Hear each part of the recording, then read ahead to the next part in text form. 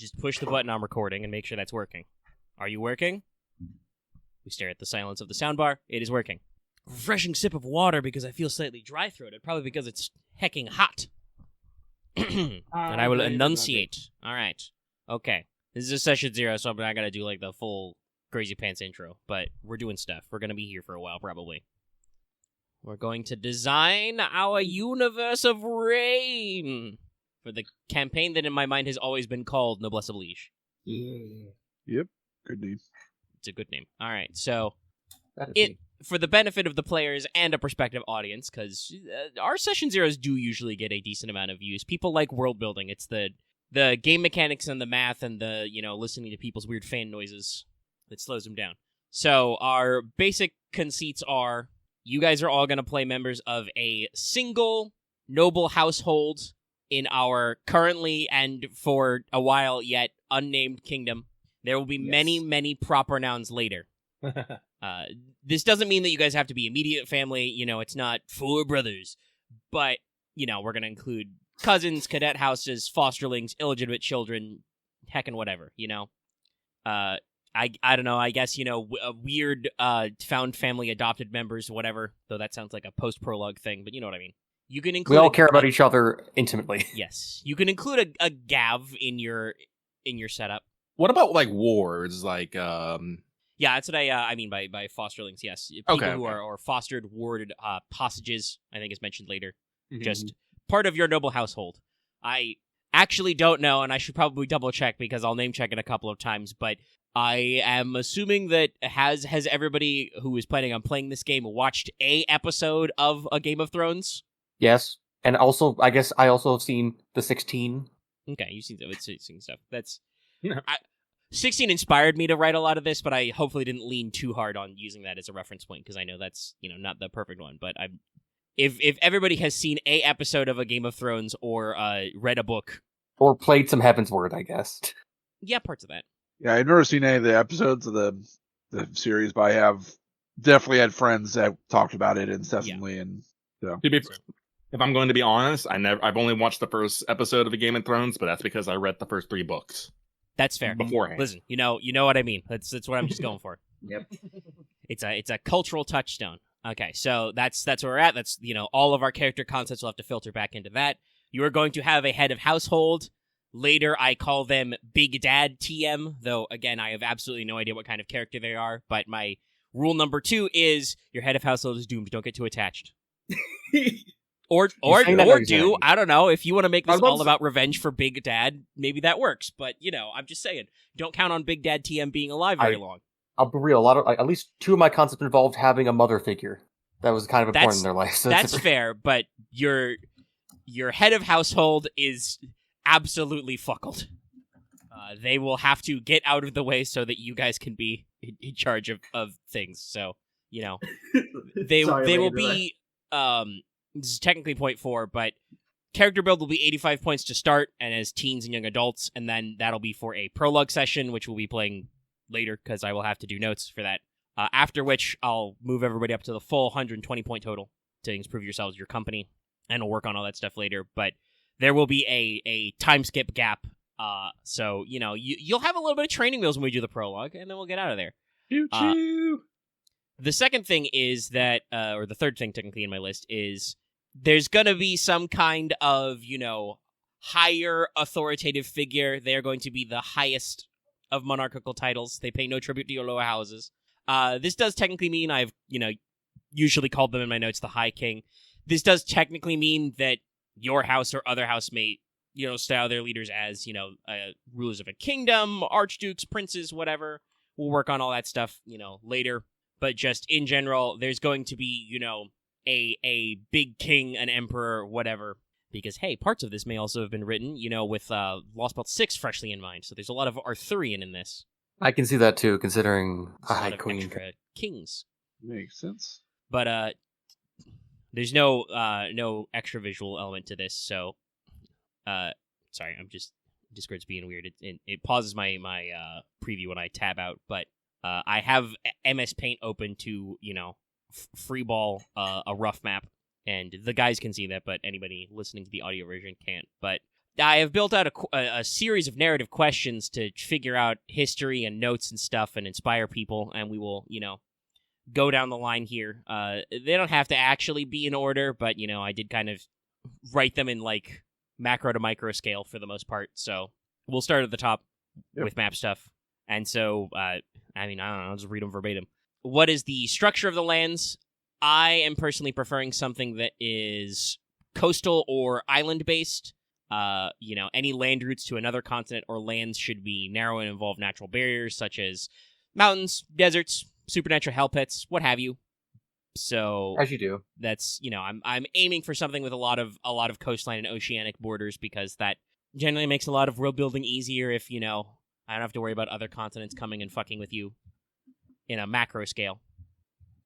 So actual structure though is open ended. So whatever you guys want to have any ideas for like rough overall structures, what's our size and shape? We could be symmetrical, squared, circled.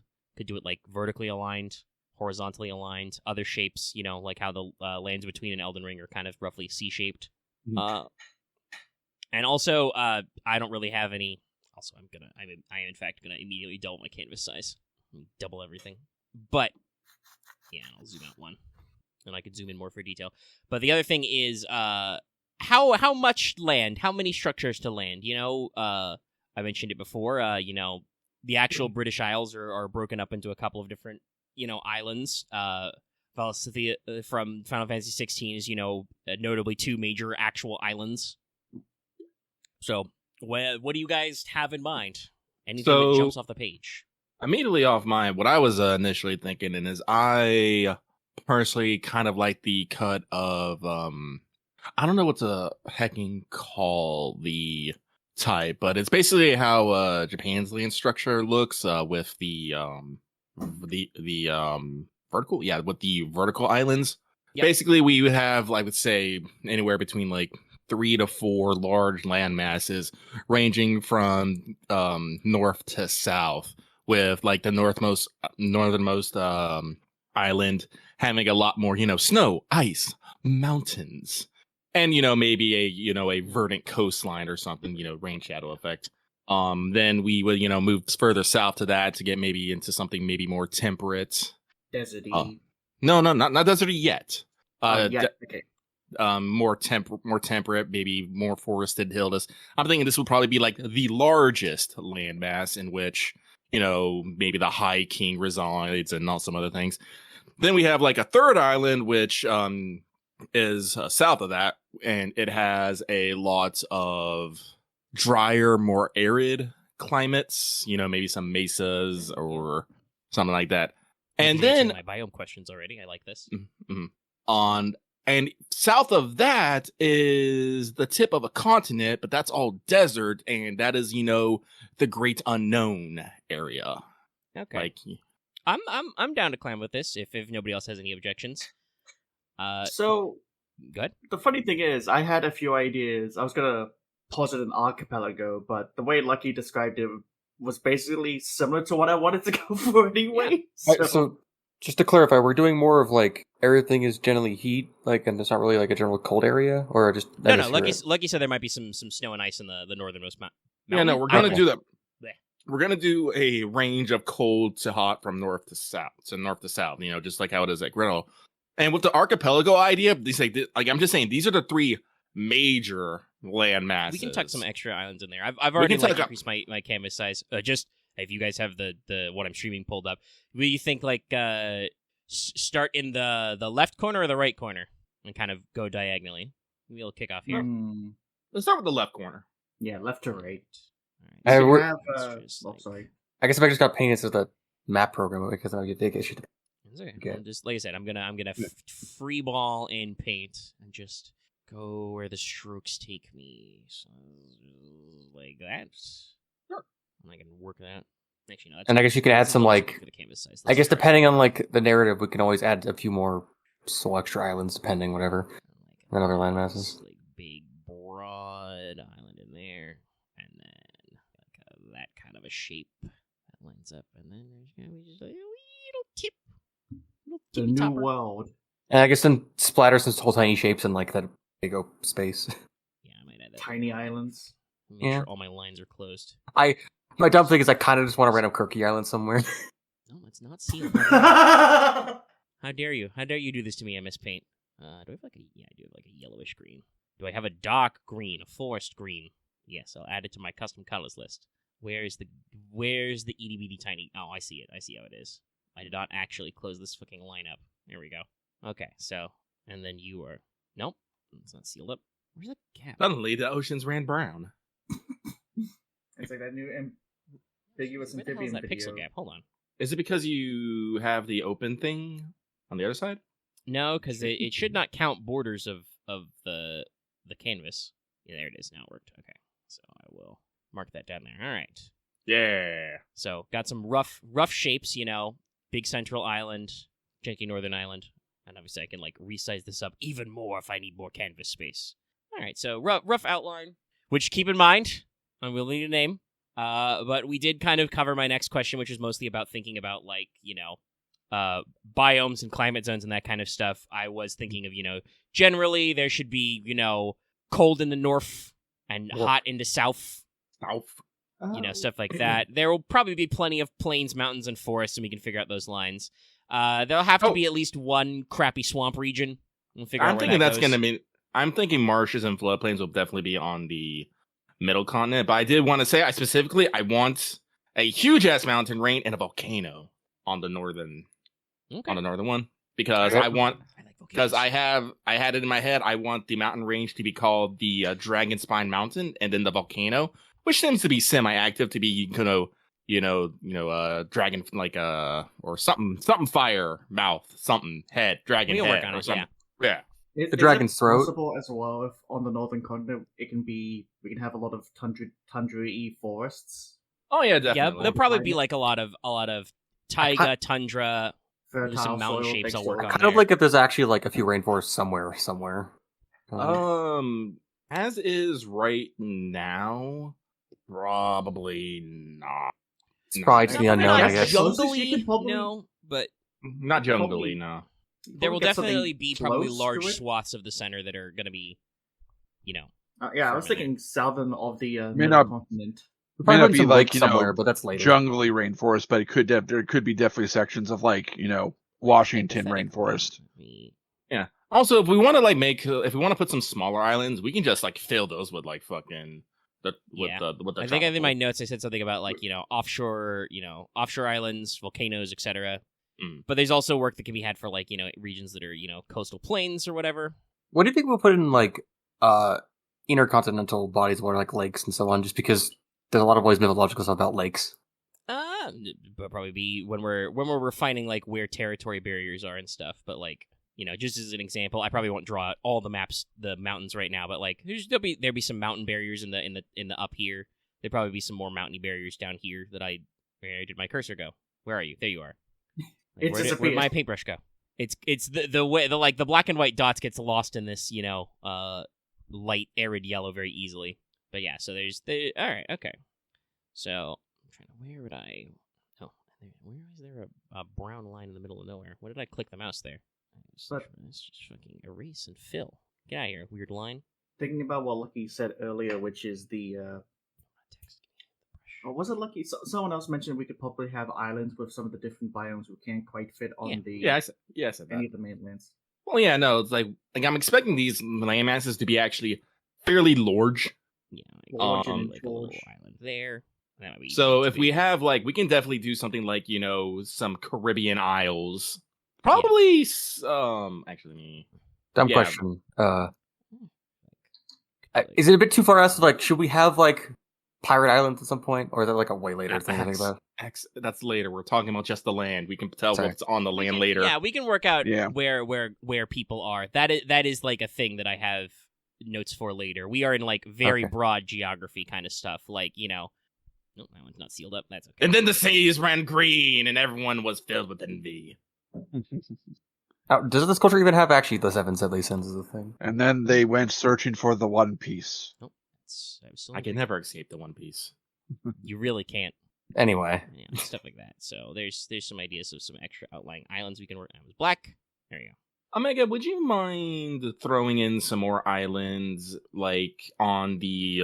I'm saying on the southern right of the big island. You think like between the kind of the warm and the middle islands there? Yeah, I was thinking. I think that'd be a peak place to have some tropical shit. Let's like draw like kind of a little longer like Hispaniola and some other weird shapes here. Does anyone else have any like specific? Any like bridge areas? I was thinking maybe some kind of a few like kind of like Arctic islands up there, maybe even a little further north of the northwestern island. Yeah, we don't really have any space hypothetically on the map right now. I mean, you can like, I guess just like scribble some like silver white on the top. I can like how about this? Scoosh this down slightly. How about we don't like have like islands, but maybe there's just like ice flows and shit. Yeah, that's kind of what I was thinking. Like there's a frozen there's an Arctic continent. Thinking before how like there's always like kind of land masses and ice up there. So actually, here's a brief question: are we on an actual like planetoid? I feel like we don't really need to know that at this moment. We do not necessarily need to know if the world is round, but I have questions about like creation of the universe and type shit later, so we will actually probably be discussing. So like, I have some thoughts that might go that way. Yep. So I have some ideas as well. Some fucking fjords and stuff up here. So you know if you go north of the northernmost island, it's fucking cold. Don't do that. Or do. I don't fucking know. There be ice. I will probably, only because I'm bad at this, I will probably not be doodling like dragons and krakens and stuff in the corners of our map, but assume they're there. All right, let's punch one. All right, okay, all right. Any other like broad geographic regions or like biome notes? And actually, I should make sure. Can we, excuse me, Chrome, can you fucking switch? Thank you. Sorry, go ahead. I assume the green one, like the light green, is more of like temperate, but not like. Would it be normal for like there'd be like I guess more like yellow colored islands, and like the bottom left corner is like I guess random Mediterranean islands.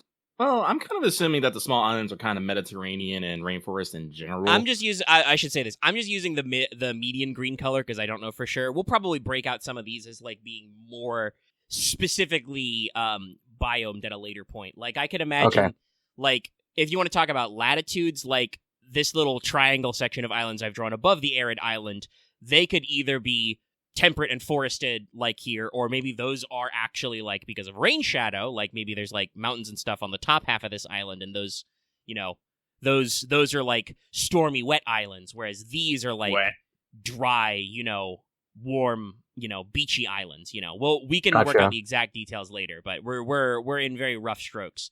The main thing I've got, and I actually need to write some notes down, is so there's going to be mountains, like taiga type forests, you know, and maybe like glacial valleys up in the top island. Then, can there be? This came to me a little bit, but could we have like, I guess, a chain of islands in the bottom of the corner that's just like weirdly in a circle? You want some like circle islands? What like the, like it's like it's collective of like 5 to 6 islands that are like really like in a circle of each other. I'm okay with shapes. You think of that in like the bottom left there? More like if like. Yeah, are you thinking like it was like a volcano at one point, one island at one point, and then like it collapsed or something? I like those. I do like maybe. Those. My idea is like I'd rather it be like undefined because maybe it could be like mystical or geological or whatever. It's like okay, now Omega has to draw a broken. Because I feel like they also could be small islands because it's like. I reserve the right, especially since anybody listening at home can't see. I reserve the right to like readjust my fucking ratios. As I like to say, not to fucking scale. Fair. All right, there we go. I got some rough representation of map. It's just a rough idea. Like I said, I might pretty it up later. Okay. I feel like the circle should be closer, but yeah. I can scooch it. Yeah. We'll readjust that later. Yeah, give me a second. Things can be changed in post. One, I need to actually mute our Discord server because I'm like, this is red light. I keep clicking it. No, I don't want to do that, actually. Okay, even though to contextualize where this is in the timeline, we are currently recording this session 0 on a Thursday, and the Grand Order subreddit has just been closed. So our people are on our Discord. I don't even know what's happening with Reddit, so for me. Which headings have I used? Have I used 3 already? So if I do 4, 4 smaller. All right, so don't you worry, North Island and Middle Island. I'll give you names sometime. Maybe these guys will come up with names. Who knows?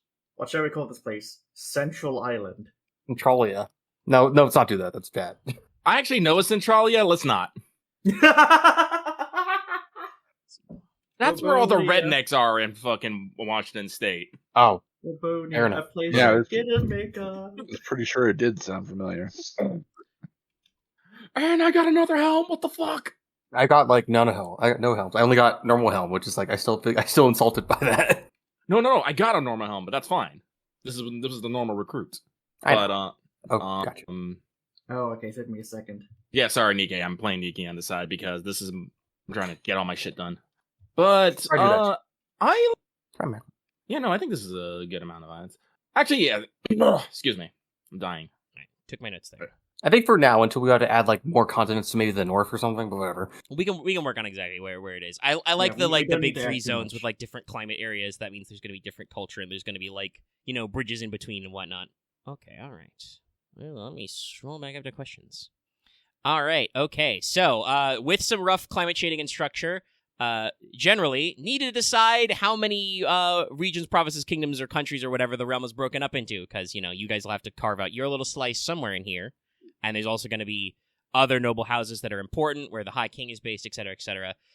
Just my general notes on this are just like, good symbolic numbers are some of the slightly odd ones, like 7, 9, 13, whatever. Keep in mind, the more subdivisions we do, the more factions there will be, but the smaller they are, and therefore, whereas fewer, there will be less of them, and they'll be more powerful to start. So I'm partial to the 13 realms. I think 13's nice, but I'm thinking about, I'm looking at what we have right now, and it's like, I almost think like 9 or 7, but I'm just thinking more about, I guess, the main regions we actually care about.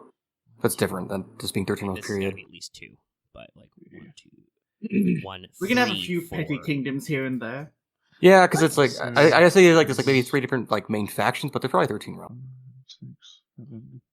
I could see breaking this up definitely into 9, and we can do 13. That means we're going to be probably I could see 13. Borders. Let's see, one I guess to the north, 13 one to would the definitely south. mean that nobody gets any one island to themselves. I would think probably means like the northern southern probably has like 3 kingdoms, where the middle one has 5 maybe, and then like there's one on that bigger island. 8, at least 2 on the desert, maybe 3 again. That would be 8 plus 3 is 11. And then like 2 more in here. Maybe not even that many. Well, if you think guys think 9 is better, I think 9 realms also sounds pretty good.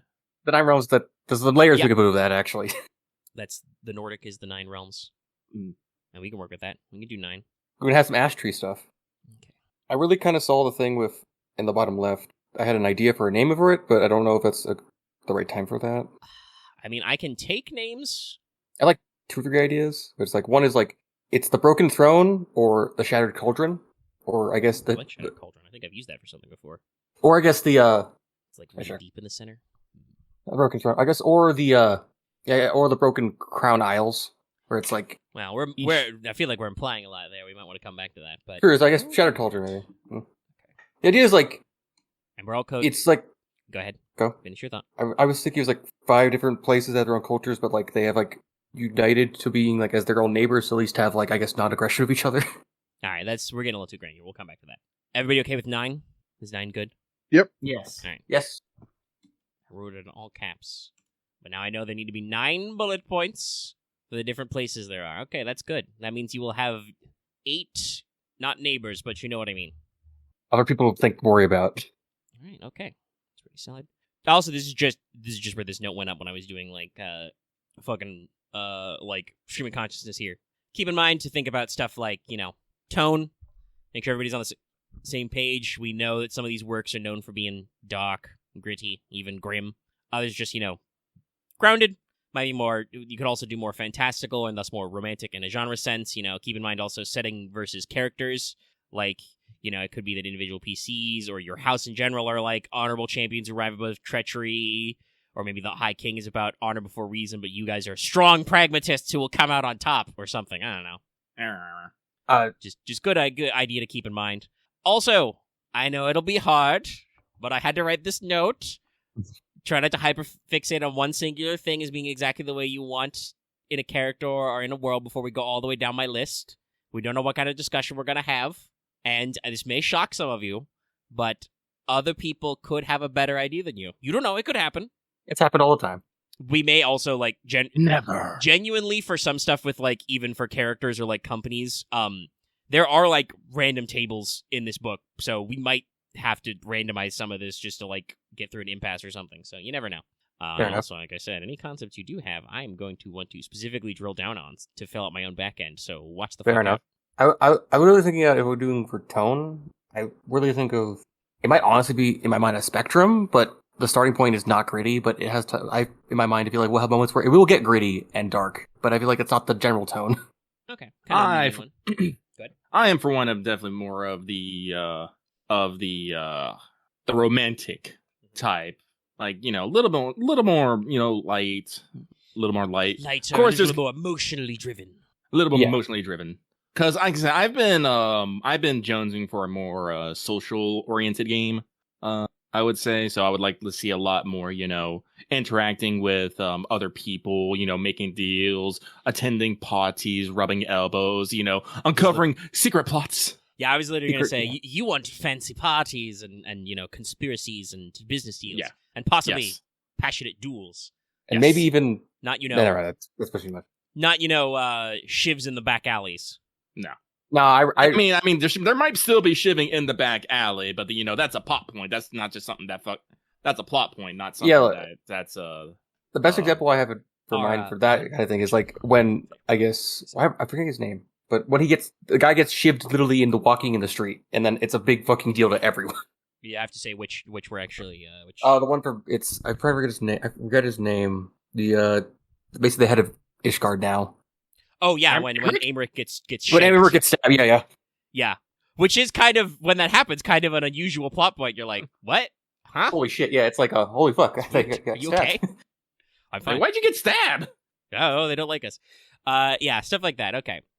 Another thing is just in general, we will not be aiming for that particular sort of you know, costuming and casting design where everybody's covered in shit all the time. No, it's more where people carry our shit for us.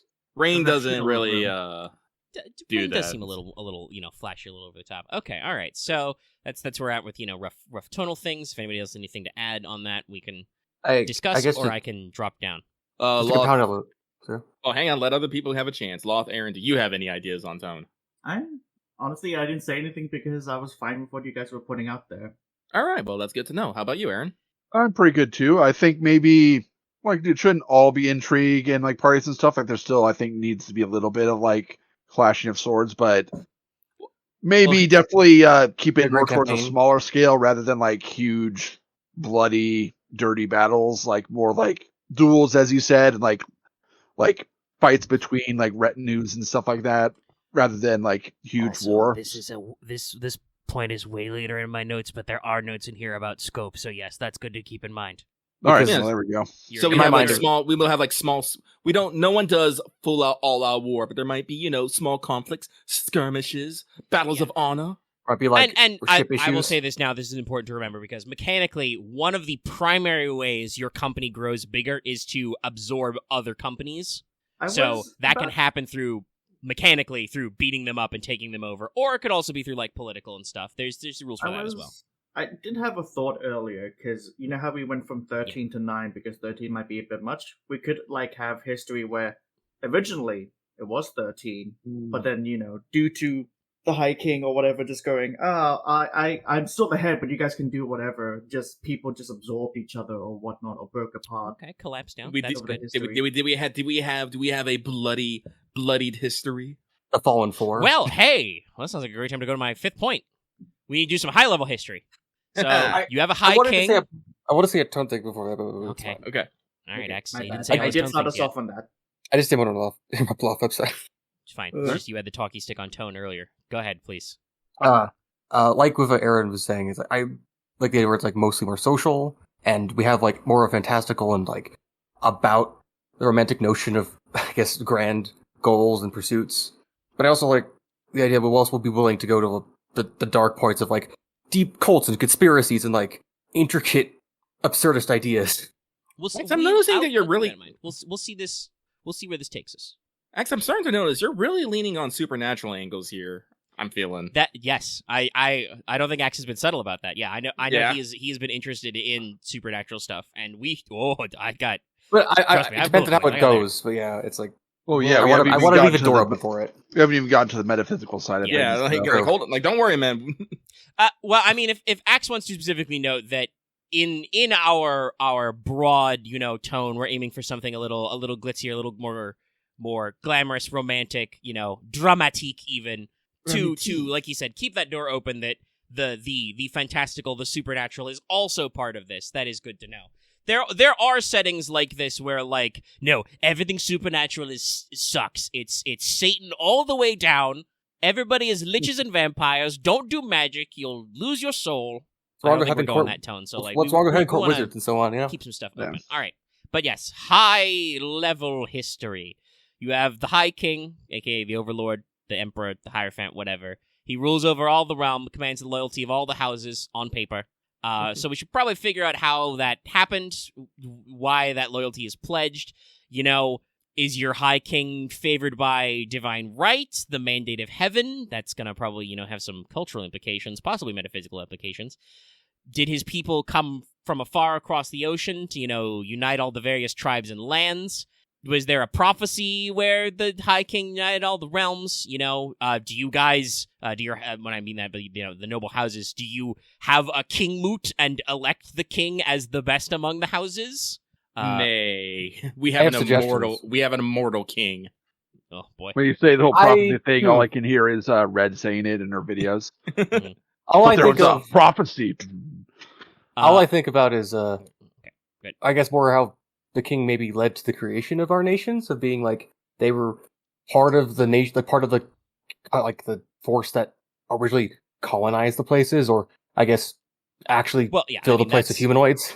That can possibly be implied. That would mean that going back to the starter, but yeah, there's that is fairly straightforward. I did also my last point of example here was there a revolt against the previous ruling class or family, which the current High King now leads. This is, both King Arthur and a Game of Thrones. Remember, Uther Pendragon died, and there was a prophecy. I was going to say something along the lines of, doesn't have to be similar to Lucky's idea of the High King being immortal, could be descendant of it, but the original High King brought all the clans together instead of just being tribes, managed to unify them, like the Great Unifier kind of situation. Okay. Or at least, I guess, put them on the same level of communications. Maybe the king's not a king at all. Could be a religious leader. You could have a super pope who transforms into a giant Mecha King with a huge sword. I don't know. Actually, I don't think we need Thor. I don't think we need Thornton. Maybe the Pope King is also a turtle. I don't fucking know. No, our king is a dragon, and he rules because he's a fucking dragon, and no one says no to a dragon. Yeah. Welcome to the Dragonlands. I was gonna say, yeah, that makes sense. Almost said welcome to the Dragonlance.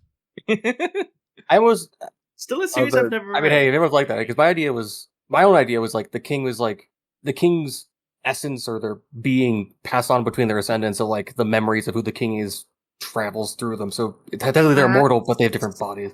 That's a bit much. I'm realizing that Become the New High King is rapidly leaving our possible plot hooks. I'm keeping that in mind because we seem to be going pretty hard that the High King is a permanent fixture. Okay, all right, Aren. Well, what are you going to say? My idea was more of like technically yes, not bad. Well, what's Aren's? Yeah, I was kind of taking from kind of a bit of English with the Romans coming in, where like a different culture came in, and yeah, it was kind of like when the Romans came and like conquered, but like then something kind of united them. So like it's kind of two cultures that have come together, but that's kind of what unified them. And there's the High King who might be descended from the original people that came from elsewhere. So, all right. So no matter what, it seems like the general tone is that the position of High King, whether that's, current or whatever, unified your land's disparate, cultures, tribes, and houses. That seems to be a through line with everybody. Yeah. Am I incorrect? Yep. Yeah. Okay, yeah. Yep. Right. So the position of a High King, kind of got all of you guys to stop, fighting in the dirt or prancing in the streets or whatever the different houses did before they were there. Okay, so I have a funny idea, and feel free to tell me no, because it's very similar to another series. But because I just remembered, like, we've got that weird continent or whatever off to the south, the desert one. Actually, no, never mind. That's way too similar to Game of Thrones. Stop. I was going to suggest fucking... He's like, hey guys, you guys are fighting. There's fucking skeleton warriors coming from the south. I was like, that's too much. I don't want to be like part of the mythos being an endless and an undead army. Honestly, I don't really care for that to be in the mythos. I know that's why I had to stop myself. Sorry. That's fair. All right. Okay, so the High King is a unifier. Well, I mean, listen. I think this is actually literally in my notes somewhere. I've got a note about like, hey, so if like, one house is protected by a giant dragon, that's going to make it difficult for you guys to deal with that, but you can work with it. Like, Okay. So the High King isn't a dragon, but the legend says he's descended from dragons. The family the line blood of the is dragon. All right, that works. Let's get it. Yeah, it's a big deal. Yeah. It also means you can technically get into that family line if you're smart enough, I guess. Well, that does leave some stuff open. Yeah. So the blood of the dragon runs strong in the High King's line. Yes. So it's it is the High King is a hereditary position. It is a bloodline position. Yep. We'll probably work into any other like are there special powers of being blood of the dragon? We can probably work that in later. Later, yeah. I have a okay. So complicated question to ask, but I will say it later. I'm just thinking if there's anything else I need to clunk out about our high level king here. So unify Actually, all lands. I mean, do we? Aren was talking about the not Romans earlier. What? Where do we guys feel about there being an outside influence? Like, what was there? Or possibly even some of the houses now were they like from an outside force that settled here and found people here already, and then either maybe whatever their authority is left, and that caused the gap where the High King came in. Maybe the High King decided everybody like, hey, who the fuck are these not Romans? They're not the boss of us. I'm a dwag. Someone came here, planted a flag, and said, "This is our lands," and the locals took offense to that. Yeah, and they won. Yeah. Well, probably not immediately, but I want to say because here's an idea because we have the tip of the unknown continent. What if we make that just like a absolutely destroyed wasteland of like maybe precursors, maybe not precursors, but like I think like warfare and stuff. Salted the fields, sacked the lands, that kind of stuff. Okay. And something that is very inhospitable to cross, technically possible, not very likely, and has maybe cut us off from the rest of the world. All right, okay. Dread reaches or something. What's the term dread reaches from? That's Jetsukai, is what I call the dread reaches. All right. Well, we can. I mean, I feel like in my mind of Untouched is that we call it the Sundered Land. You really like Sundered. That's okay. We'll sunder something. I didn't say Sundered yet. I've only said Shatter and Broken so far. Well, you like things being broken. I think we're thematic, pretty close. Thematic naming, yes. The thesaurus is working. I think it's good for like thematic naming of like ancient places or places that have ancient history. All right. Actually, just internally going, I can fix these lands. Nah, no. It's not fix them. It's I can use these. All right. Okay. So yeah. All right. Okay. So in that case, we are saying that there was a war of the crown, an invasion war, the 4 invasions, the something going on. Maybe and that's what happened there. I can just call it the something war. Let's call it like the Lost War. We don't actually remember what happened. Okay. No one does. And that's very, very strange. Better than saying War of the Dragons, honestly. Yeah, it's pretty common, yeah. Yeah, that would be a little bit too, It also implies multiple dragons. We don't know that yet. All right, so we've got the Lost War, unified all the realms. So I would like to make an amendment. Let's call it the War of the Lost. War of the Lost. Okay. Could signify that what the people that came from that southern continent might have lost whatever war, and that's why they were forced onto the islands. Or maybe they were physically were lost. Mm-hmm. That's true. This has layers. I like this. Mm-hmm. Okay. So I'm not going to change it. I guess dumb question. Do we do anything of like ancient technologies or no? Well, hold on. I got a point for that later. Well, I appreciate the forward thinking, and would everybody keep that in mind about like what our tech level aesthetics and stuff are going, but that is a little lower in some of my lines. So let's see. Okay. So we already talked about this is going to shape the relations between the houses, the realm, the High King. Gonna figures out some plot threads, which like I said we've already had. We're gonna There's gonna be like probably multiple subcultures here of some people who have resettled, and it may be possible that some of the houses, are kind of like, the War of the Lost is fake. We don't need the High King. We should do our own thing. We got some loosey goosey in here, so keep that stuff in mind. We're also going to start building current and ancient history, which can be used to give you guys, your company, other companies, motivations and backstory and shit. I wanted to ask this now, actually. Mm-hmm. Is it too early to ask if there was ever a time there was a bad High King and all the people basically united to put them out of power until the new next in line came? It's not necessarily too early to ask that. I think the impression we got was that the House of the High King, the blood of the dragon, is unbroken. That seems to be the vibe we got, but that doesn't necessarily line out. Like, there may have been times there have been a bad High King, and you've had to scooch him. So I would like to combine a couple ideas before. We were talking about how there used to be more realms. So let's make another war, and we can call it the War of the 13. The War of the... Yeah, we can call it the War of the 13. Cool. And this conflict was basically born of a very, very bad High King who is not doing a very good job at, being a High King. And, there might have been some, heroic figures who grow up. Maybe, like an illegitimate child of the High King, or, a hidden away heir or something, who rose up and, took the fight to the High King. But in the process, not everyone came out okay. Yeah. Maybe some, like you said earlier, maybe some realms cannibalized themselves. Maybe some, had to unite through marriage or whatever. Okay. All right. For at least one civil war that happened. Yeah. Which means there could be sections of the islands of the realms, like between the lands of the different houses, that are still unclaimed. Yeah, there could be some loosey-goosey stuff. That also tends to our lands, intrigue vibes, that could be like a scheme you guys could do as a company to like get more territory as one of your stats. We're gonna recover the lost land of like this one of the fallen realms. Yeah, I think, isn't that that might be a civilization? No, that's a fucking Crusader King mechanic, right? Manufacture claims, where you're like, yes, I'm gonna go in my library and find some documentations that say I actually own this land. My 4 times great grand aunt used to own this, so it's mine now. The Dragon Pope King says it is. Actually, yes, I'm also inclined. Yes, I would like to have a dragon religion. Thank you. We'll get there. I'm okay with that, but we will. I want to say we're polytheistic here, but hey, I have an idea for the religion, like to kind of tie it into the royal line. Religious aspects are very important, so that is like straight up in my notes of like, hey, we're gonna need some stuff. Actually, and in fact, Lucky, it's funny you say that. Let me see if I can find my actual literal note in here, but I'm pretty sure it's like. Yeah, let me see. I think it was... Do we have a single monotheistic religion which presumably worships a giant crystal, a giant dragon, or a giant woman? Or all three at the same time, I guess. I'm about to say, let's go with all three. I'm more... The dragon is a giant woman.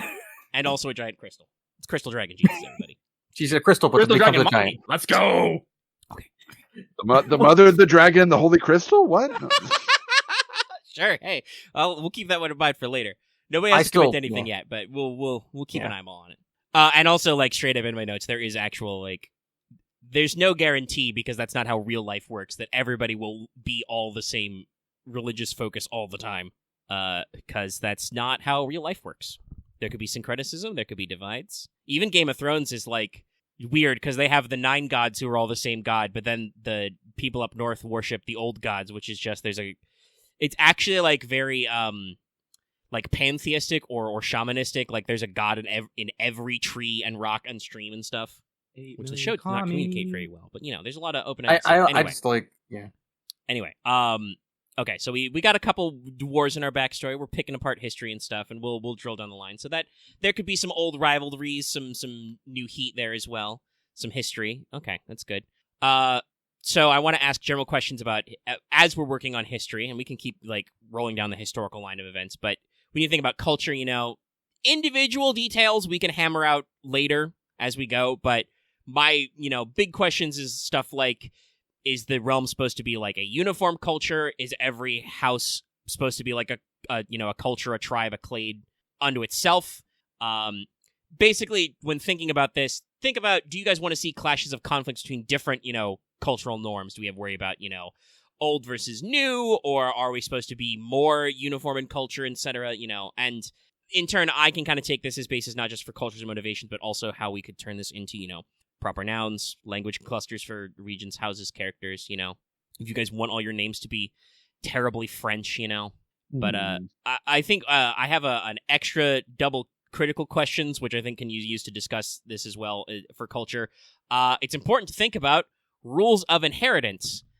First of all, do you all have the same rules of inheritance? This is important for you guys as well, because you guys are going to be running a noble house at the end of this. But, does the realm at large follow certain rules of, like, say, I don't know, absolute primogeniture, firstborn always inherits?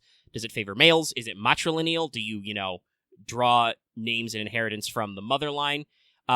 Is it, for some ungodly reason, we have a word for this, ultimogeniture, which is the youngest inherits, because that way the eldest can make a name for themselves.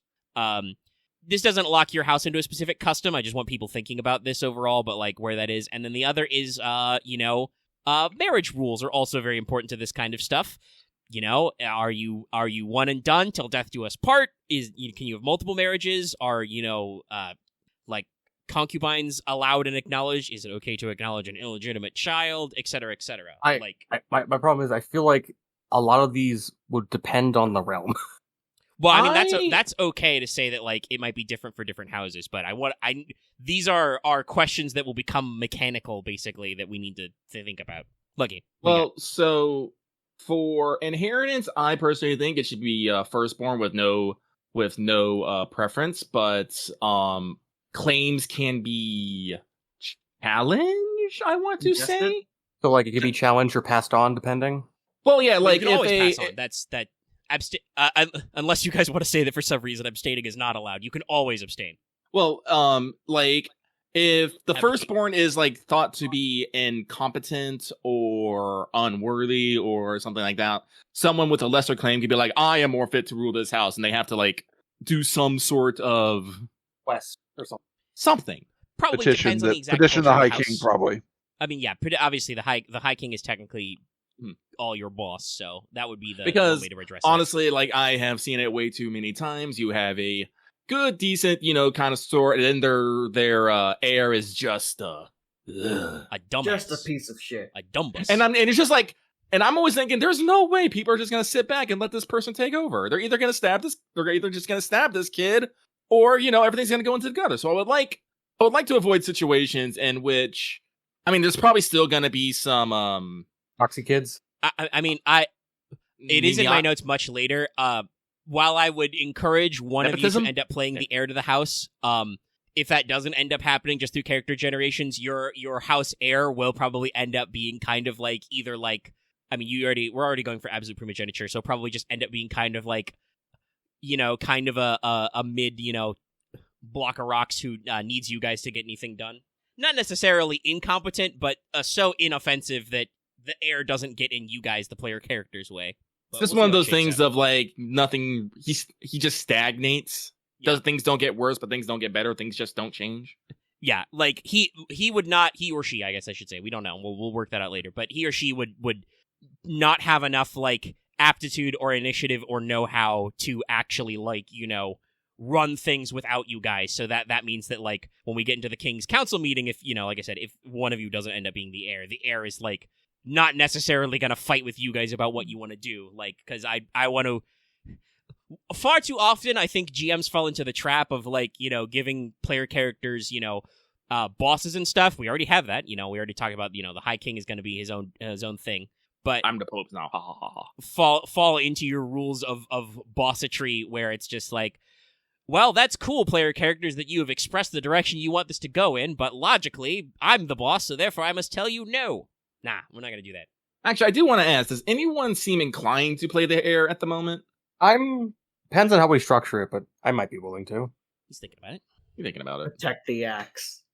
That could be interesting. I'm ready I have 3 different concepts. One is a major nerd. I was just... Sorry. Yeah, we will absolutely get to that later. I have separate sections. Knowing how I play, I'm not keen on playing an heir. I'm planning on playing something a little, like... I'm planning on playing a social character no matter what, but I was definitely trying not to be in the heir limelight this time. You think you might be better suited as the hidden right hand, Mhm. the squiggly. The squiggly. I'm gonna be the one, draped on the couch, with one falling over. But you asked me, hey, can you get me this? I'm like, I got it. Don't worry. I'm gonna use that voice too. The man, literally the dude. It's saying a bit much, but like I really image the dude that is just like getting women doing stuff to him as he's just casually talking to like a group of people that he's talking with a merchant deal at the same time. Yeah, well, that's the thing. Yes. Well, I'll explain it later. But Aren, I have to ask you: do you have any plans on becoming the heir?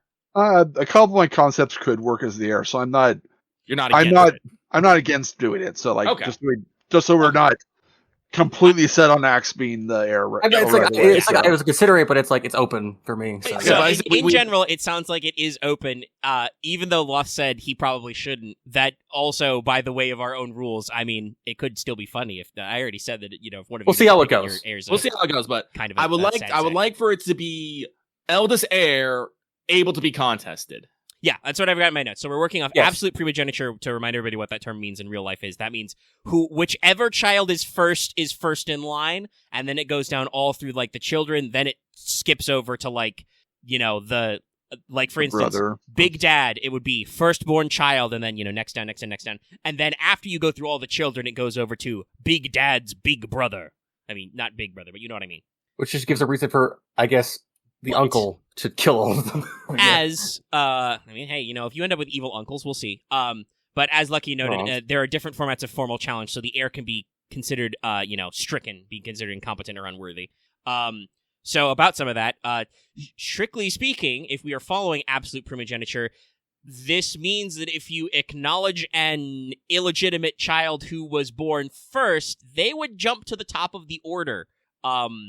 Is that gonna be like a cultural thing that is like okay? Because I would tell you right now, it's probably not gonna be okay. Actually, people can say I think they're for okay, our house, they they have to prove that it can be in qualification. No, I think that it'll because we were going to talk about marriage. Yeah. I think that heirs can only be gained from the legal wife or wives, because you know me, I'm all about them and polyamory, and so people can have multiple wives, concubines, additional lovers, as long as it works for them. Doesn't have to go for everyone. But in the law of the realm, only those by legal marriage, I'm assuming there's gonna be like some term for like noble marriage, Yeah. Like by noble marriage, a formal and legal marriage. Yes. Will be recognized as heirs. So you can, quote unquote, acknowledge a bastard and bring them into the house and take care of them and dote on them, but they will never actually be put into the line of succession. Well, this is good for character concepts. If anybody did want to play a bastard child, if you don't want to be the heir, that means you can be older and dodge the bullet. Yes. All right. So, but I've noted here multiple legal marriages are allowed. Again, probably depends on the exact, strictures of your relevant house culture. But only the legally binding formal marriages are recognized as heirs. Yes. I was thinking, like, with the way we're doing it, like, it sounds like probably the inheritance part of thing is probably something set down in, like, by the High King, like, for King to White, and then marriage and stuff is usually probably done more locally. Oh, yeah, that makes sense. It's like a federal and state level. Yeah. Makes sense. The High King house is in charge of the federal stuff. Did unify you all. I feel so unified. Well, it's sure, only unified you guys, you guys don't even exist yet. Your house is just a nebulous. We're not even zygotes yet. You guys are like shadows. We haven't even pulled up the character generator right now, right? You guys are just the default beardmen. We're just the voices in the cosmic lobby right now. I am on the cosmic divan right now. I am literally just picturing the jingles from every history of the entire world, I guess, just to what we're talking about. Space Dust. Then there was a High King. Even crazier, Dragon Dust. Inheritance. Yeah, stuff like that. Yeah. Yeah. But yeah. So we'll keep all that in mind. But yeah, if you guys it's have like a great way to make a short about our session 0. Honestly, but make it a short form. We just do like that one. Yeah, unfortunately, that would probably require me to be lyrical. Well, I'll keep it in mind. But yeah, so this is also, like I said, this is general, cultural vibes. If we want to like talk about uniting tone and stuff, it does kind of sound like maybe after those two wars we had in our backstory, the big wars, that the overall realms culture and the High King are not really keen on big bonkily open warfare anymore. Perhaps. No. So, thinking about cultural stuff, we might want to actually jot down if you guys have a cultural aversion to war. Probably that means that we already talked about how picking a new era is done through some kind of challenge. I'm personally going to keep it in my pocket that probably the challenges are themed to the house. So, there may be like, I don't know, if you have like the money house, their test probably involves proving that the heir is a shitty businessman somehow. Or something like that. But that probably means that because challenges exist, there are non-warfare-based remedies to conflict, which can involve money, marriage, assets or whatever, and also probably duels, swords and steels. I have to ask this then. Would it be then looked down upon if certain realms' like focus was entirely that they had the biggest military, or would that be kind of like now seem more of a taboo? I think depends on the probably context. having a large standing army is probably strange, but I can still understand, like, because I said, like, even if people are not, engaging in open warfare, there will still be bandits, monsters, Ribblies, because I would like to have like monsters. And Yeah, there will need to be some sort of policing. Yeah, so like there's probably hunting parties. Yeah, supernatural forces. We already joked about pirate islands earlier. Yeah, and also why we can't have any major wars, there could still be stuff like border skirmishes or even war games. I'm not entirely sure how we do war games. Maybe, well, actually, if we have magic, maybe we just cast, that shall do 0 damage, beat on them all you like. I mean, how you would do actual war games back in the day would be, blunted tips and wooden weapons, and if you break your bones, you break your bones. Sucks to suck. Yeah. So, because I'm gonna be real, I know people like to fight. Yeah, what I'm going to say is mechanically, your company will still have a might stat, which can be directly proportional to how big your maximum possible muster of armies is, and you guys don't have to have a high might stat, but there will be companies that will represent other houses who will have a high might stat. I actually had an idea. So, because thinking about that, like our might stat might not be from a standing army, but just our ability to hire lots of mercenaries. I think I'm pretty sure like attacking or punching people or even hiring mercenaries is like treasury plus might. Like you just be like, all right, how many guys do we got? Well, how big are our pockets? But yeah, I wanted to say, I was wondering if, because we're talking about this, like, I guess, of like land disputes, considering there was like 4 fallen realms and there's probably some like vaguely undetermined lands, I assume those are like off the books free game for people to do like his secret wars over. Probably. I'm pretty sure there's going to be some conflicts in the shadows, but I don't know how necessarily how detailed we need to get on that right now. Yeah, it is good to keep in mind, but yes, we're gonna So this is, I mean, I'm stealing a little bit from Legend of the Five Rings, but I like this idea that like if you want to have a capital W war, you have to go to the High King and get permission, and that basically never happens. So everything else has to be somehow like not a war. It will only ever happen if like a foreign army came from like the continent to the south. And I've got 9 realms to fill up with people, or 8 realms I should say, with people who are not you, unless you guys want to take this hat. So like there will probably be a Warhawk type house whose like entire thing is military prowess, and they will probably constantly be yelling about the fucking pirate Vikings, or the snake goblins, or the desert skeletons, or whatever, the lost army, and be like, well, having a big army is important because that's our thing. I will slot some cliches. This is why, like I said, I will need some time to work on this. The one house is entirely about we hunt the giant behemoth monsters. Yeah, they shadow your colossuses. All right, so keep culture in mind. But nobody else had any other like big cultural stuff to jump out, so we can probably work on my next question point, which will probably be more tangible, which is aesthetics and technology. Obviously, our plan is to aim for a fantastical setting, but there's a lot of layers there. The Game of Rain has a pretty simple, straightforward list for gears for weapons and armor. There's some room for variations, but like what does that look like? Obviously, some of this is going to be dictated by geography. Your de facto military unit can't be a horse archer or heavy armored cavalry if they aren't open areas, and you don't need siege troops if people live in structures. But, you might have other stuff. You might have a lot of cannons, towers, rams if everybody lives in a gothic monstrosity. What weapons are common to what man? Do nobles carry rapiers or short swords for dueling? Is the two-hander the weapon of choice? Are we, have we broken the gunpowder, limit? I was about to ask. I was about to throw a rock in the pond of being like, so what is our level of gun? What's our level of gun here? That's right in there. Think about common stuff as well. How does this affect your architecture, engineering, and other conveniences? Are we far enough along to have the printing press or not? Keep that kind of stuff in mind. I know we're saying I know we're fantasy, but I kind of want to get in that Victorian era, maybe with a little bit better gun though.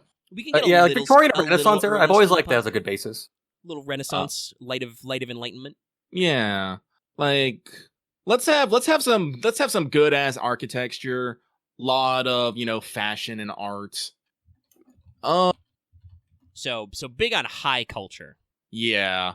Do like a lot of water, so probably a lot of also ship-based stuff too. Oh, definitely on the port cities, but yeah. Dueling is probably a popular pastime, so probably people open carry short blades. Big blades are probably common in more rural areas where people have to, fight more, so they might seem a little gauche in high society. And I mean, if we haven't gotten into the specifics, so we're saying there's probably going to be giant monster fighting. You probably want we've got cannons and maybe long arms and axes and hammers if you're going to fight, like behemoths or whatever. Yeah. So, I do like matchlocks and flintlocks. We can get the black powder. We reach revolvers or long arms or nah? Well, honestly, it depends. It depends on how things developed. I mean, this is a very important engineering technical question, which is where if you guys have gunpowder, which it sounds like we're all okay with, and I'm as well. I think that too many fantasy series are like, man, guns, they ruin everything. There were many, many years where sword and gun coexisted. Okay, guns also aren't the great. Pretty sure magic is more tendency to ruin than gunpowder. Yes, so. I also feel like I also don't want magic to be like you can just summon fireballs of magic, but we'll talk about that later. Yeah, that is actually a straight up question this game has about sorcery. So yeah, we will absolutely be getting into that later. But so, the main thing then is where did you guys learn about gunpowder from? Is there deposits of those materials native to these islands? In that case, which island got it first? Which one's the volcano? I know this is gonna sound weird, but I'm gonna play my card here. I was going to try to sell that there is a quote unquote demon race that originated in the north, and the demons had the technology for gunpowder. Okay, so you talked about the volcano, so there's some kind of fiery. I mean, I will absolutely. I said I warned everybody. I'm drilling down. We're gonna drill down on this later, but so. Where there's maybe a outsider supernatural culture, fiery in the north, in the volcano or around the volcano. That reminds me of the Blood Meridian. The Blood Meridian. Actually. Yes. So and the islands they're at peace with the quote unquote demons because they kind of stay on their island. And like I said, no one really has a reason to fight. There was probably in the beginning there was probably some moments, but. And that could probably influence the cultures of the houses that are on the northern island. Yeah. Because, spoiler, that's my secret. I was going to play a ward from the demon house. Well, I wanted to have the bottom left be where all the magic came from, but hey, so... Well, that could be interesting. Also, spoilers, there's literally no reason that magic systems can't be multiple schools of sorcery. Like I said, I was thinking a lot about Elden Ring when this happened. So yeah, that's fair. I have a magic type I have in mind from the bottom left. So I want to basically take demons and while they do probably have their own sort of demon while they have their own type of magic, they're actually more mechanically inclined. Like I said, they've had to carve out a life living basically underground. And in very hostile climates, so they're like, okay, we can do magic, but what if we made a better house? What if we made ventilators and heaters? Yeah, radiators. Okay. So they do have like I said, their I was gonna say their magic is more subtle and not flashy. You know, it's more like charms and minor illusions. I immediately think I want to like and you know, are there you like guys dragon problems in the there's, north? like talk to me about like my immediate thought is to call them like the iron demons or the iron devils. I like Like, iron demons. The iron 'cause, blood. like, That's no. That's already been they're used by a like- couple, but like they are, you know, if we're using the demon appellation, they are probably like openly supernatural, maybe even have, you know, non-human looks and stuff that we can decide exactly how later. But I'm thinking like, well, how does our fantasy kingdom say this? Well, probably like, oh, those are the iron demons up there. You know, they're House of Infernal good with Devices. iron and you know, ball and shot and stuff. Mm-hmm. So aesthetics, high culture, big gothic buildings and clothing, you know, bits of brass and cast iron everywhere. Dueling is a common sport in a common urban sport. I assume we want proper plumbing.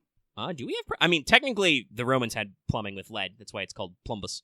So, like, if we're thinking about something where we're in like a gothic state, you know, there may or may not have been a equivalent to a Roman, you know, collapse. We did have a couple of wars that were pretty big that probably involved some kind of societal regression. But you know, if we're thinking, like I said, like it sounds like and I'll ask again. It sounds like everybody's okay with that. What, like you said about that kind of high culture aspect, like we're at a economically and socially stable enough point in the realm's history that like lots of people focus on just stuff like art, architecture, engineering, etc. And like discovering new things. Yeah, discovery. Yeah.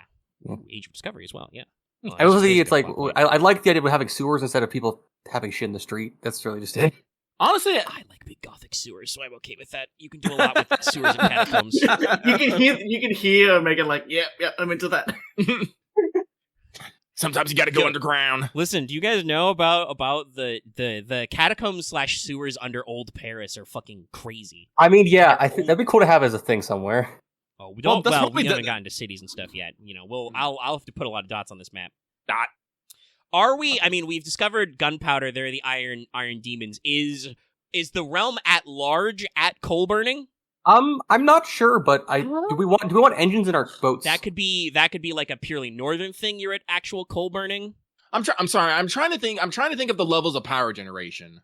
I would like that we have we've automated boats, which improves our trade. It's why our trade has been so successful. Continually, that's going a little. No. Let me actually check when the steam engine was invented. No, because remember, I want personally, I want our. If we have good boats, there's no reason for us just to be these fucking islands.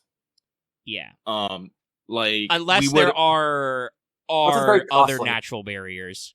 There could be like things live in the oceans. Krakens. But like that's why I put that tip of the land over there and then kind of, you know, slapped a do not enter over it, because that's how we got here, but maybe we can't leave the same way. And while I definitely think that we have, you know, like craft that can go like into shallow seas and whatnot, I don't want us to be able just to get on the boat and be like, fuck this place, I'm out. So we got like automated skiffs, but like nothing for like big ships. So hypothetically, steam engines could exist, but I mean, no, it's we can be Age of Sail. You know, talking about Age of Discovery. There's we do not necessarily need to be proper steam pumping engines for like. Yeah, I definitely boat, don't. You know, see us in this like Industrial Revolution yet and stuff. So. No, but we're not quite Bloodborne. Not quite. I'm pretty sure. Like, I'm feeling like that we are getting close to it, because I do like. It's like almost the what was the time? It was like the 1880s ish. Are we like early 18th century then? Industrial. That's are we like early 17th century? I'm sorry. 1780. Yeah. That's probably that's you know, right on that we're getting out of the tail end of the Age of Discovery type stuff and getting into the early, you know, era of industrial. So the technology might kind of exist, but it's like people are like, oh yeah, this would be great. It's like, yeah, but I heard that they explode and can take out a city block. Yeah, sorry. Like I was trying to remember when like the American Revolutionary War was. That was the 1770s. TSN like Lucky's demon technology. Say Loth go. Let Loth please. You've got some people who do have the superstitions about like the demon technologies, like, yes, this seems good. However, we've heard that it explodes, like similar to that, basically what Aren said. Like people still have their aversion to it. Yeah. kind of And I thing. mean, this is just an important aesthetic note. Like, if as a entire society, not everybody is at like coal burning, that means we don't need giant smokestacks and smog everywhere. But if you live in the cold north, and you're already in a volcano, you might be coal burning. I don't know. I imagine. I can see that. Yeah. I imagine maybe sections of the islands do have some of it, but like not the more rural areas and stuff like that. So yeah, let's go with some areas like the northern island. The northern island probably is coal burning, and they are probably have a bit more advanced, quote unquote, advanced technology. How much more advanced? I don't fucking know. It's open ended, right? Yeah. Yes, and like demon technology, infernal arms. Yes, to yes and the infernal technology or the I guess infernal arms. Most people don't have an understanding of how that works. So like even if they could incorporate like engines to their boats, most don't because they don't have anyone that reliably could make that work. This does answer my question earlier about if we are going to be post printing press or not, because it sounds like we absolutely are. yeah, We don't call it gunpowder, we call it demon fire. Okay, all right, okay. Do you want an extra A in that? Yes. Demon fire. Do you want it to be fire with a Y? I'll leave it up to you. Okay, I'm adding the Y. It's like I guess it's demon powder. Demon fire. Demon fire. So probably like in that respect, that does probably mean that canon is known, but we're not talking about like ships of the line yet. If we're still limited to like early age of sail tech, we have smaller, lighter boats. You can't like go a 140 gun frigate, right? It's probably like ballistas with like explosive tips or something. Oh yeah, no, like listen, China got gunpowder first. They had fucking firework guns and fire lances and early grenades where you just like stuck black powder in like a clay pot and we're like, I hope the shrapnel gets somebody. Watcha. Yeah, watcha. Stuff like that. Sorry, so like there'll probably be a little bit of that, but I think we determined that there is some coal burning technology in places of the isle, but it's not fully integrated. Yeah. We are pre-electricity, I would say, is fair, right? Like no electric power definitely. at all. Yeah. Can we have bolt rifles? Actually, can we have a thing where like bad technology can intersect in some places? Well, but I guess we'll talk I about was later. thinking that we're still maybe at like single shot firearms. Well, I mean, we can still have single shot rifles. Yeah, think about rifles. I mean, accuracy this is a stuff, good question. Are we at rifling? Ooh, I think we're trying. I think we're experimenting with it or something like that. If you have coal burning furnaces, you could absolutely be at rifling, but are you? Yeah, no. Right. Yeah. I personally have a love of bolt action rifles, so yes. Same here, actually. So yeah. Yeah. So I'm probably still single shot, but yes, we've got advanced mechanisms to like actually work on like self-contained rounds. Well, actually, this is good because I was about to ask, what is the, if there is even, but what is like the general standard like man at arms? Are you guys at the rifleman stage? Is the main thing to keep in mind about riflemen is that's going to mean that like we may be at the point where we're phasing out a warrior class to because with going from kind of I'm thinking kind of as civilization at this point. We might be at kind of like the standard infantry is pike and shot. Okay. I would do like pikes that also have like a barrel in it. Actually, yeah. Like I think like things like flintlocks and like muskets are probably more common, but like actual like fully rifled bolt action rifles are probably not very common. They're like custom made. Right, yeah. And like I said, we still have a culture of war games and duels, and so people aren't necessarily arming themselves up with guns. Guns are usually used are actually considered things for hunting or monster slaying. Monsters. Yeah. They're the sword and the blade is still the gentleman's weapon. I almost could see like a weird cultural thing of to shoot a man with a gun is to treat him as a monster. Ooh, I like that personally. Oh yeah. Well, I mean, then that explains how like we are still on probably like rapier dueling and stuff, and not to pistol dueling, even though that is technically the right time frame of like, well, that's not like culturally we don't. That's a little rude to just shoot a man in the back with a gun when he can't even defend himself, kind of a thing. I imagine that would also kind of explain why rifling and stuff like that hasn't really got military use. It's so we can get through those thick hides of those monsters and leviathans. Yes. Yeah, we basically make special monster rifles. Ooh, I like that. Just thinking of the heavy and light bow gun from Monster Hunter now. But yeah, no, like bolt action rifles and like heavy guns are used to fight monsters, not people. But yeah, that's fair. So standard infantry, like Aren said, probably at the pike and shot. Like you've got arquebusier troops supported mostly by still like pikemen is like heavy infantry. Probably like blades. So you've got heavy lance neck type stuff. Heavy cav as like you still need to have money to do that because you need to buy fucking armor and horses and swords and shit. Swords.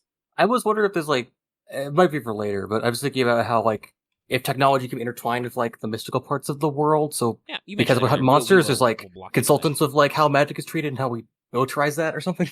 I'm not entirely sure how magic fits into everything yet, but we'll get there. I just like the idea we have like a magic consultant in an army where you like prepare our weapons to fight the giant beast. I mean, that could work. One of the ideas I had for magic was that it's mostly people probably think about it better in duels of like, okay, you can't cast any big spells, but before the fighting actually begins, you can cast a buff on yourself or something. I mean, I can. I think I have this in my notes somewhere. There's no necessarily need to do everything exactly in line order, so we could jump to sorcery, but these are absolutely the questions when I talk about like magic systems and sorceries. We will come up. But no, I enjoy the idea of we have our military. The guns have not become commonplace. They're mainly used to take down the big threats. It might be bigger for like monster brigades, I guess. Yeah, specialized brigades to take down monsters. Yeah, I'm pretty sure that guns are seen as not necessarily barbaric, but because I think that's the wrong term, but serious, uncouth. Yeah. I mean, I like what you said, X, where like to shoot a man, is kind of like treat him like an animal, kind of a thing. That's got some to my ear, there's a difference between a monster and an animal. So I think. Yeah. Well, yeah, but still treat him as treat him as not a person. Yeah, treat him as a beast, a monster. And again, that's not to say that some people aren't gonna get got with guns, but like it gives us some room to work with. It's not something that people would expect in their everyday. All right. No, okay. Loth said that BRB a while ago. I was just double checking the timestamps. Yeah, sorry. I'm preparing. I prepared 2-minute noodles. And I'm just kind of eating that off to the side. It's okay. All right. Okay. So yeah, we got some ideas for our laws, or kind of our general aesthetics. Okay, I like this. All right. It's kind of gothic and big and loud and cultural and shiny. We are a little Bloodborne, but not too shiny. I mean, I think we're like in a mix between 16 and Bloodborne right now. Like at least in like the culture points. Well, and Mid does invent something burning engines. Yeah, I don't actually know what their fuel is now that I think about it. Is it the whole thing of like with the crystals. Unfortunately, some stuff. No, it's not crystal based. It's not magical, or at least in that sense. I think it's based on like the bomb ashes and aether and like heating radiators. Well, I think they were specifically burning mithril. Yeah. I don't know how you burn a metal necessarily. I don't know how metal dust would combust. In this context. They were very hot, but anyway, we're not here to talk about that yet. Okay, all right. Let me find my point in my note. By the way, if you will check the bottom of the document, I am actually working on the campaign notes, so keeping some of this in mind. Yes, cultural leanings. Okay. Obviously, some of these things we do may end up special various houses and realms, possibly including your house, may end up with specific assets, companies that others have. Think about these cues mechanically and narratively. We can work on maths later, but like I said, this does mean that if your house doesn't have a lot of men at arms, but drums up a lot of mercenaries in need, lower might, higher treasure. Think about where mercenaries might come from. It sounds like that's kind of a thing that'll be out there and around. Fallen legions. But as we talk about history and culture and stuff, we should be thinking about metaphysics. Mm-hmm. I don't want anybody to like rip off a whole ass creation myth off the top of your heads, but we generally need to discuss like how fantastical things are, and then what the practical condition to that is. We've kind of already discussed this because nobody seems to have objected to the iron demons, but do you have to worry about a kingdom of dwarves under your mountain or the kingdom of elves in your forest? Do demons call out of that hell pit, and are giants beyond your northern borders, kind of a thing? Were things generally more unruly and fantastical in the past, but are now more fringe? Has the other world always existed? It's just been hidden, kind of things. Feel free to, by the way, mix any level of mythos and cultural trappings. Just remember, practical purposes of this for plot hooks. My exact notes, which I will read verbatim. if you put a tower full of sexy demon skanks on the map, they're probably going to be causing you and everybody else problems, not solutions. Similarly, dragons are cool and we have kaiju rules, but dragons does mean that they might eat your castles, which would probably be a bummer. So, go X. I had two things. One, as a slight joke, but we will totally have behemoths that we have to go hunt that totally don't for sure summon meteors, but let's ignore the meteor part. But yeah, like I said, there's kaiju rules. There's monster brigades, so we have people trained to fight those things as a thing. I think that the fantastical is not on the brink. It is still very much among us. And we kind of have to struggle against it constantly to maintain, our lifestyles. Like, I'm not entirely sure how they appear, but monsters just, no matter how many we kill, they just don't seem to go away. They just keep popping up. We don't know exactly. Well, maybe we know why, maybe we don't. But there for some reason we can't get rid of them.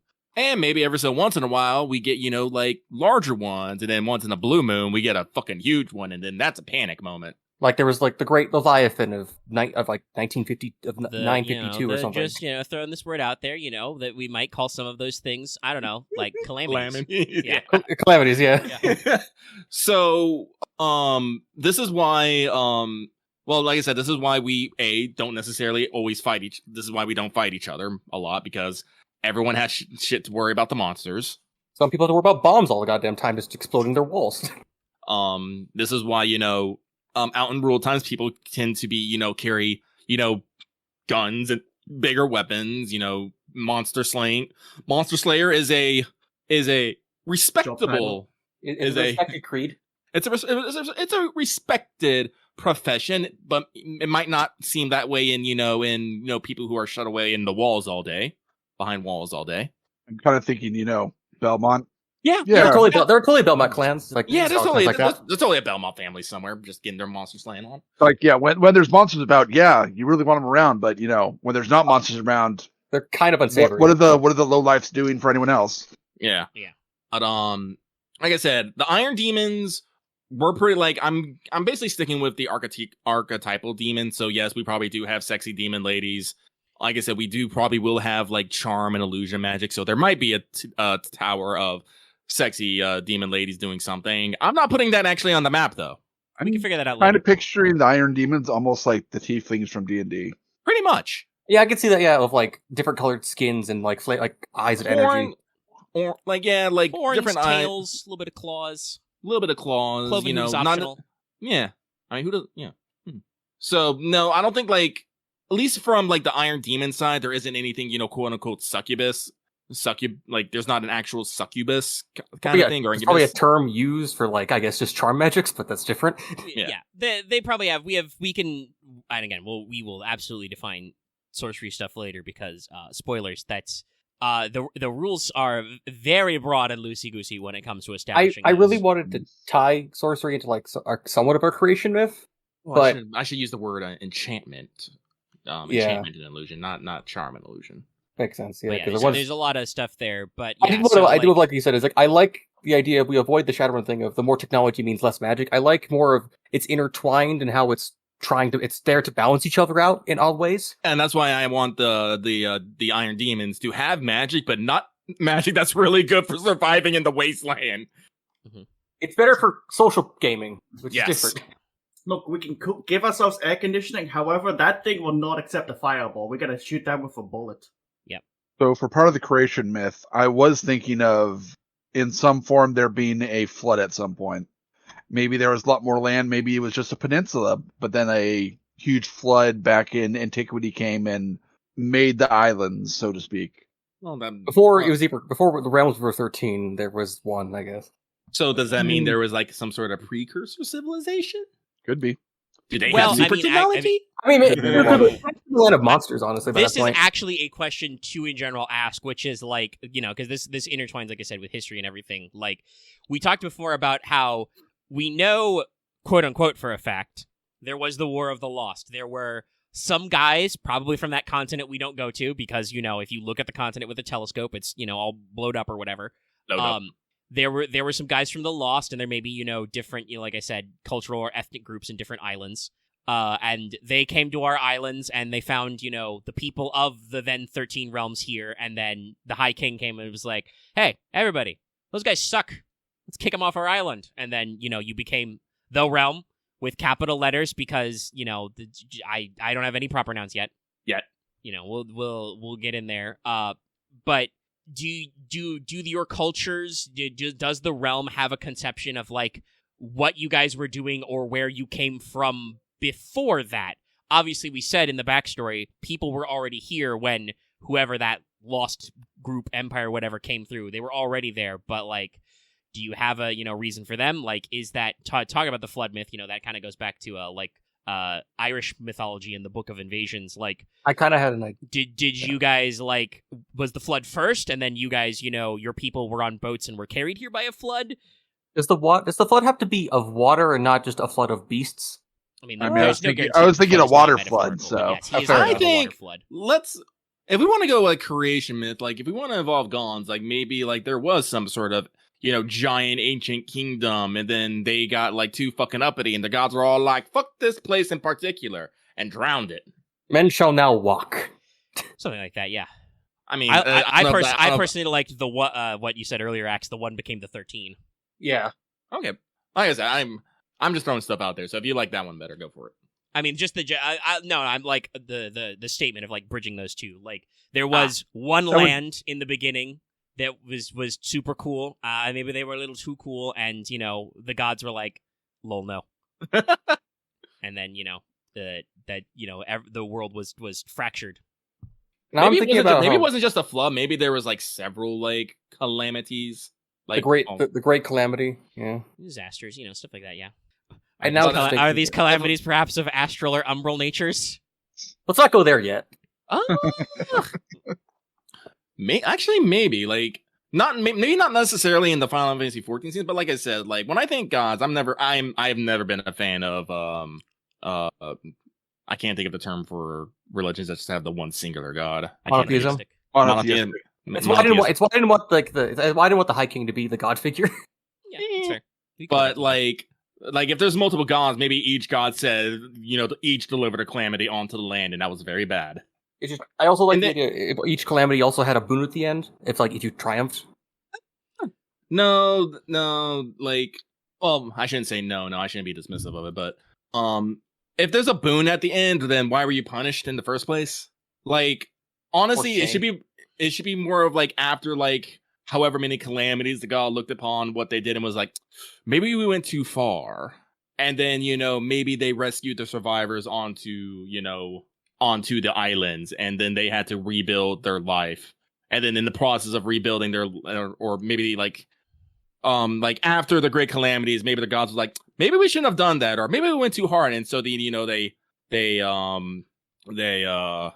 back on the monsters too much. They just basically put all the survivors, the last few that they could, on the islands, and then gave them like gifted the lands with magic or something. Yeah, gifted the lands with gifted the land. Yeah, I like that. Gifted the lands with magic. Yeah, a touch of the power of the gods. Mm-hmm. And the gods blessed them with sorcery, so that they may eke out a life on the ruined lands and reshape the world to where it fit them. By the way, in my notes I'm saying it was 13 great calamities because fucking numbers. Sure. Numbers rhyme. We're gonna have fun discerning what those are later. Also discussing that the whole astral and umbral thing could just be astral being from the skies and umbral from the earth. So disaster from the sky, disaster from the earth, type of thing. Meteor showers is an astral calamity. Yeah. Yep. And the heavens fell upon the land, renting it asunder, causing cacophony of light and fire. Specifically that land to the south. Fuck that land. Well, my homies hate that land. They learned magic too well. Wait, no, I figured the wrong self. I think I killed Lucky a little bit. A little bit. All my homies hate that land. Honestly, I had this weird idea that the loss is like monsters became civilized and they gained technology and it overran all mortals, but that's maybe a bit too much. I'm sorry, Axe, you gotta repeat that. In my mind, it was like the former loss was like a calamity was monsters grew technology and grew so vast in number they overran all other mortals and drove all of them out. I didn't know. But it's a bit too much though, because I didn't put more like that's too much. I think we were going to lost on the monsters human, so yeah. I mean, personally, they could have just been lost. Well, I'm always a fan of leaving things ambiguous. Like, as part of the thing we were talking about by calling them the Lost and the War of the Lost is that nobody living now really knows what happened. Yeah, because how the fuck would you know what happened? I mean, like, were you there? It was like, it was millennia ago. It was a long, it was undescribed, long times ago. I mean, like, from a meta perspective of, like, stepping back, I like the idea that some of the Lost maybe, are still living among you, kind of a thing, which is easier if they're human, but that's, we can, again, nobody really knows. It would be fair to call, the four realms of the 13 that were destroyed the Fallen Realms? I mean, yeah, sure, if we want to do that. What do you guys think? I don't have any, I have no strong feelings either way. Yeah. Except there were 4 realms that are now gone. We haven't really dealt with names yet, so... Yeah, houses, actually, specifically, technically. Honk honk. So I think another part of that question was, like, do we have other races among us, like dwarves and elves? Yeah. Personally, I would like to basically make the Iron Demons the dwarves XP. I know we're not short and stout, but we kind of we are industrious, live under mountains, have weird little technology.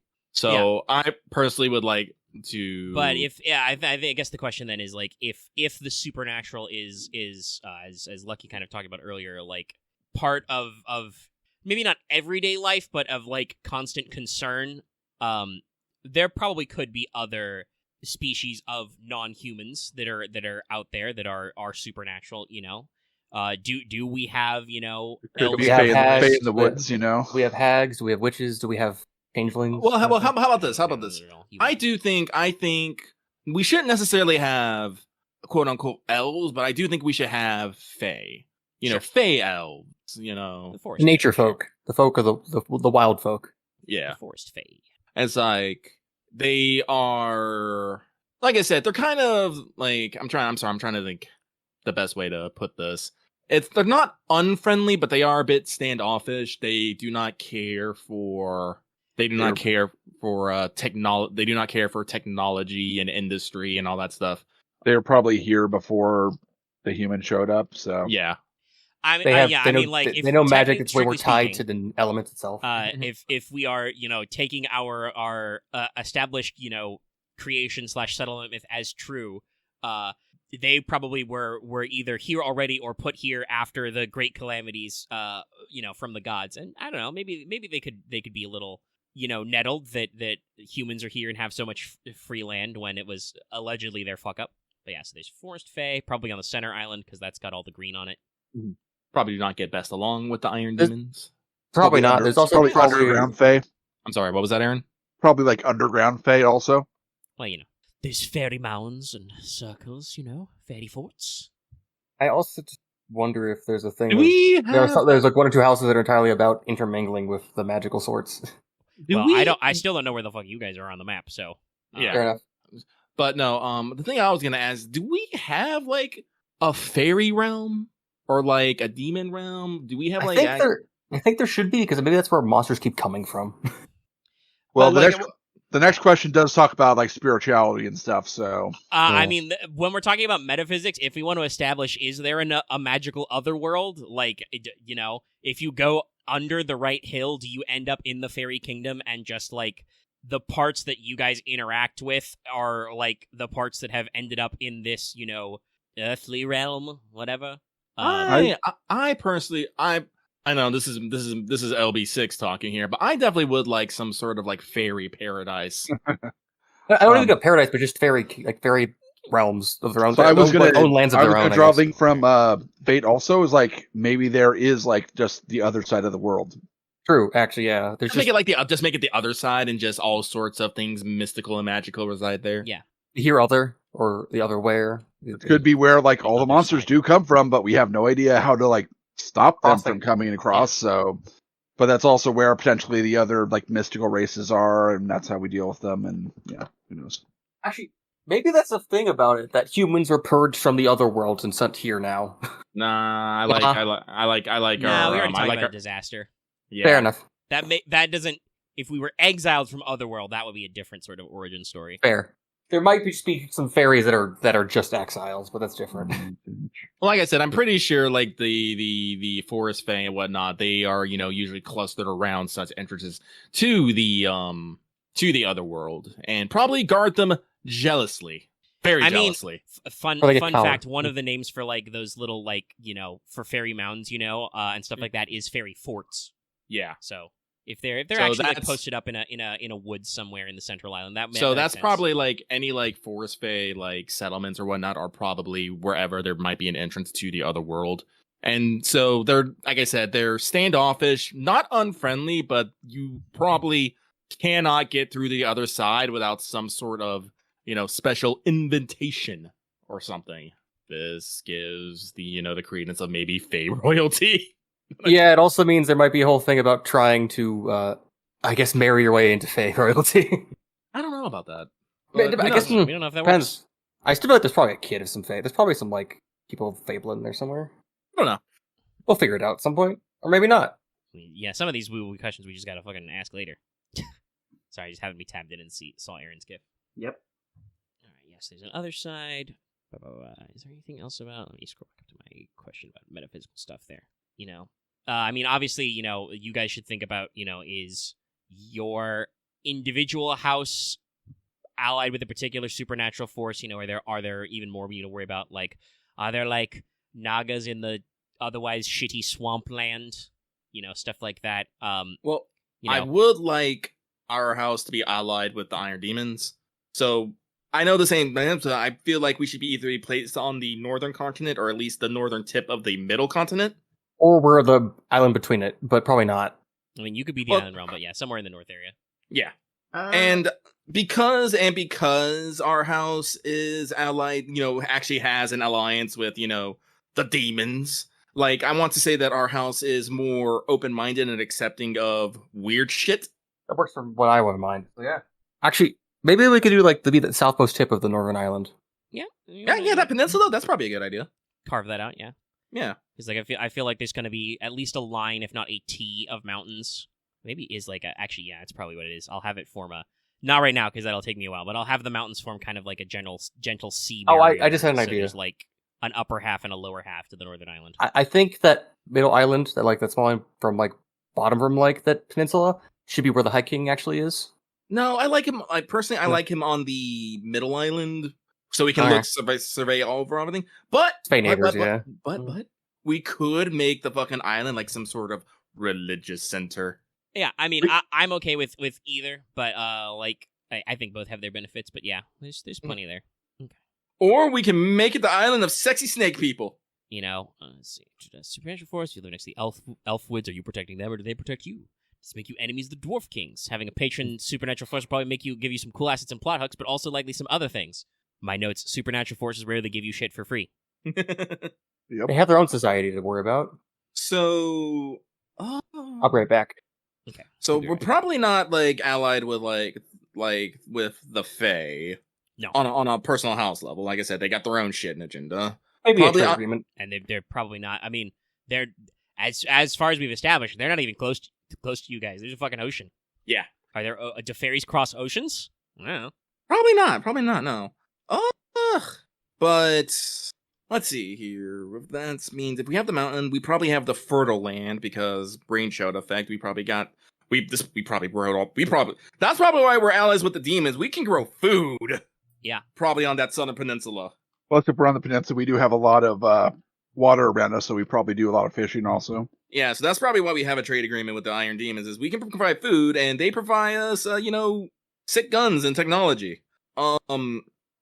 So, I'm trying to think of what actual other supernatural entities would probably be in our immediate vicinity. Giants? Do we want giants? That would be thematically appropriate, but you guys tell me. Yeah, let's have giants in the mountains. Maybe they're not necessarily in the peninsula, but maybe once in a while they wander on down and cause a ruckus. Well, actually, excuse me, this. Are they hostile giants, Arens, or they're just giant people? Might depend on where you live. Fair enough.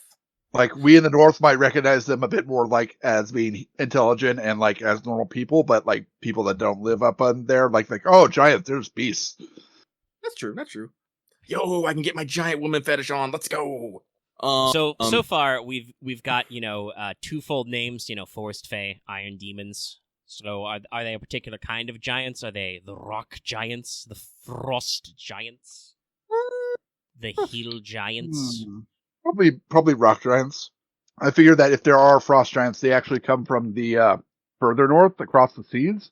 Fair enough. I was gonna say, can we call them like mountain kin or something? We could call them Sure. mountain kin. Arctic children. No. Nah. Because, like I said, the area like Right. north of our peninsula is pretty rocky. So maybe like I don't know if you want to call them like something else. But I'm just like I'm throwing out Mountain kin's mountain fine. kin. I'm not attached to anything. That sounds like a good name to him. There's a Yeah, I've space been distracted. The involved, though. northern continent looked so much like an animal jumping that I had to fucking draw it. Yeah. It leaps. Let's have aquatic races too.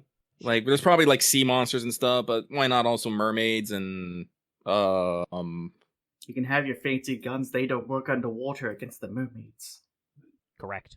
do we want half Sahagin? Fish people. Yeah, fish. We want mermaids and fish people. Do they want to be separate, or maybe mermaids are just fish people? I don't know. I mean, I guess the Maybe- question is, maybe do we evolution want them to magic. have feet or not? The If mermaids, they have but tails, when they they're get on land, probably pretty, whatever the opposite of landlocked is, sea-locked. I was gonna say the mermaids, like the upper body humanoid, lower body fish. But when they get on land, they become Sahagin. The entire race is like cursed or something. Judging by the silence, Well, I'm thinking, Loth. okay. Gears are turning. Gears are turning. Okay, let me close down my paint quickly. I mean, I think there's something to be said about a people of cursed who can only maintain human form under the water and take the form as monsters on land. It seems like some weird kind of I don't want to say like lycanthropy, but Wait, I don't would know. be like, I was thinking like it could also just be all an illusion. Like we think there are like all these different types of like water people down there when it's really just one, and they use illusions to fool us. so anglerfish people. We lure you in with tits, but then secretly, ta-da! But actually, teeth. I'm And then the- sure and then the there guy's like, is "Look an at you. anglerfish I think woman so." in the Monster Girl Encyclopedia. I have Oh, 2 volumes of that. Let me go look. Sure.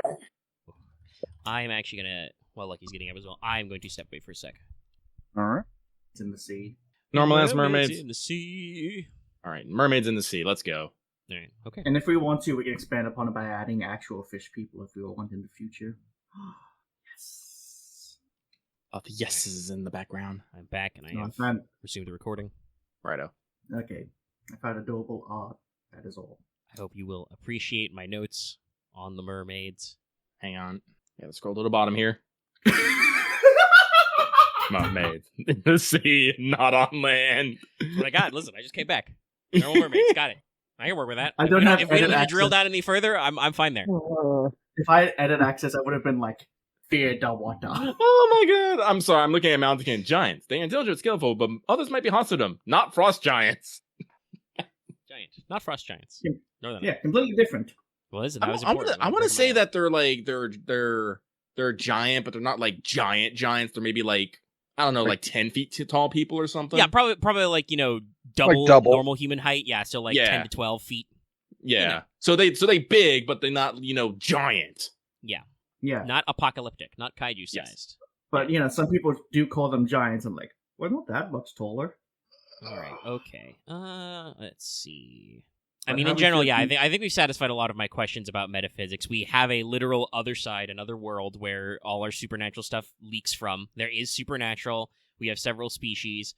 I guess the question would be like if we need any other things. Like, is there not a signature supernatural race on the southernmost island, the arid rocky one?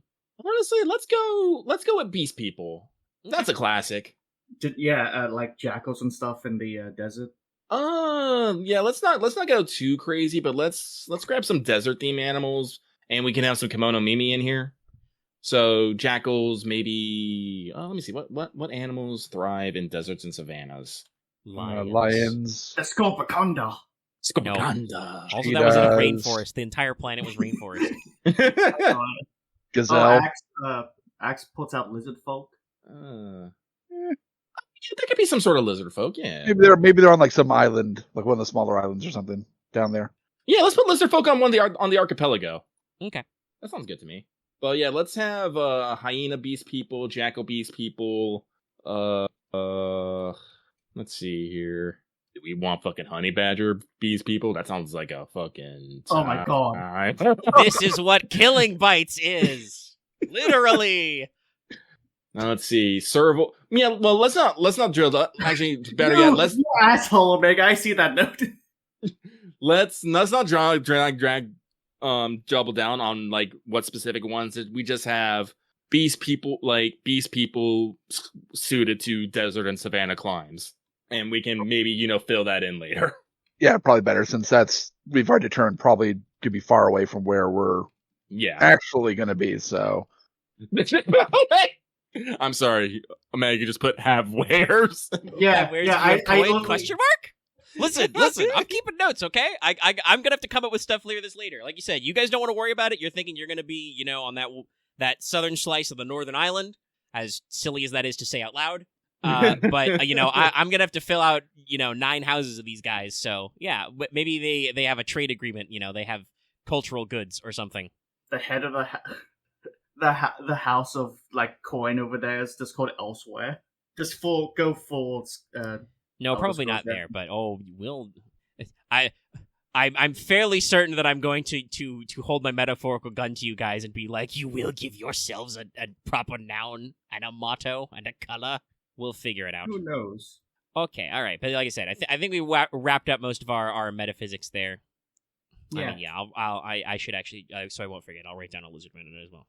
Lizard me. Lizard. Insert Soul Calibur. Lizard man. Please state your name, age, and occupation. Lizardman. Some Gatormen with capybara. Yeah. It's I wouldn't say symbiotic, but it's like a tribe of like gators and capybaras who just get together or get along. No, we just need to have intelligent animals. So we just have intelligent gators and intelligent capybara. I mean, like, yeah. Well, what do you do if the gator gets you? Oh, if the gator gets you, then you're gone. God damn it! I'm gonna have to watch that again. Thanks, Omega. What is that from? It's from a Tarkov video that Rubik's Raptor did, but it's called the Gator Boys because that's their. Oh, that's right. Cletus, you can't go telling these Northerners about the worm in your head. There's a worm in your head? Oh, damn it! I remember this now. Yeah. I haven't watched Rubik Raptor in a while. So. He's been a little slower on videos. I retweeted today because I don't know if you've seen that tweet because I thought you would find it funny though. He said no video this week played Baldur's Gate 3 too hard. Yeah, no. All right, okay. Well, since we are working on, that thing, I think it's time to move on to my next point, which is, obviously, we've worked on the physical, the metaphysical, that needs to go into spirituality. What are the spiritual and religious practices like in the realm? Is the High King, kind of a church figure as well, or whatnot? I had some thoughts, so... Yeah. Go, Aren. My general vibes, just to summarize some of my questions here, is, to think about, there's some stuff out here, are you monotheistic? It sounds like not. Polytheistic with defined pantheons for different aspects. Is your church more animist? I don't know. Maybe your gods are space aliens. Cthulhu Dark Ages is the thing. I don't know. Also, keep in mind, you could do maybe more of like a little bit of a Dark Souls or Elden Ring type line. There may be multiple competing gods or religions who don't necessarily overlap. So the thoughts that I had was that possibly after the 2 big wars, there was like the real threat of a civil war within the High King's family. Mm-hmm. And perhaps they came to agreement that one of the sons became the head of the religion, of the church or some sort, so. Okay. I'm going to say that the Iron Demons worship one of the OG 13. She will be known as her epithet is probably going to be something like the Umbral Queen or something. She who watches, she who waits. I already did that joke. I know. I can't do it again. I wish I could, but I can't. But yes, I am claiming a mommy goddess for the Iron Demons. That's fair. So I think that sounds like where we've got room to write here of I had to sprint back because he has to get on the microphone. Oh God! Oh, I was in so much pain. I'm okay now. Okay, you are all right. It doesn't need to be painful. We're doing here. But so obviously, like, I kind of figured that might end up going that way when I said there would be 13 calamities. But I mean, dude. Speaking of Final Fantasy 14, it worked for them. Do we just want to? They have 12. Do you want to give me the canvas of 13 deities that we can slot in? I can work with that. I feel like at least one. I feel like at least 2 or 3 of them probably are just actually Fey entities that just became deities. I mean, if they're Again, no, there's no guarantees that this is literally true, but if True. we are following the lines we set out, if there was one calamity for each different god, then there was 13 gods at the start. So that would probably be your old school de facto religion of like, yes, there were definitely 13 gods and 13 calamities. Well, we could always go with the mindset that godhood is something that is achievable by mortal, but you can also be struck down from it for reasons. Yeah, moving around a little. I mean, I've got follow-up questions. Think about how this relates to our metaphysics. How do we know about the gods? Are they just myths and histories, or is their presence physically felt? Do they have mortal agents like prophets or messiahs? Think like, the Chantry and Andraste in, Dragon Age. Are demigods running around right now, or perhaps were they cultural heroes who are ancestors to the houses now? Again, keep in mind power scaling. If you set this up, if you establish that Heracles could be a guy, that means you guys might have to deal with a Heracles. So keep that one in mind. I think I my think literal it's next kind of more point is ambiguous. keep about how literal this all is. I personally prefer narratives with mystery. So it's cool to say if your house is blessed by a phoenix, but we don't necessarily need to know if that's true. But if Athena is real and protecting another house or another city, that might be a real pain in the ass to deal with for you. So keep in mind how juiced everybody is, how gassed up they are. Ax, were you gonna say something? I'm sorry. Yeah, it's like, I think it's better if it's ambiguous, but I also feel like there's probably some cultures that will recognize the High King as like a leader. Don't well, see we it. talked about don't follow the church. So it's like, I this probably was actually I believe in nature spirits and actually like the cosmology of the world. But that's, I guess, that's more paganism than I guess. Well, honestly, the nature Druidic. spirits might just be the like Fae, so, which is possible. So, it could be. Sorry, I'm thinking. Maybe there was maybe what happened. Oh, here's an idea. Maybe there was originally 13 gods, but after the 13 calamities, they had a fight among themselves. Okay, and it all right. and it reduced the number. And unlike what happened in Olympus, the good, quote unquote good gods won. It was like, oh no, we have erred. We must, help. And the other one's like, nay, we were right. They should like worship and serve us and stuff like that. And no one really knows who won, I guess. Well, I would like to think the ones that have our best interests at heart won. Well, I would personally like. I'd like to believe, but no one's really no one's the divine truth, I guess. Each of the calamities are just fallout from the gods fighting each other up above. No. The 13 calamities they're basically their last collective action, because they visited the 13 calamities on the land, and then they looked upon what they wronged, and some of them felt regret for their actions and wanted to. perhaps those are the ones that are part of the church. Yeah, that could probably work. Maybe maybe we have like a couple pantheons from the original 13. Like maybe Church of the Inherit, not Inheritance. Some looked at what they wrought and felt shame or something and stepped away. Like, they're Well- still godly, but they're not actively worshipped. Well, and like you talked about earlier about how we can consider that maybe, and I would ask you guys to think about, because this is a thing to think about for, it might relate to plot stuff that your characters and your companies can deal with. Is it possible for gods to, like, not just fight each other, obviously, because that seems to be the direction we're aiming in, but rise and fall? Can you de-god, and can you become god? I would like to believe that you can, but it is something that is something of myth and legend. There's no figured out way to do it, yeah. Like, everyone believes it can happen, but no, there is no, quote unquote recorded of it. But there have been like a record of, maybe a god falling or something, or dying or something. So basically, I want us to start. Well, this is the thing I want. I want us to basically start with our 13 OG gods. Then maybe shrink it by one or two because of some cosmic phenomenon, circumstance to cause to lose them, and then maybe split the 11 or 12 to 6. Yeah, we can split it like no. Let's what's a good number? 7? Yeah, you want to like drop it from like 13 gods to like let's do this. 13 to 10 to 7? No, let us go with 13, but it was brought down to 7, and the remaining 6 were either killed or imprisoned somewhere. Okay, yes, all right. I mentioned Cthulhu Dark Ages, cool, all right. Yep. And we basically all all of our current people in our realm. Actually, how many do we have? Actually, hang on, let me see here. 1, 2, 3, 4, 5, 6, and hey, guess what? There's like 7 groups. Level parallel. One of each of the remaining gods. Yeah. Yeah. If you count humans, yes. Yep. Yeah. And from those, like each of them, and so we each have our cultural deity. Like I said, the Iron Demons would have the Umbral Queen. God. Under the earth. Yep. A chthonic deity. Mm-hmm. And I'm like I said, I am not going to name everyone's thing, but everyone can basically have their own one, and maybe they all form a single pantheon. Yeah. And I think then go Axe. I was thinking that maybe the human god, or I guess the human cultural god, is like the god of industry and discovery. Well, we can make if we want to, because I don't want to I don't actually.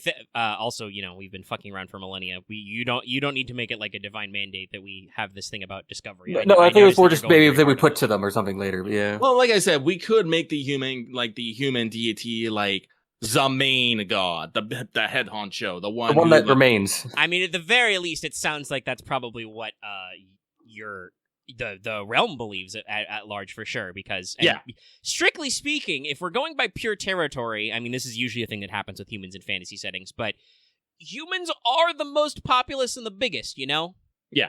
So I think like the humans should probably have like their faith, their patron deity should probably be the strongest, and while everyone understands and pays respects to the 7. Worship is usually done on a more individual deity basis, or maybe you'll have a couple depending on where you are. Like, I don't know about the exact details, but I'm already thinking that there'll be like some different, back and forth. Like obviously, the forest phase god will probably be, about forests and wild animals and stuff. The mermaids will have, the salty sea god. We do know there's a flood. Stuff like that. I had a few ideas I wanted to kind of throw out there. Sure, please go. So originally 13, we've been reduced to 7 that are in the Pantheon, and the others are either dead or defeated. Mm-hmm. I was thinking that might be what is believed, but we're only part of the world. There could be other gods that are out, like the other gods could be, in quotes, locked away, but they're just like off in another part of the world, like doing their thing. I'd also like to, with there being dead gods, I do kind of like the idea that there can only be at max 13. Oh, there's open slots. The world can only bear that many gods. That'd be an interesting thing to learn. I think that goes to metaphysics, because this is important also to keep separate. Like as Aren said, there may be these beliefs, but we don't necessarily know in true. Like on one hand, we have the idea of like, as a church, you guys only recognize the 7, and that might be the official line of the realm is like, nope. There's only the 7 now. We don't need to worry about those other. The other ones are dead. 6 slots. They're dead or gone. They're all used up. But yeah, there could totally be loosey goosey room for other individuals, companies, even your own characters to not necessarily match with how that lines up. I think that's fair, and maybe that can play into the rise and fall of deities and whatnot. I do want to say that we can feel our deities do work, but it is not. I don't think it should be like. I mean, I feel this. It's very cliche, but there's a reason why it works. Like, I would assume we know there's an other side, so there's a magical other world. Lucky's already talked about the idea about like maybe it is perceived as a paradise or is a paradise, right? Mm-hmm. Usually it's pretty typical for gods of these kinds of setting after you do the thing where you blow up the world like 13 times to go, maybe we shouldn't do that. Maybe we should like step back and let them work their own shit out, Yeah. We gave them the creation tools. We'll talk about sorcery later, but that is a question to keep in mind. Is like, is there miracle working? Is there like in again, to use like a Dark Souls or Elden Ring type term, are there faith builds? Is that a thing that happens, or is that separate? We'll figure that out. Yeah. Well, here's the question: Is sorcery faith? I think it could be. I think it's honestly based off just how you believe in the causality of the world. Well, spoilers. Sorcery has to be tied to a stat. When they're not necessarily all that stats. So there's 6 core stats? Yeah, 6 stats. Mhm. Yeah. So, no matter what you guys ultimately flesh out total, if that's less than 6, I will probably make it so there's at least 6 schools of magic. Yeah, okay. So, I mean, there's 6 different types. sorcery is probably going to be a little big. Now, obviously, like I said, some of those might not be known, or out there. But one of each different gods, and then one god that does not have magic. Yeah, it might be true. One god doesn't have magic, or it might not. Hey, spoilers! I think Lucky's gonna take the sorcery that's tied to charm. Yes, you cannot stop me. I mean, yes. Like, it seems like that's the direction we're going. I was trying to think of. I lost it. But It's gonna work on it. I need to make sure I'm catching up on my notes here. I like the idea that the gods only speak to mortals through like oracles. yeah, maybe we have I think that's probably the best way. Like maybe we don't have miracles performed, but we do have, Well, I'm fine with there being sorcery based on them, but it is more the person's faith, as Act put it, in the deity than the deity actually granting them power. Because again, the idea is, I feel like it's actually true that the gods gave humanity, or gave the people of the lands the tools to shape the world now. It's true. So, We did say that earlier, that they gave sorcery as kind like of you actually their have apology. sorcery is basically- your ability to control that. So that's what we want to say. That basically, magic was the gods' gifts to humanity, and they kind of just stepped back after that and don't really interfere, except maybe passing a "Hey, how you guys doing down there?" to And, chosen like we individuals. said, if gods are actually like imprisoned or dead or undead or whatever, there could be. We're talking about currently we're starting at like lighter stakes. This is more about like intrigue, romance, panache, but there's nothing to be said that like and Axe was talking about this earlier. There could be room for big bonk world shaking consequences at like a higher level. There has to be a scope, a scale to everything. So, we can keep on there. I did want to say one thing this is maybe just my personal take on like fantasy worlds, but I feel like only this part of the world we know is mostly populated by humans, but I don't feel like that maybe not true for everywhere else, but we don't know that. Sure, I don't like to, it's like, why are humans 80% of the world if like every other race technically can outdo them every time? Well, there's nothing to say that other races can outdo them. I'm saying in other settings, I usually see where humans are only around because it's the most common relatable for people. But also the usual thing is there's other problems like that. Like in the amount it takes to in D&D, and the amount of time it takes you to make one dwarf or one elf, you can make like 50 humans. They usually burn through that a little quicker. I mean, I guess if you want to ask why aren't there as many halflings as humans, sometimes there are, but that's also generally the whole ethos of the halfling is that they're kind of home buddies. They don't really want to fuck around. I was going to say if you want to think add, they're the besides Joe. highest, and then they encounter the Goblin Nation. I don't have much to add. Okay. That's why I've been silent. Like, unless there's been something I need to like say, I usually just stay silent. Loth is not concerned no. with our metaphysics. I'm nodding along. I'm like, I don't have arguments yet. Right. Fair enough.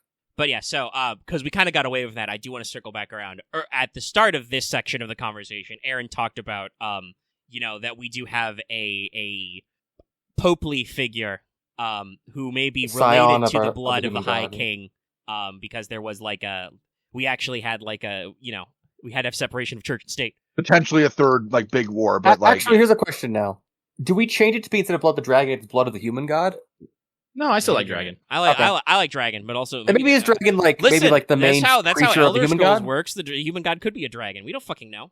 I haven't written them yet, and you guys haven't. Fair. Other than Old Lucky called dibs on the Akatosh. Umbral Queen, we don't have any there's a lot of loosey goosey. I should say, in general, I'm thinking that while as Lucky mentioned, there would be a cultural association with your race's patron god, and this is why the human one is so big. There is probably going to be some cross-cultural overlap, and you might think of these other gods when you need them for something. Like, if the Umbral Queen, the Chthonic deity is associated with beneath the earth or something. If you have to go underground, you might go hey, hi Umbral Queen, please don't eat me. Thanks, bye.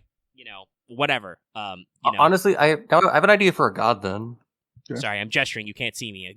Go on. Okay. I don't have a proper name yet, but I was thinking of, I guess, Lord of the Gate Between. So, I guess the Fey god, that's basically the god of passage and travel. Okay, liminal Of spaces. the portals. and Liminals. I like that. favorite god of witches. Yeah, I know. Sorry, maybe, but they can ignore that part. Axe's mom's gonna be a witch, chat. I mean, that's one idea. I'm also fine pitching that into the trash Her can. name is Morgan. No, it was going to be Legos, actually. Careful. Hold on. We're in danger. Also, I mean, we don't know. Not to throw stones per se, but other than like epithets for stuff in general terms, you guys haven't really given me a lot with names yet. Mostly, we use fantasy type descriptors, so I don't actually know what proper nouns sound like. Okay, all right, hold on. Sorry, I was thinking of something. I gotta get it back for my notes. Yeah. So I got cut off again. Yes, I didn't. Nobody's objecting, so I think you're all okay. But nobody is, other than Aren, has explicitly told me you're all right with that, like High King fork idea that he mentioned earlier. Because I am okay with that. That like, there's a separation of church and state to prevent like the Third Great War.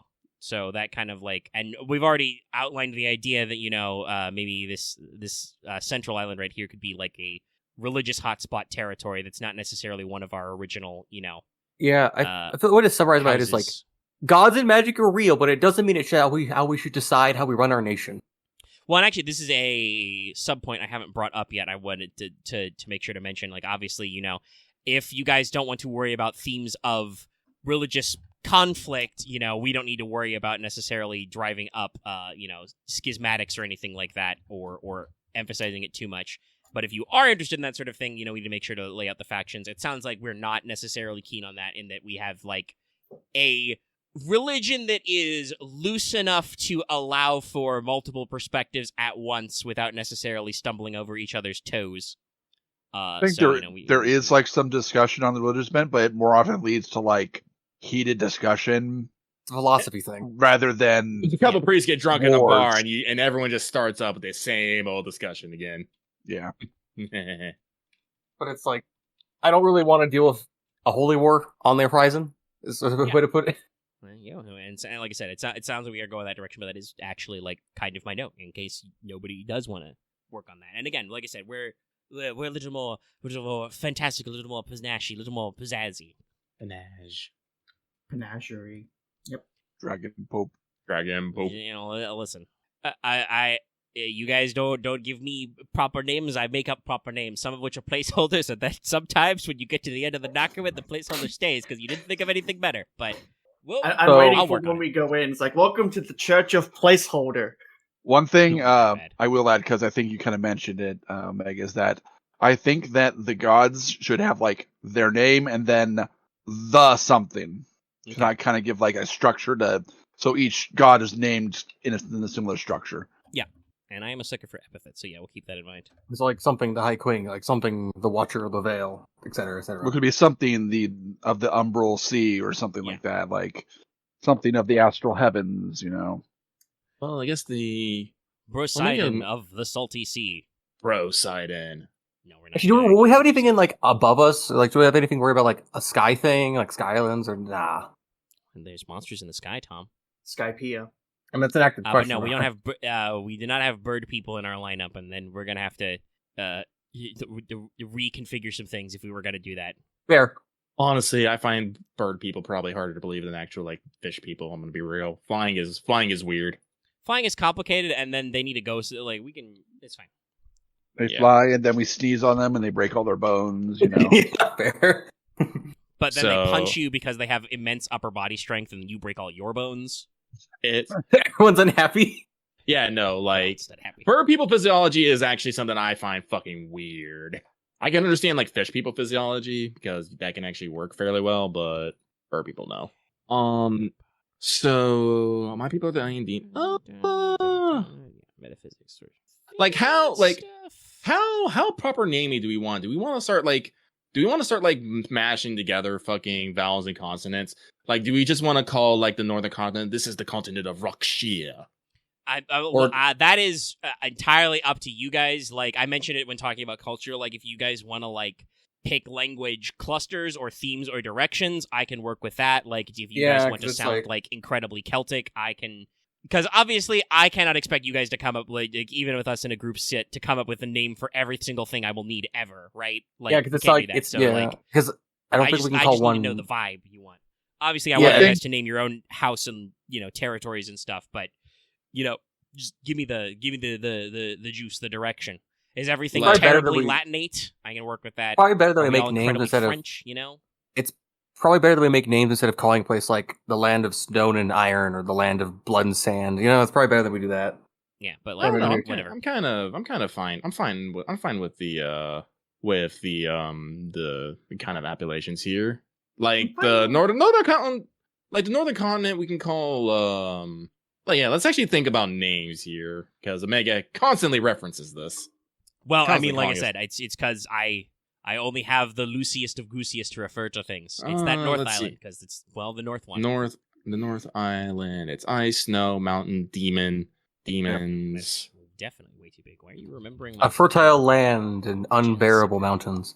Let's see. I like how Axe says it wouldn't be better to do the long form, and then he makes it longer form. Also, listen, I'm not going to say you have to make all the names short, but I'm going to have to write these down and then say them out loud. So no, I was more just saying like a script, not an actual name thing. So. Yes, actually, let me pull out a Thoris real quick. Well, if all else fails, I've got the Fantasy Island name generator open. So I was thinking maybe just kind of make it consistent. Maybe each continent/island is named 5 letters, just kind of short and kind of keep it. Oh God! You have something in mind? Go ahead, but I don't know. I don't know. I'm just. I don't want to necessarily write it to too rigid of themes. It's just like I said.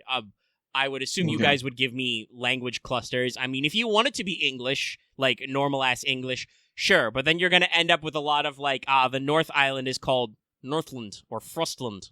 You want me to spice it up? Okay, I have an idea. I have an idea for the southern right island. So the warmer island, the yellow one. Yeah, Stall to Lock. What is you that? You should write that down for me. I will. I don't know. But yeah, you just threw out some fucking sounds. You made some mouth sounds. And where'd you get that from? I don't know. It sounded cool in my mind. So I mean, if we're just throwing listen, you can throw out syllables. That doesn't really help me though. Unless you're double apostropheing it. With 3 parts. Okay, I guess we have a lot of apostrophes then. So I was thinking for names, culturally, the southern island could be kind of Iberian, so Spanish. Okay. Yeah. The middle one could be French and English, and then the northern one could be Scottish and Scandinavian. Okay, I can work with this. Yeah. Is everyone okay with that? Yeah, no, that's probably fine. a good basis. I was gonna just start throwing out fucking words, but if you wanna do that, that sounds good to me. I loaded up some random ones and tried to figure out if I can combine them. Want to share these ones though? The Tossing Isle. Yeah. Fox Castle 8 sounds like a small location, but not an actual whole name. Fox Castle sounds funny for something, yeah, but I like how I know this exact site that Loth is going to. This is the number one thing when you type in any kind of random generator for names. But I like how some of these are normal, because there's not going to be in the visual for this, but there's the Windless Chain, the Penguin Island, the Oyster Isle, and then you've got Twilmeda, Vox Castle, Frangamau Island, Patrol Isles, or the Paterol Isles. You could say Moorridden Archipelago. There's I do like Moorridden Archipelago. That's a nice sound. No, it's Moo-ridden Archipelago. No, okay, sorry. We're thinking of cows there. We think of moors because of other things. Yes, but it could be Boxwick. Sounds like a perfectly normal fucking town name. It's probably is a fucking random town name somewhere. I mean, no, it's probably kludged together from a couple of things. But okay, all right. You've given me some vague name themes that I can work with. Okay, so we can start building proper nouns. I figured that we could come up with the actual names for the continents, but then that way Omega will have a theme to go with for other names from those islands. So Omega can flex his creative juices. It's just a question of how much you guys want to flex your creative juices or not, but it's fine. Names are hard. The Iron Demons probably have their own language. Yeah. Okay. You know what? That's what I'm gonna do. The Iron Demons, their own language. It's a lot of their words are basically a hard sound followed by a soft sound. I'll work on this. Sure. But it's so like how I said rokte. It's you have a hard 3-letter sound, and then it's just usually followed by something. And the 3-letter is basically the intent of the statement followed. Right. I'm gonna work on that later. Iron Demons are my baby now. My baby. Yeah, okay, yeah. All right. Okay, let me find my spot again. Yeah, so, yeah. Oh, right, I don't think I actually put that. That's what I wanted to do. That's the note I was in the middle of writing constantly, was our opinion that gods are distant and, only vaguely work through, like, oracles and the like. If you want to see direct... Sorry. If someone ever comes down and say that they're an avatar of a god, that's when people go like, oh, fuck. Something's horribly wrong. Normal. But, and now just like, if you want to see divine intervention, go to the other side if you can make it. It's like... Yeah, if you can get there. If you can get there, you'll see divine intervention. So, let's see. I'm just picturing people trying to run into the Fae forts like the Area 51 storming event. Yeah. People Naruto running at the Fae. You can start dividing up lands to the houses. It will kill all of them. Figure out, you should know roughly how many houses there are. It's fine. How the High King came to be, what we can start dividing up lands and stuff, including the player's house. We already done that a little bit. We can figure out, who your immediate neighbors are in their lanes, start assigning them traits, begin establishing traits for neighbors and work outward. Obviously, if we want to think about, like, hats for houses, we can work this out. The fighty ones, the money one, the religious one, whatever. Some of this is going to be tied to biomes, but, we can diversify some stuff. If there's no specific requests, like if you don't want to think of another noble house there, or we run out of them before we do all 9, I'll just run with whatever makes sense later. So obviously, and I do note every house will need a name, a form of heraldry. So, what their symbol is, colors, and a motto, because we need to do all these things down. So, like, obviously, this is actually, I think this is in my notes where, like, you guys should know what you guys is. All right, so let's see. I don't know how to say the Southern Island. I don't know, how do you say that? Was that? How did you say that? Celticy? Celticy, okay. Okay. I tossed out a few ideas for... I can go with that. If nobody has any major objections, we can work on this one. Yes. I don't really have a good idea for the big one, so... I can work on it. That's fine. We've got the clusters. So we're looking at... Which features do we need? All right, so we need 9 houses, right? Yes. And like I said, the best idea is to start with your own house and then kind of, like, spiderweb out. So... we know roughly where your territory is, and let me see. Do I have an option for, like, a dotted line? I don't think I do. Because I could, work on, like, territorial borders and stuff, and shade out some of this map some more, and I may be doing that as we muse as well. But, like, let me see. Is there... No, I don't think I can. I can, like, do a marker. I could do, like, a natural pencil. No, hold on. I think natural pencil's a little, like... Is it, like, light? Yeah. Like, that is kind of what I'm thinking the territorial divide on, like, Norlon, our northern island, is. That's a lot of territory. I mean, were you thinking that it would be tripartite in that case then? Because I was talking about it being more like the southern chunk of the island. Where's the... I'm sorry. I guess I was thinking that each of, like, the giants and the iron demons and, like, a human each had a house on there. But I don't actually know if fucking the giants have, like, a fucking noble house. They could just be roughing it in the fucking mountains for all I know. Yeah, I mean, I've been based on the way we've been talking about operating that the each of the houses is part of the, because making sense with the High King, part of the human realm's governance. Yeah. Okay. Yeah. And actually, no, that probably does make sense. And obviously, as usual, not to scale. These borders are not exact. Like, this line I've drawn is probably going to be where the mountain range goes in the end. Mm-hmm. So there's like some breakups. Yep, there. Never mind. Yeah, 2 is fine for Norland. Yeah, we should have the one with the Southern Peninsula. Let's see here. We live in the north. Shit is probably not sunny ever. I think it might be sunny for where we live, but like probably not. I mean, if we're trying to capture where, like, it is more wintry and more latitudinal there, then, like, yeah, summers are short, winters are long, kind of a thing. I really feel like it might be, like, more directly apparent if you go more south or more north on Norlon, at least. Actually, you are applying real-world physics. That's not necessarily how that works. Oh, okay. Like, technically, yes, depending on where the latitudes are, you might see a dramatic shift at, like, the bottom of the peninsula, because, like, that lines up with the top half of this central island. But yeah, there's no guarantee it works exactly like that. Yeah, we could have some wind or jet stream that just goes straight over our land, just brings all the fucking rain and shit. In general, the way I've been thinking about how, as we've described, this northern island of Norlon and your territory, your lands are probably, of your house, are probably made up of glacial valleys and kind of like down plains. So, like you said, got a lot of fertile farmland. If there are a volcano or volcanoes in this mountain range where the Iron Demons live, kind of inside, that's going to mean that there's lots of very fertile land up by the mountains. So, in general, it sounds like your house, and we don't have to put this in terms of points yet, but your house has plenty of food, and it may be, like you said earlier, it seems like a lot, it's a lot of land. Maybe you need all that land to feed yourselves. Also, yeah, you got a lot of ports and stuff as well. A lot of seacoast. Also possible with it being a lot of valleys and stuff. A lot of it could just be that's way too steep to do anything with. That does. Well, we made something out of it. But yeah, I made our fortune. Name, heraldry. Yeah, I'm looking up names now. I'm thinking about the other stuff. So let's see. Sorry, I did step away. Did we decide on what we're good at? We're working on that a little. You brought up food is kind of the general thing that I think we decided upon. So I guess we also, and obviously, like you said, we've established that this whatever form this house takes is you have a working relationship with the Iron Demons.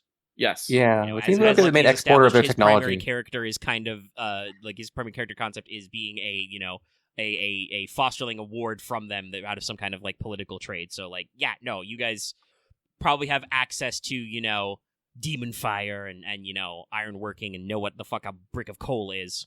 We probably actually have heaters and probably have heaters and actual engines and shit. So do we want to say so can there be a demon run an iron demon run? Sorry, a iron demon run house? Could we could we be the human one and then the second one be the demon one? Or are we trying to stick to just human houses? I mean, I think the demons are there before the houses are made. It's separate. Right, axes leaning separate. Like I said, I was going to say that's what Omega said earlier. I have been operating, and I think for the most part, the note taking has been that, like I said, the houses are the human ones. They are technically separate from the supernatural forces. But so we have then we probably have just iron demons in our land, then in our house. Okay. All right. There's probably one iron demon that's probably able to get in succession. That is a really good pun. I think I will have to go with that. The straight up French word for middle is milieu. Milieu? As in the milieu. And I'm just that's good. That's good. All right, so it's a human house. Don't need that extra S there. In the north, surrounded by. Question. What would then? Sorry, go like you. No, I'm just musing to myself. Go. Okay, then the question is what would you call a person from these lands? Then what would be would it be I guess the would it be the adjective word for a person from this land? The easiest one, northerner. Yeah, I mean, I don't actually know how that question solves anything. I was thinking from Malou or so it'd be the Malou word for northerner. Huh. Well, I mean, we have not gotten into how many different languages there are, so don't fucking at me on that one yet. But there's a common. Listen, Axe, no, you're focusing on something else. I don't care about that anymore. The islands have names. It's good. Unless you guys want to fight me over milieu or whatever. I'm not fighting you over that. No, I'm trying to think about house that is a pocket lint question that doesn't matter right now. It might be nice to solidify these things later, but our primary thing is, we're carving up territories and working on, neighbors and sectionals and stuff like that. So the main thing is time to start populating houses and work on your relationships from there. So obviously the easiest, I say the easiest should be to start with yourselves and work on establishing, where you guys are, which we've got pretty good, who are your immediate neighbors, those guys over there, and, kind of what your traits, your hat, what you do in the, the kingdom do and what all. From our backstory, It does kind of, sorry, go for it. Sorry, let us be the House of Logi. Logi. Okay. Logi? Yeah. The Old Norse name Logi is generally translated as fire, flame, or blaze. It is also used in poetry as a synonym for sword/blade. All right. Okay. House of Logi. And our house motto shall be keep the fire bright. That's good. Anybody? I propose. Okay. I propose our colors then to be what, orange and gray, Orange and gray.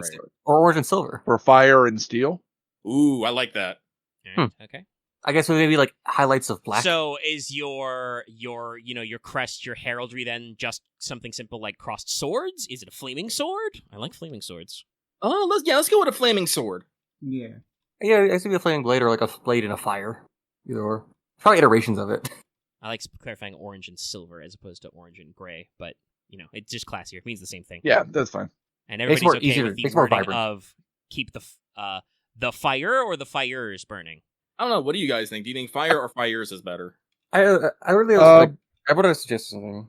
I would say what- fires because we do have a close relation with the Iron Demons, so we want both our fires to stay burning. Yeah, keep the fires We're, burning. I don't know why, but my mind is like keep the fire sharp. I don't know if that's a bad thing or No, not. I like burning. Technically, Yeah, like you burning. said, what I think is better is bright, actually. Oh, bright. Yes. Keep the fires bright. Because yes. that also works for steel as well. Yes. Metal Right, that is Because bright and harsh I and was easy trying to go for a multi-layered one there. House Logi, it's Sigil much of better. Flaming Sword. Fields of orange and silver. Keep the fires bright. Okay, all right. So, that can already suggest kind of like, what you guys are about. Keeping the fires going, as it were. What you're good at. Probably like, not necessarily fighting stuff, but, you've got a fairly sizable bit of territory. The farming is important. That probably means you got to deal with monsters pretty lickety-split. We probably have riflemen, probably. You probably do. Yeah, you guys are next to the Iron Demon, so yes, probably. Like you working on that. We have kind of established that like open warfare is not really like rewarded or pushed by the High King. So like maybe you guys are thought of as a little bit of the oddballs up north. Yeah, I can see that. Well, We've had the actually change had to an live idea with the Jotun. revolving around the other house that will be up there too. I think they might be a little more adept at monster hunting, but there's definitely probably a rivalry for who catches bags the biggest. Yeah. Well, I think while we're not averse to flying, our focus is more on getting the food grown and making sure everyone is fed, and that the infrastructure keeps working. We must keep the fires bright. We must keep industry. We going. must keep the fires bright. The hearth at home. So I think I think while we we do have a close percentage with Iron Demons, we are a little bit out of the way. So I think do think that our people are more martial in general.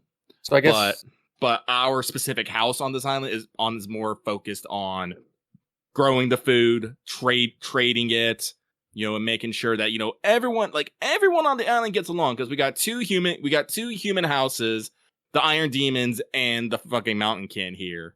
So it's a little, and like I said, we're not the biggest island, so sometimes maybe people feel a little cramped. Yeah. honestly, then I feel Again, like with our two, really quick, just to say that, with the way our two, non-human races are established is that they do kind of like have their own territory and their own place to be. The Mountain Kin do like it up in the mountains, so there's some land sharing there. But yes, there are probably disagreements as well. What were you going to say? I was thinking of our neighboring houses, like maybe not the main monster house, but it's probably known for being about survival and like trekking into the mountains and like finding things, and maybe just I guess more about adventure and discovery instead of just industry.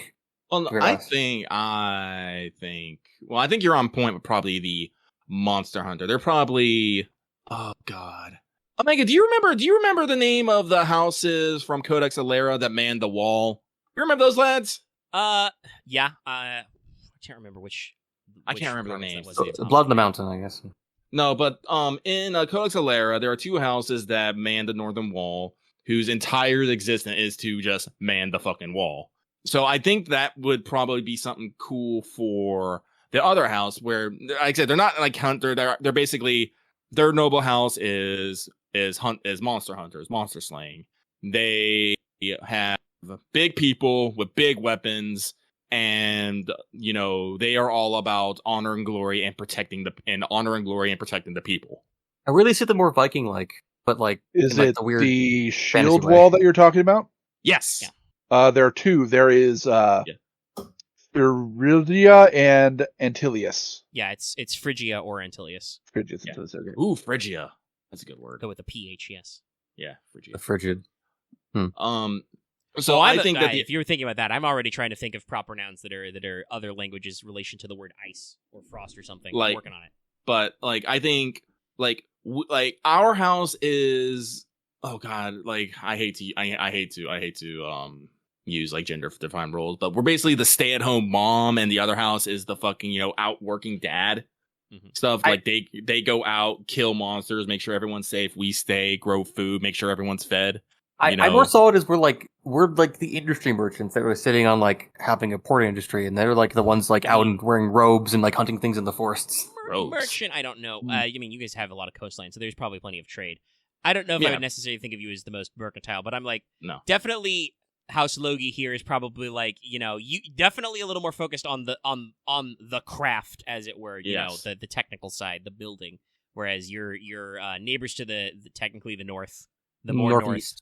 They probably have a big complex about being more north than you. They probably are more into being cold. Up north. We're both up north. We're as north as it gets. Will you actually get sun? That's not yes, but you're the northeast. That's not a word. How dare you?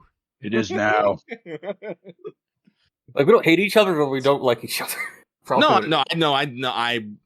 We are fucking neighbors. I think we do like each other. Just because we like each other doesn't mean we don't fucking rib each other, though. True. If we don't want to like people on the middle or the desert island, that's completely fine. But I do not want to have a bad relationship with our immediate neighbors. That is fair. It's probably just good world build there. We probably have traditions where we probably have hunts with the hunt challenges, I guess, to just show they're to prove that they're better than us, I guess. Yeah, it's kind of what I mentioned. Yeah, like I said, they know they're complete badasses and aren't afraid to brag about it. But then we call them the northeast northerners, and they get now. See here, you little shit. Now see here, and then we go to a drinking out the table. Yeah, it's we say the same story 3 times. We need to have frost wine. Sure. Special giant wine. Well, like I said, I know we're growing crops, but I feel like we should have local specials, and I want frost wine. Maybe there's special fantasy crops that only grow in cold ground. Could be.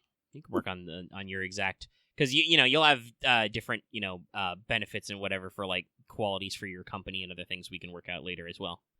Let's go. Yeah, I think this is the one I like better. House. Technically, the word I think is but it's pronounced. I'll spell it in the doc so we can say that egg. So if you guys are fire, they're ice. Ooh, yes, perfect. What is their sigil like then? Let's go with blue and black. Okay. With I think their sigil will be a frost-crested shield. You want to go with a shield? I think a shield's good. Okay. A frost-crested shield, maybe a gun, but maybe that's a later iteration. Let's leave the gun. This would be old, so it would be shield works. And obviously, you guys don't. If you have a motto, you can fire that off, but I can fill it in later. I was mostly necessary for you guys to develop your own house's bits. I know, but I said there are neighbors. Let's see. If we're keep the fires bright, let's see here. I have an idea. Yeah. What is it? Sturdy as the frozen waste. I'm nodding. That's all right. That's all right. I think we can do a little bit better, but let me see. There's probably refine in there. Let's see. I think we should probably keep frozen in there, definitely. Yeah. It's definitely the right direction. I mean, I like sturdy as well. It's the right direction, but there probably is a little rounder way of going. Yeah, I'm thinking it as well right now. Hey, mountain eye? Like what you say, it's I know there's something better, but not much better. You're in frozen. It said frozen waste. Fjords? No, maybe get rid of waste. I don't know. Not waste. Working on valley, waste might be the valley, right mountain. I mean, strong as the frozen mountain is pretty good. It's a motto though, so I feel like it's something that we should say to ourselves when we say it. So it's that is generally how mottos in Game of Thrones go. By the way, you guys are one of the North houses. You've done it to yourself. If just be careful you start talking about the North remembers, y'all. That's our neighbors actually. These are things. If you want to start a chant for King of the North, you can do that though. Fuck it, Soros. I need to see this. Let's see here. Keep the fires bright. Sturdy as the frozen sky? No. Skies aren't sturdy. No. If it wanted to be cold as the frozen sky, that would be it. Sturdy as the frozen earth? Wait, if it's a shield... So we're using a shield. We're using ice. Ice, shield, frozen, blocking. You just be sturdy as the tundra. Tundra is good. Because that implies the frozen. I feel like sturdy as the permafrost is way too nerdy. How about unyielding as the tundra? Unyielding as the tundra, okay. But what was your idea? Dumb one. Not. I guess you can argue if it is a motto or not, but stalwart frozen foundations. There's like a motto for like a company they made. Yeah, that sounds like you say something in the. But unyielding as the tundra, I think. Yeah, like you said, this would be something that like they sign their official documents with and like is on their big banners to themselves, and something they probably say to each other, in front of a fireplace as they, manly grip each other's forearms. Unyielding as the tundra. Unyielding as the tundra. Keep the fires bright. Yeah, I can see that being like a title potentially for up there, like Commander of the Frozen Foundations or something like that. Things whispered amongst close friends. Why is that? I think unyielding as the tundra is the best I'm gonna get. So if anyone has anything better, I think that's good. Because ours is a little bit more flowy and poetic, but theirs is House Eek is a little bit more just, which I think probably fits their nature better. I mean, they are because they have that whole like northern barrier section, which may end up being called the Northern Shield. I'll figure out like other geometry names and stuff later. But like, if there are frost giants, ice calamities, whatever, that is where they come from. Is from them icy waters up there. So they actually, I could see it. I could see a thing of we're friends with the demons. They're more friends with the giants if there's some that are agreeable. Well, I think they said to be. We said the Mountain Kin are like. They're they're intelligent, they're skillful, they have ways. It's just that to outsiders, from people not from up north, they're weird and tall. And like I'm pretty sure that House E, like I think there's some giant kid in there. Wait, no. I think we, the Flaming Sword, have a good relationship with the demons. House E has a good relationship with the Mountain Kin. Yeah, and it's like we all kind of get along, but each race is particularly close with another house. And that's probably where they and they probably like live, like the majority live in, the bulk of that land. I think that's what I think. Yeah, I'm sure that area up there at the border probably isn't actually occupied by either house, but that's just where the Mountain Kin live. Yeah, it's mountains. We really can't settle there, but the Mountain Kin could live on top, and the demons could probably live inside. Probably, I don't know. They like the constant heat. All right. Yeah. All right. So. Yes, I've got my pencil brush. Okay, so let's go slicing out some more lines. All right, so we're at 2 out of 9. Yay. How many did we say we had a Schenkel Milia up into? We had 9. 3 or 4. Well, we can make the big island its own, I think.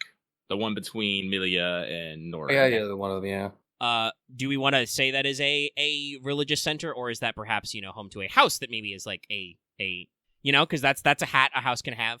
Honestly, I was thinking it could be like the house of like records, and I guess try to be a neutral party. Their whole thing. Mm-hmm. Well, what do you mean neutral? As like this would be like if there was a big summit between all the houses, that would be there. Oh, neutral ground. Okay. Yeah, so like they're like the house of record, so like they keep track of it. I feel that. I personally feel that any medium houses would be in the High King's place, right? Fair. Right. And that's why I just remembered I got pulled off from this something. What I was going to say was that, like, it seems like, in general, what your kind of, like, house hats is going to be more about, like, terrain, general geography, and placement, and maybe your relationships with the non-humans, with the allied tribes, because the way we've set it up right now is that the office, the position of the High King, well, not, like, unbroken, has stayed relatively within the same family throughout all of your realm's history.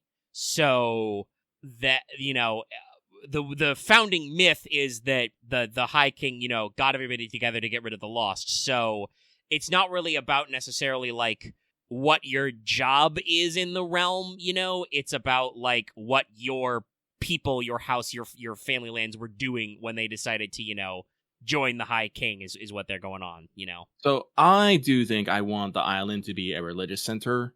I think I want that island to have well, for lack of a better term, basically a holy site, a like a landmark or something that, is proof of, the gods' intervention on this world. And there is a house that is basically tasked with, like, they can still be like record keepers and stuff and historians and stuff, theologists and whatnot.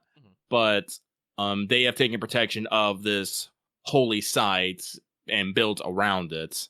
Oh, I have an idea. Oh, what's it? That island has, when it was first discovered, there was supposedly like throne of the gods there. They were empty, but there's supposedly just an ancient built throne of like 13 seats that we've built around. I did already use the 13 thrones as a metaphorical concept. Yeah, that could be because they, according to our backstory, the gods brought all the humans here to be like, hey, sorry. So if this was kind of like where they were chilling, that could work. Maybe there could be like they think they were. We don't know. Like a kind of like a flat-topped mountain in the center of the island. And that's where the thrones are. Yeah, I think it works. So like, there's a one mountain. So they built basically. So yeah, chapel around it. Yeah, a chapel. Like there's a cathedral city at the base of the mountain, and there's a pilgrimage up there. But it's run by a specific noble house who would be very religiously inclined, probably, and some more of historians, I can't pronounce it. Theologians, yes. Theologians. That's why I can't pick it up. Theologians. So historians, theologians, scribes, record keepers, bookmakers, Is it too on the nose to call the island just Tron, as in the French word for throne? I'm fine with that. That's fine. Throne. So there's a little like amber, a carrot or whatever on the O, but yeah. Okay, all right. So these guys are technically House Logi's other neighbors, this third house. They are, as we described, they are custodians of these sacred lands, keeper of important records, probably, managers and followers of, various religious texts you've got going on. Mm-hmm. They're probably really big specifically into just the as yet unnamed human god. Yep. Whatever he's about, because they don't have it. It doesn't sound like they've got any non-humans directly on their island. No. They recognize the full 13, but they are completely of the opinion that the human god is, the head honcho, and everyone else is just kind of subordinates. Yeah. They have to support that there are 13 thrones, so they can't say they don't exist. Yeah. They just, I guess Cathedral's just a human god, though. It's like the fucking round table. It's like, yeah, no, everyone's equal at it, but everyone knows who's actually in charge. Yeah. Man with the crown. Man with the crown. Let's see. If we're going with the French here, let's see what French words I can come up with here. French. French word for faith is foi. Pronounce that. House foi. Let's see. Prayer is. Wait, actually, how do you say it? Pierre? Or prière? I'm gonna butcher this every day. It's okay. We can, if you write it down for me, we can say it however we like. Truth is verite. That's a good one, yeah. Sounds close to veritas. Well, yeah, I mean, veritas is Latin and French is a Romance language. Let's see. House verite. I mean, they could also, we said that English is acceptable. They could just be house verity. That's just a fancy way in English of saying truth. Yeah, I think that'd be okay because it's not on the main island. It's they're kind of in the middle between us, so there might be some linguistic drift, yeah. Yeah. So, house verity. For colors, like looking at it, you guys are orange, and then obviously, you went kind of the complementary, the opposite level. So, Aich is blue. If these guys are kind of like, not necessarily like, the opposites per se, but are kind of like adjacent, that would probably be like either a green or a red base. Because I think yellow's red. A little close. Red? I think red. I think red. Red and gold. That would be very ostentatious and religious, yes, if it was Field of Red and Gold. Yeah. Might be red and white. No, I want to save white, I think. Okay. Yeah. I mean, I think both Like, really good, white would be, gold. I think, of the High King's house, or the castle. We will work out some other stuff as well. All right. Yeah. So, Field of Red But and Gold, so yeah, they need a sigil and then a motto. And again, like I said, you guys don't have to hit with a motto. I think can their sigils be like 13 stars? Yeah. That's perfectly good. Star symbols are known in I know it. There's 12 red ones and one gold one. Yeah, I'm about to say like one of the stars is definitely bigger than the other. Yes, absolutely. It's 1 star is big, and then there's like 6 stars around it. Yeah, okay. And then there's probably then, like, I guess, thinner ones, but yeah. For a motto, I feel like it should be something like "Look unto divinity" or something. Bask in the light of the first. The stars guide all. I like that one. Stars Guide all. That's pretty good, yeah. Yay! One of my suggestions that's been accepted. Yeah. Okay, Dobby is free. You've always been here.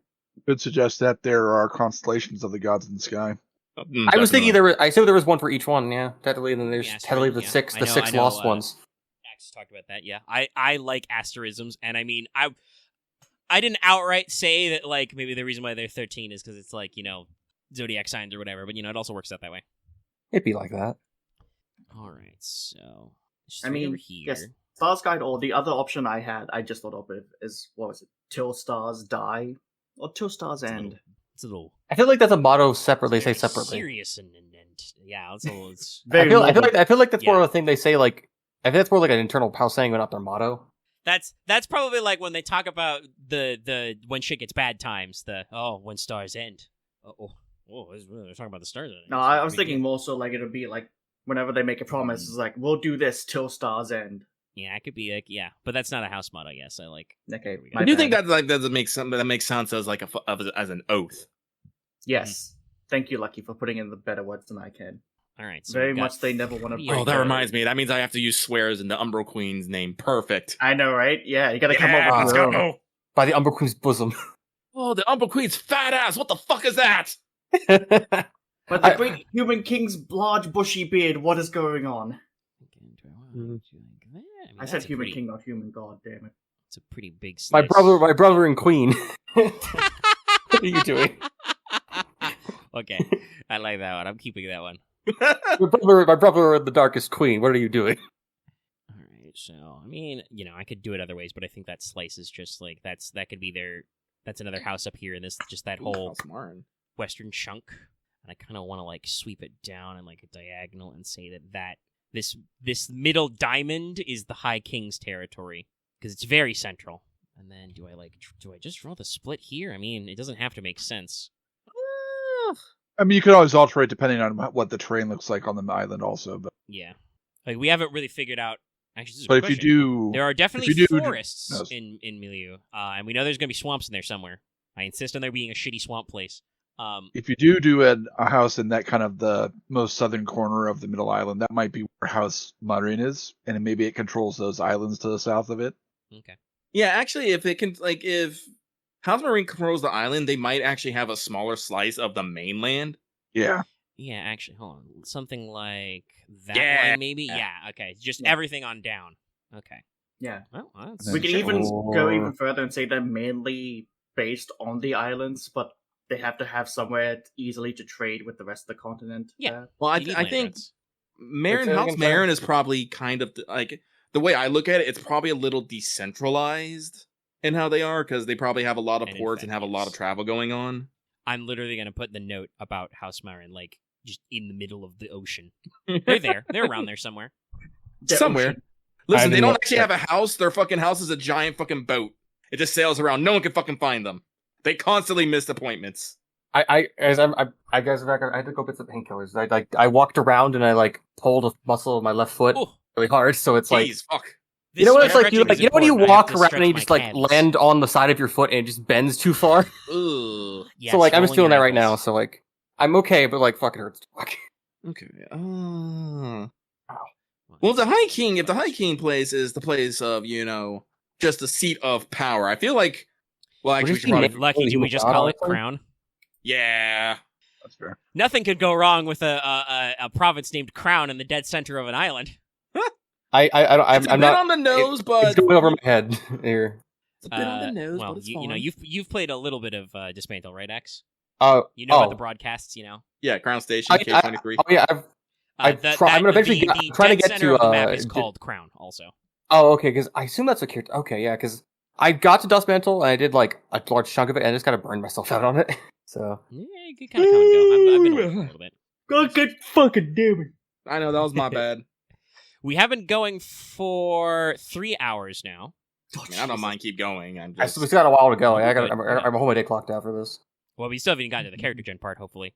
True. I know, right? I can pick it up if people need a little more speed, but yeah, we're just slamming stuff out. I mean, personally, I don't mind. I am just vegetating, doing little shit here and there, and talking when I have an idea. So, well, again, I guess I should mention my superpower is endurance. I can just keep going. I really don't. I'm ready to keep going because it's like I was expecting this to take a while. I expected like 5 hours at least for this. But so House Marin. I'm sorry. My immediate thought. I'm sorry. It's Maelstrom to the sea swallows all. That was my first fucking thought. Damn you, Admiral. Damn you. So damn you, Sakechi song. Hey, that was the fun fact. That was the daily that I had to do before we all got. I got Daily Trials Maelstrom hard, luckily, so nobody got eaten into the ocean. Woo. Let's see. Here. But House Marin, sigil of. Well, waves, definitely boats. Fish. Maybe a wing. I mean, maybe a harpoon. Listen, we can go mythological here. Don't forget, there's a lot of these. They could have a hippocampus. Serpent. I was actually about to say, giant sea serpent. Yeah, let's go with sea serpent. Okay. Also, I feel like maybe they have a relationship with like the sea folk. They probably do. Probably have actually like a healthy relationship with the sea folk. Yeah, makes sense. Like I said, they're also probably a little piratical in there. They probably are not cracked. They probably did not crack down as piracy. They probably don't have a good land to sustain themselves. Good old patron deity of House Marin. No. They're not pirates. They're privateers. Yeah, they got a king's letter and everything. Fair enough. It's just supposedly that's only for killing. By the way, it's just field of sea green. You know, it's already going to be that kind of blue green blend. Yeah. Okay, now I have a dumb question. It's like, will there ever be like ghost ships? Like actual ghosts or something? I mean, we haven't actually discussed like the finer points of like an afterlife. And not that we need to, unless your characters are super concerned about that. No, I was just curious. That's like a main thing. Like that's we what know like that there's the whole monsters. pirate. I feel like that's a later thing to worry about. I think that undead things can exist, but it's not undead. It's basically the effect of a curse, and that curse can affect living and inanimate things. So if a curse affects a ship, it can become some sort of curse ship, which is like some sort of ghost ship. You could be cursed just never be able to die. Truly, I guess something. Like I said, there's something we can work around. I'm trying to think of a motto here. House Marin. For the Field of Green, maybe it also has that scale pattern. Ooh, scale. Mm-hmm. Let's see. Oh, I know. It's all the ocean's bounty. Ooh, all the ocean's bounty. That is pretty good. I don't got anything better. Yeah. Because to their mind, it's like everything in the ocean belongs to us or will belong to us. But that's it, dude. House Marin built the best boats, has a lot of trade. You guys probably have relations with them. I have a contract of one of their like shipping routes. You work with them, but that also probably not necessarily, the nicest, because you guys have a lot of coastline. Yeah. We're probably competitors when it comes to trading in like the Southwest Isle. Our trade routes probably don't go. Honestly, because of the competition with House Marin, our trade lines probably don't go. Seaworths probably don't go past Crown, honestly. I mean, yeah, I guess the worst part is like, I think the only thing is probably we have the only route that probably goes to like the Southwest Isles, just because it's probably too far from Marin to do conveniently. Like we probably have to sell goods in either Throne, the unnamed one, and Crown, because House Marin probably sails Crown, their area, around the desert, and probably almost to the northern. To the we name the Southwest Isles now, actually. Yeah, have you? I was just thinking about that. You suggested, I think, like the Shattered Cauldron earlier, or something along those lines. I do like that one because, by the way, in my mind, that evokes that even though I know it's all the same color, that the ocean in the middle of this island formation is much deeper than normal. Just because I like that. It's where one of the calamities strikes a great spear of light from the heavens. Oh, that'd be great. It's like, this used to be a mountain here, but now it's only just an abyss. But yeah, let's go with the Shattered Cauldron. I like it. It's probably like extra weird because the calamity was like still kind of somewhere maybe in there.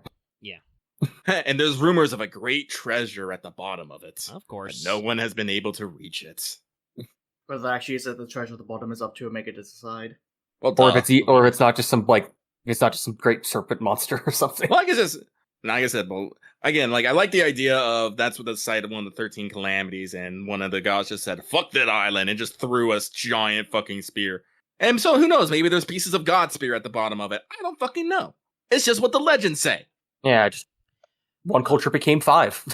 and now they, I guess, reformed after making. If there are people living on the Shatter, like, would you say those are more like tribal people? I would say that they're tribal and mystical kind of people, probably, because they're probably like deeply affected by a calamity. Yeah, they're kind of doing their own little thing, and that's okay to have outliers. By the way, I don't know if it's the exact translation, but I'm thinking of this for that archipelago of islands above Celtici, which is kind of, we've said, where the lizardmen and the jungles are. This is apparently one possible way to translate lizard into Spanish. Lagartia. So lizardmen invented guitar. Got it. The Lagarita chain. I guess would it be like the chain, the Lagarita chain? I'm ready for lizardmen parts. Let's go. Let's see. It's like the Lagartia chain, or I guess. Nah, we could just call it Lagartia. No. Okay, yeah. And I guess each different island probably has its own small town name. Everyone has separate, its own individual names. It's just that's kind of what we're going for. Do they have a house there? Or no. The continent? No, I don't think there's a house in those islands. Because remember, we're only at 9 houses, so we've got 1, 2, 3, 4, and then probably 5 and 6 on Milio, and then 7, 8, 9 in Salici? Yeah, it could be 7. I mean, it could be. Or would 9 be crown? I'm not sure. That's if you, depending on how you guys want to handle it. Do we want to count, Hot Roy, the crown house, as the 9th house? I'm not sure. Or are there 9 houses below the High King? Because technically that does give us room to put another on in charge anyway of Lagartia. I mean, Milu, you could probably totally put one like left of crown, right of crown, and then below the one on the right of crown. I mean, yeah, we could do also like a band here as well. Yeah, depends on how we want to handle it. I'm kind of thinking that there's this. I mean, I know I drew it randomly, but there's kind of a straight line here. I'm kind of picturing that there might be a snippet of some lower, northern mountains along. I also could see some probably of like the fallen, like some of the fallen like houses are probably somewhere within Milu. Oh, that's probably definitely true. It's probably like 2 or 3 of the fallen houses are probably in Milu, so it's probably like a big thing. Yeah, there should be some wiggle space. Probably one, I guess, in Salici, but yeah. Work on that more as we get there. I kind of like the idea of like the triangle thing of like in Salici, but I'm not sure. Like I'm thinking of random. I'm thinking of like I'm really thinking triangle strategy for no reason. Might be able to make that work. Let's see. I was just looking at this. Aren says Foretti for the northwest. So that would be those opposite the whatever that strait or channel is called. Yeah, I figure there might be kind of some maybe low mountains in that area and a lot of forests, so maybe they're heavy into lumber. Mm. They're probably the ones associated with the forest fae the most. Everybody all right with House Foretti? I guess the house of shamans and mystics and I guess oracles. I have nothing to add. Well, yeah. So, like I said, it sounds like we're more culture than role based. So, Foretti is for low mountains, lots of forests, working on lumber, wood construction. Probably associated, like I said, with the forest fae. They probably have a little bit of the changing blood in there and stuff like that. Got some druids in there. Yeah. Like I said, there's probably going to be more also. Aren posting the classic. Yep. They probably have. I was thinking about it. I was like, no, I'm not going to do it. But Aren did it anyway. I was using the dumb thing of or not the dumb thing, but I was using the thing of most houses probably have a role for a magic user. Like there is probably like a court or like a house position of being like the designated person that does magic or at least knows magic or knows about it. I don't know if I personally don't think magic should be so restricted to like singular people. But yeah.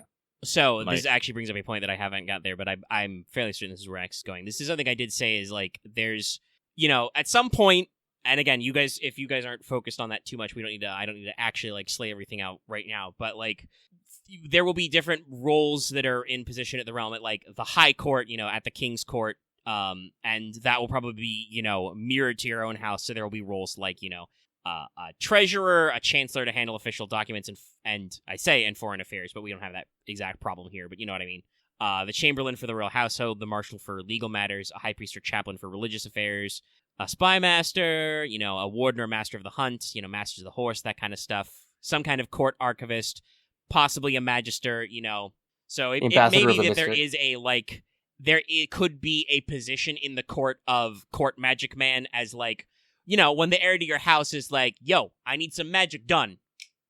Your magister is like, my lord. Or I guess even the people doesn't get to like some more commune with like the complexities mystic there, side of things. Yeah. I mean, we have monsters and stuff out there, so you probably will have somebody in that kind of position. If just have an expert. If a member of House Marin is not like always, the master of sail, especially as we've established that Crown has coastlines, so they definitely have like the capital's probably a big spicy port city. They also probably do have a sea witch somewhere in there. I mean, something like that maybe. We can work on exactly how that works out, but like there is probably a high court position of the master of sail, and House Marin is always in that fucking position, even though you guys have just as much coastline as they do. Mm-hmm. I'm thinking in future plot lines here.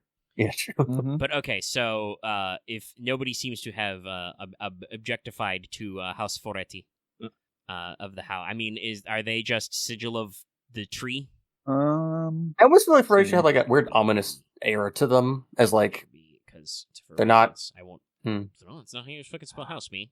Maybe they would be, kind of more like instead of like a pine tree, more like a tree that has stuff hanging from it. Now, are they? Is it fruit hanging from it? Is it nooses? Is it skulls? Who knows? Okay. A tree of many things. Tree of life and a tree of death. Where does the cycle that be? Sigil of the fruit-bearing tree. What are the fruits? I don't fucking know. It's meant something different every generation. Okay, I mean, could do green and yellow. That's a pretty common floral color. Does green? I mean, we could go green and dark green. Yeah, it could be a forest green. Does green and pink work? Hold on. I mean, yes, actually, magenta is kind of opposite of green. They could be green and pink. They're all like that slight pastel fey color. Yeah. Oh, it means they also probably always have a position that is just someone as a fey-blooded member of the family. You don't know. Now we don't know. Listen, families, there's a lot to them. Fey-blooded? Yeah. What's that? Yeah. Oh, cool. Like fucking the fairies? Who does that? Well, maybe we fuck fairies, but it doesn't mean we're going to beget any children by them. Fair. They probably don't. At least none that they would return to us. Yeah, they probably stay in the. They probably stay in the other world. Listen, this is good. I know a thing or two about fairy stories. You best start believing in fairy stories. You're in. This is what happens when I'm quiet all the time, but I'm talking all the time. Yeah, no, because I'm fucking fired up. Yep. Wait, Lucky, just so you know, Sorcerer Wizards to me is more of like education, like actual like magic schools to me. Yeah, I know, but that's the thing. You have been focusing almost wholly on pagan and druidic sort of disciplines and mindsets this entire time. Okay, we started. Not really. Because I didn't think there. I mean, I guess we could do magic schools. I don't.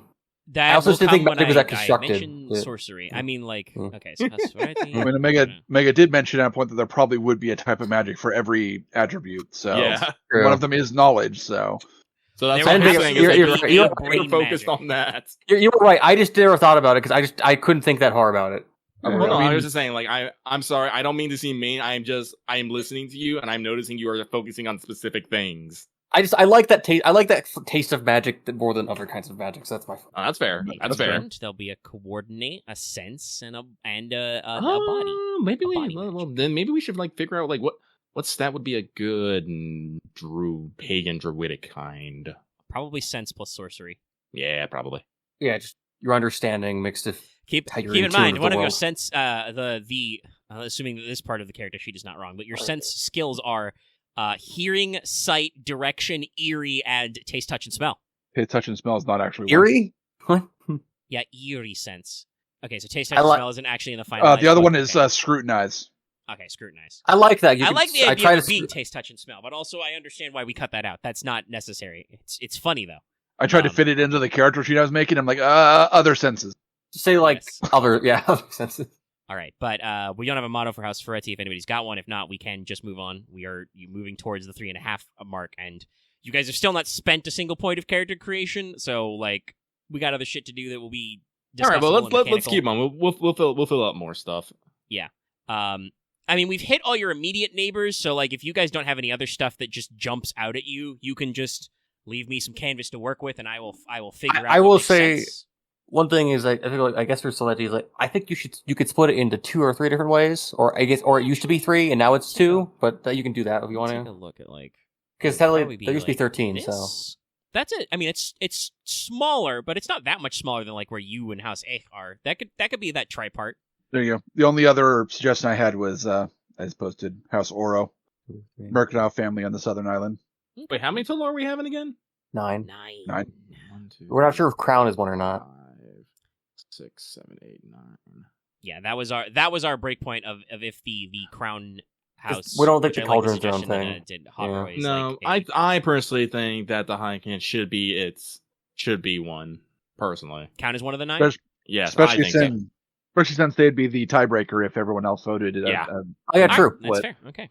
Also, then I guess then you can make it so that he used to be 3, but now we're 2. Or I guess Milu still does 1 there or 2, whatever. You have you for him. 4, 5, 6, 7, 8, 9. Yeah, I mean we can drop 1 from Soul TC. Maybe there used to be 3 because there are 4 fallen. Yeah, we can work that out. Where would that? Also, it's desert. You're gonna need a lot of land to get your fucking resources. True. Yep. You can try to do your best with river agriculture. Actually, I guess. Do we want more of a north-south split or an east-west split in the I island? prefer the north-south split personally. Okay, let's do that one then. All right, and then so, in that case, what Aaron's suggesting House Oro for a more mercantile house along one of those coasts. Is that on the kind of the northern tip that's kind of like parallel with where Marin and our as yet unnamed third house on Milieu is? Yeah, probably possibly northern. Lizardman. Okay. I kind of imagine maybe the most southern house is probably kind of more militant to defend against whatever might come from the mainland. Yeah, that probably makes sense. I mean, I don't know why, but the term sand guard came to mind for me. I don't know why. I mean, it's a little on the nose, especially Yeah. they wouldn't have not that. Sorry, I'm thinking about a thing. I'm like they could just be House of Spada. House of the Blade. That's fine. I mean, literally, House Oro is House Gold. Yes. Spada. Get some lightning in there. That's a reference you won't get. That's a 5%er. It's fine. Okay, House Oro. Any thoughts, anybody, on sigils and colors for House Oro? Aaron, anything you think they do? I mean, I said they're a mercantile house, so like where Marion deals with trade, House Oro deals with Coin. Coin. Okay, So probably at least one of the okay. colors would be yellow. Oh, okay. So it's allegedly split between blood and gold, essentially. And maybe their symbol would be merchant scales. Ooh, Scales and gold, Symbol yeah. of scales. Yeah. And Celestia actually, I guess, the most surely militant because they have this entire culture based around if the lost come back. Yeah, sorry, there's a loud car outside. Also, I'm leaned all the way back in this chair because I mean, Oro could be... Lucky, you said you were thinking of holding white for something. Was that for the High King's house? Yes. Okay. I What's agree the other there. color that goes with white? Or are they pure field of white? I think pure field of white. All right. Sigil of the Dragon, obviously. Yep. Maybe the dragon's wearing a crown. Do we need to give it a name, or do we just call it the House of the High King? I'm fairly certain that's what Aaron called it with this Hot Roy idea he had a while ago. Or proposed with Oh, Hot my Roy. bad. Because it's like Yeah, it Hot was just- Couture, but it's just High King, yeah. Yeah, French for hiking. All right. Okay. Let's see. Sigil of the Scales, Field of Yellow. Fucking complementary colors. Yeah, yellow is technically like dark blue. I mean, they could just be yellow and dark blue. Maybe a couple like vertical lines. Nope, not tetradic, triadic colors. Yeah, it's either that or maybe a little bit of a violet. Field of yellow and dark blue. Common for the thing. I'm putting forward the idea: House of Spada, Sigil of the Lightning Bolt. Yeah, I was going to suggest a lightning bulb. Mm-hmm. Actually, can you guys hear me from back here? Yeah. Yeah, you sound fine. Okay, good. As long as that bird doesn't return. I like bird though.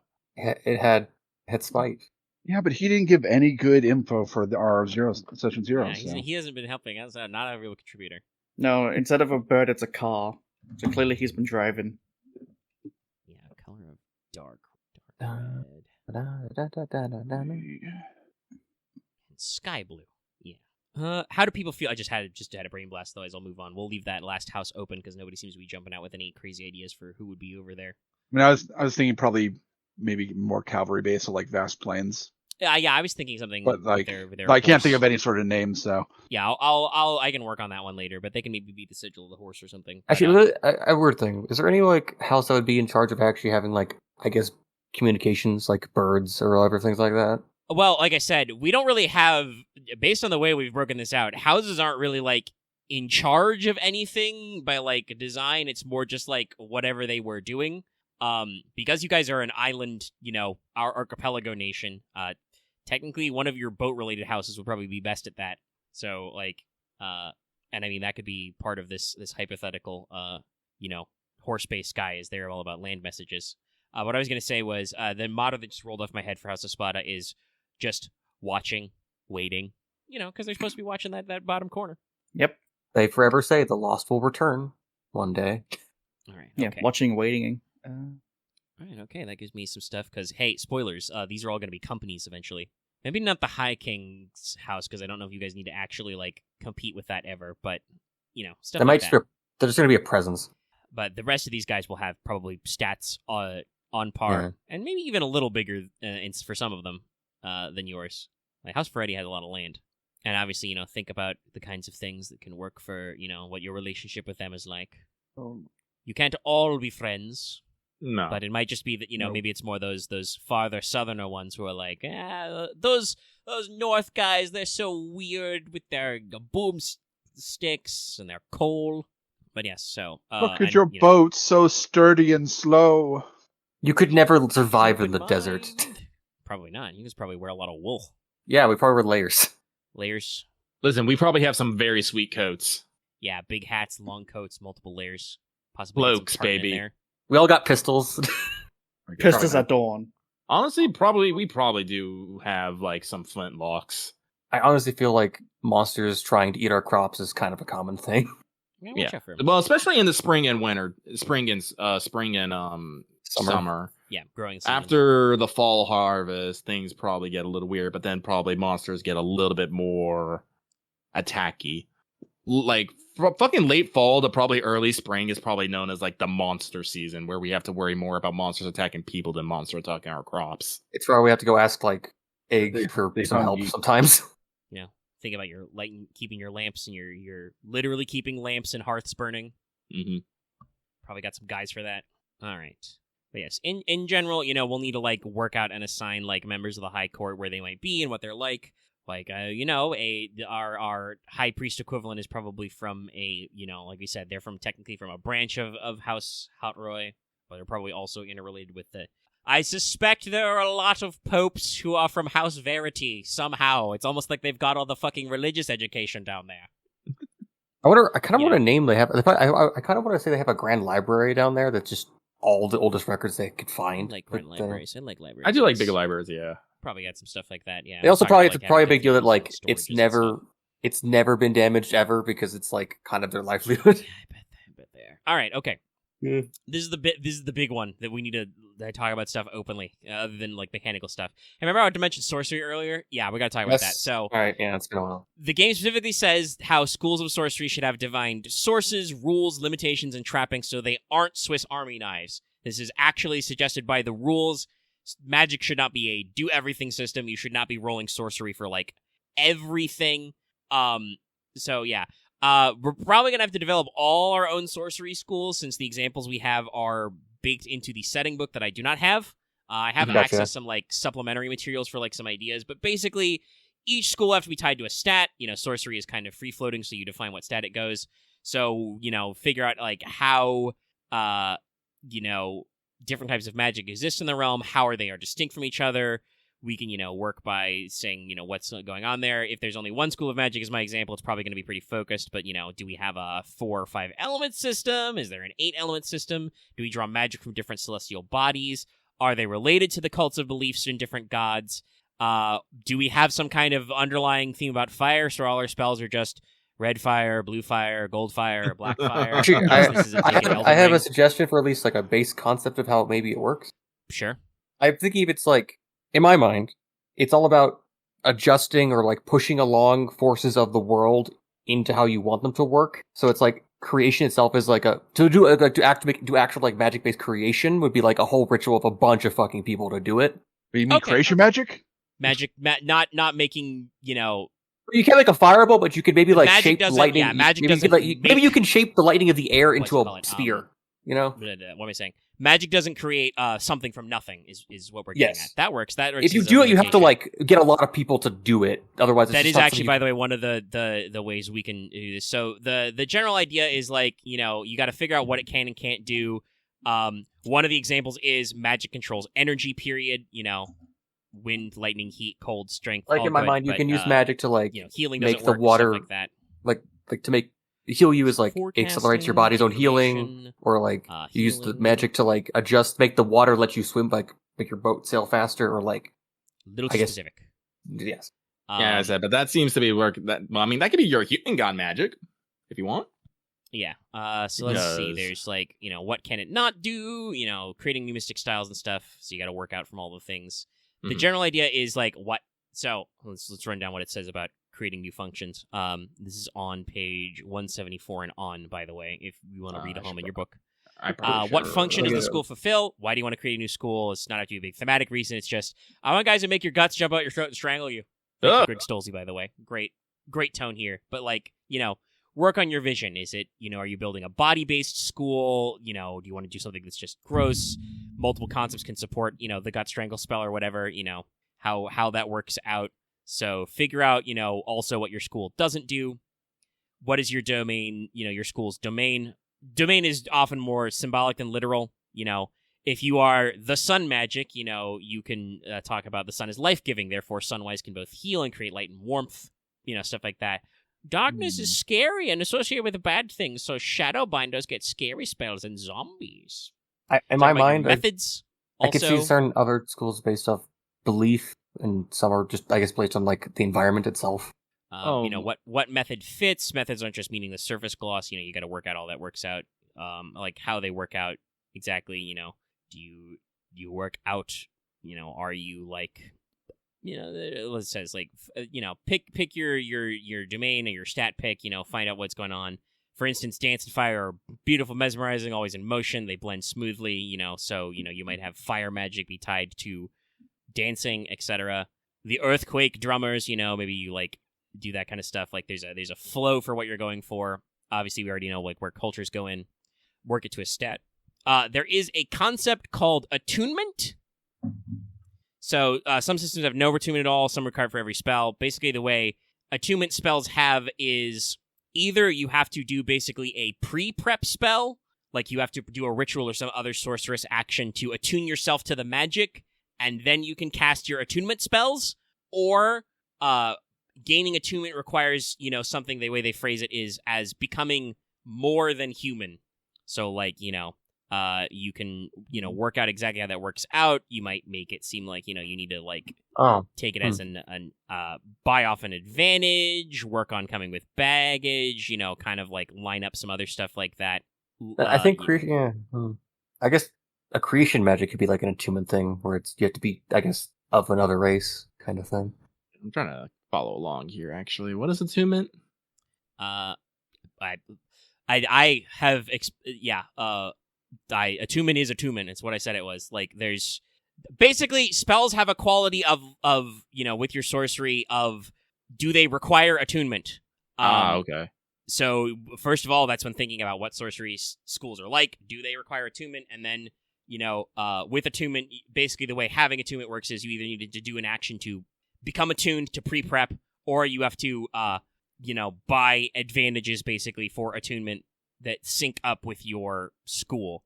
And those are basically becoming attuned means that there is something about you that is you know, more than human. Okay.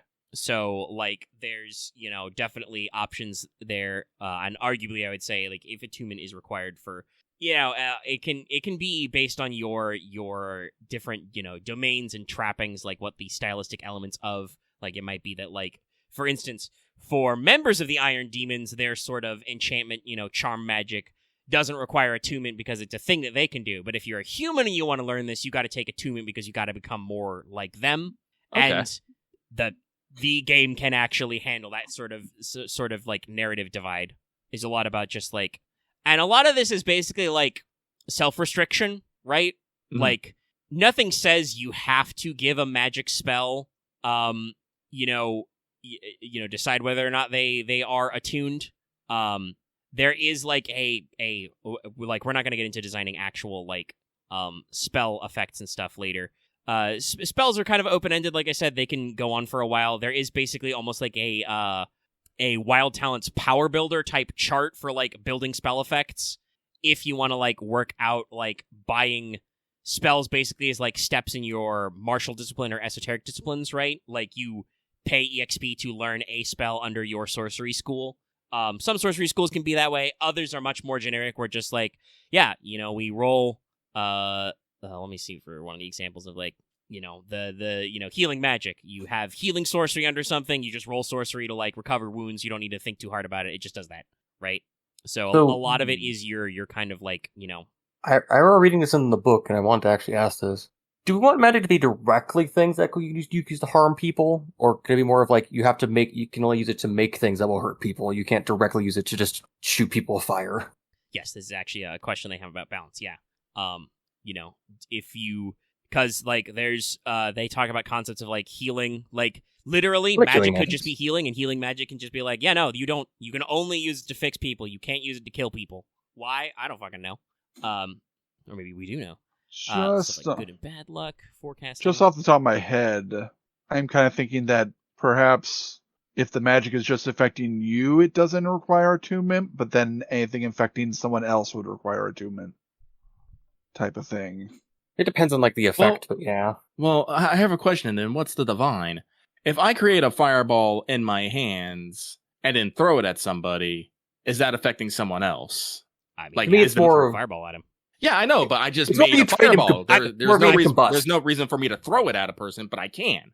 I could just use that fireball as light. So technically, remember, we're talking about one roll engine. This is like, it's the difference between like a self-targeting miracle and a like ranged miracle. True enough. The way the game calculates like stats and stuff and where it might go, is it will like actually be like, oh yeah, Wit and shock is no additional cost to learn, but Wit and killing is plus, like, it will. Okay.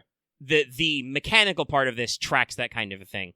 And again, there's like, there's differences the game has between like direct damage and then, weapon enhancement. Actually, I should. Do you have a definition for what the fuck it means by that'd be fun. waste? Make a spell so we like all our bullets are fire. Yeah, but like there's plus, plus X shock, plus X killing, ignores X armor. Stuff like that. Look at these mental effects. Okay. I didn't even realize this was a chart. Yeah. No, there's all this down here. And like I said, we are not going to build out every single sorcery school tonight. No. Because like I said, these will require like careful attunement of like figuring out stuff, and how that works. But like, if you're thinking, for instance, like you've talked about like enchantment magic, Lucky is like, that's the Iron Demon's thing, and that sounds like that's a sorcery school. That sounds like that's a sorcery tied to charm. If their thing is mostly just like, yeah, they're just, in mental, that's all they can do is just do the mental effects. Or we could set it to be like anything that we think is broadly mind affecting, because maybe they can give you, boost to skills or boost to like your social stats. Like you could use enchantment sorcery to like temporarily boost your charm or boost your skills related to social stuff. Yeah, that's what I was definitely thinking. I had an idea for, I guess, you guys can forever like throw me shit for this, but I like the idea of for the sense one, the people of the cauldron. It is a basic practice to attune to see beyond the veil of the world, to scry, and I guess push the elements. One of the yeah. Whoa. Okay, hold on now. Now you're shifting and adding domains that don't necessarily add up. Scrying is an example, and force is an example. Those are two separate examples. Oh, okay. It's in the book. Yeah, honestly, Axe, I don't think we should worry too much about the... I mean, here's a question for you guys as player characters. Do any of you individually want to hit homies with fireballs? Do you want to hit the dab and cast fireball? No. Not really, no. The character ID I have wants nothing to do with magic. Okay, yeah. All right. Aaron, do you have character concepts about hitting the nasty Rizzy? Get in with the lightning hands? Not really. I just wanted to like buff people and scry things. But information is an example, and there's a lot of ways that can work, and that would definitely like scrying, remote viewing, hidden information. That would be based in sense, yes. Oracle stuff. And there's a few ways we can interpolate that. So it sounds like we've got a. Let me actually fucking. Like I was gonna say water mirror, but I know that's entirely something else. So it's like I didn't want because I feel a bit too like. But yeah. Yeah. So enchantment relates to social stuff, mental effects. What? I mean, if you've got them, and we can work this out later, like I said, because we're probably gonna for players who have sorcery, we're probably gonna have to like either work out your like generic one thing that you do, like I said, like we don't have to build out the entire fucking spell tree for healing. It's just like, all right, roll your sorcery. What'd you get? 2 10s? Okay, he heals wounds in his 2 10s. He doesn't have any wounds in his 2 10s. We move down the line. It's very simple, right?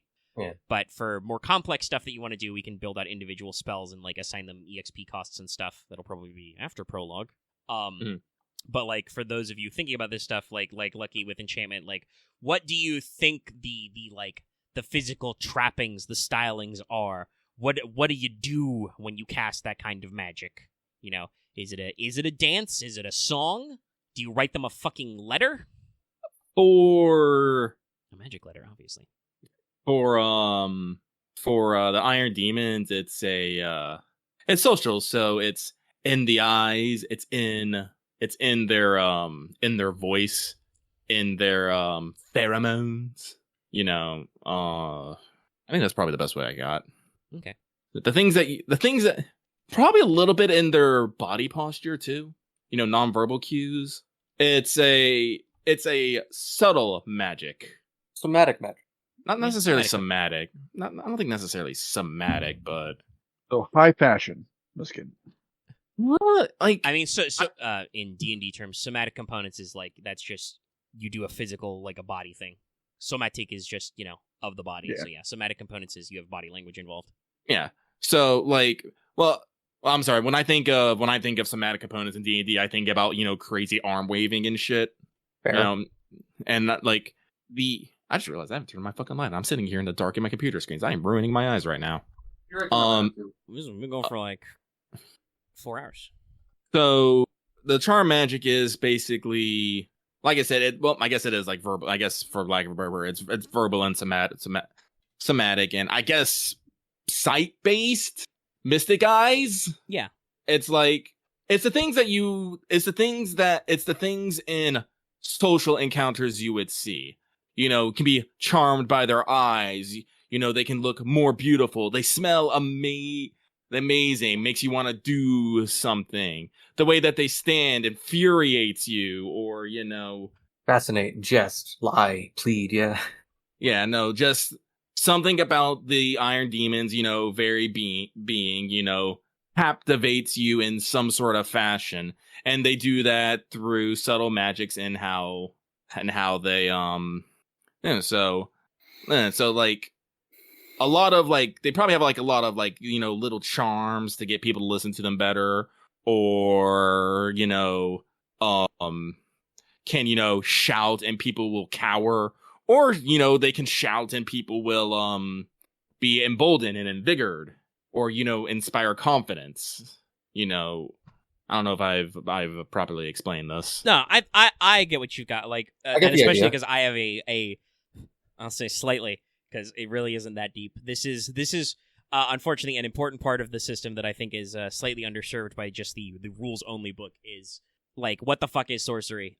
But the general vibe is just, no, seriously, sorcery is whatever you want it to be. So like, no, I think I've got a key grasp on like what your magical source is, what its effect are, like its function, its methods, its domain, etc.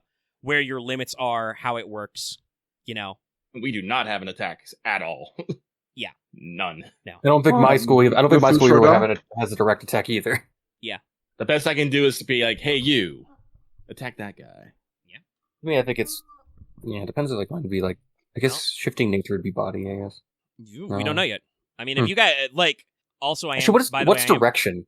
I am pretty sure that that's not a stat. No, that's a skill for sense. No, it's a skill. Yeah, that doesn't matter. Unless you want to make your that is another thing. Magic can be tied directly to skill use, but that means you got to do multiple actions. Bullshit. It's I would like to not do multiple action bullshit. Yeah, it's cheaper but in there, but yeah, like it's tied to the core stats. So like I said, there'll probably be 6 unless I want to double up, but there'll be a body one. We've already got the charm one. I think we know what the sense one is. There'll be a command, a knowledge, and a coordinate one. Unless Axe, you don't want to be sense. Oh, I want to be sense. Actually, I should probably make sure that I don't overlap with. No, I think I could be fine. I can probably do some social boost things, even if command is also kind of a social skill. I mean, just because your sorcery is based on charm doesn't mean that you can't. We're saying it's targeting like social skills, social effects, mental things, kind of there. Because command can also be like literally monster binding, stuff like that. Yeah, I'm actually thinking. Loth, you hate magic.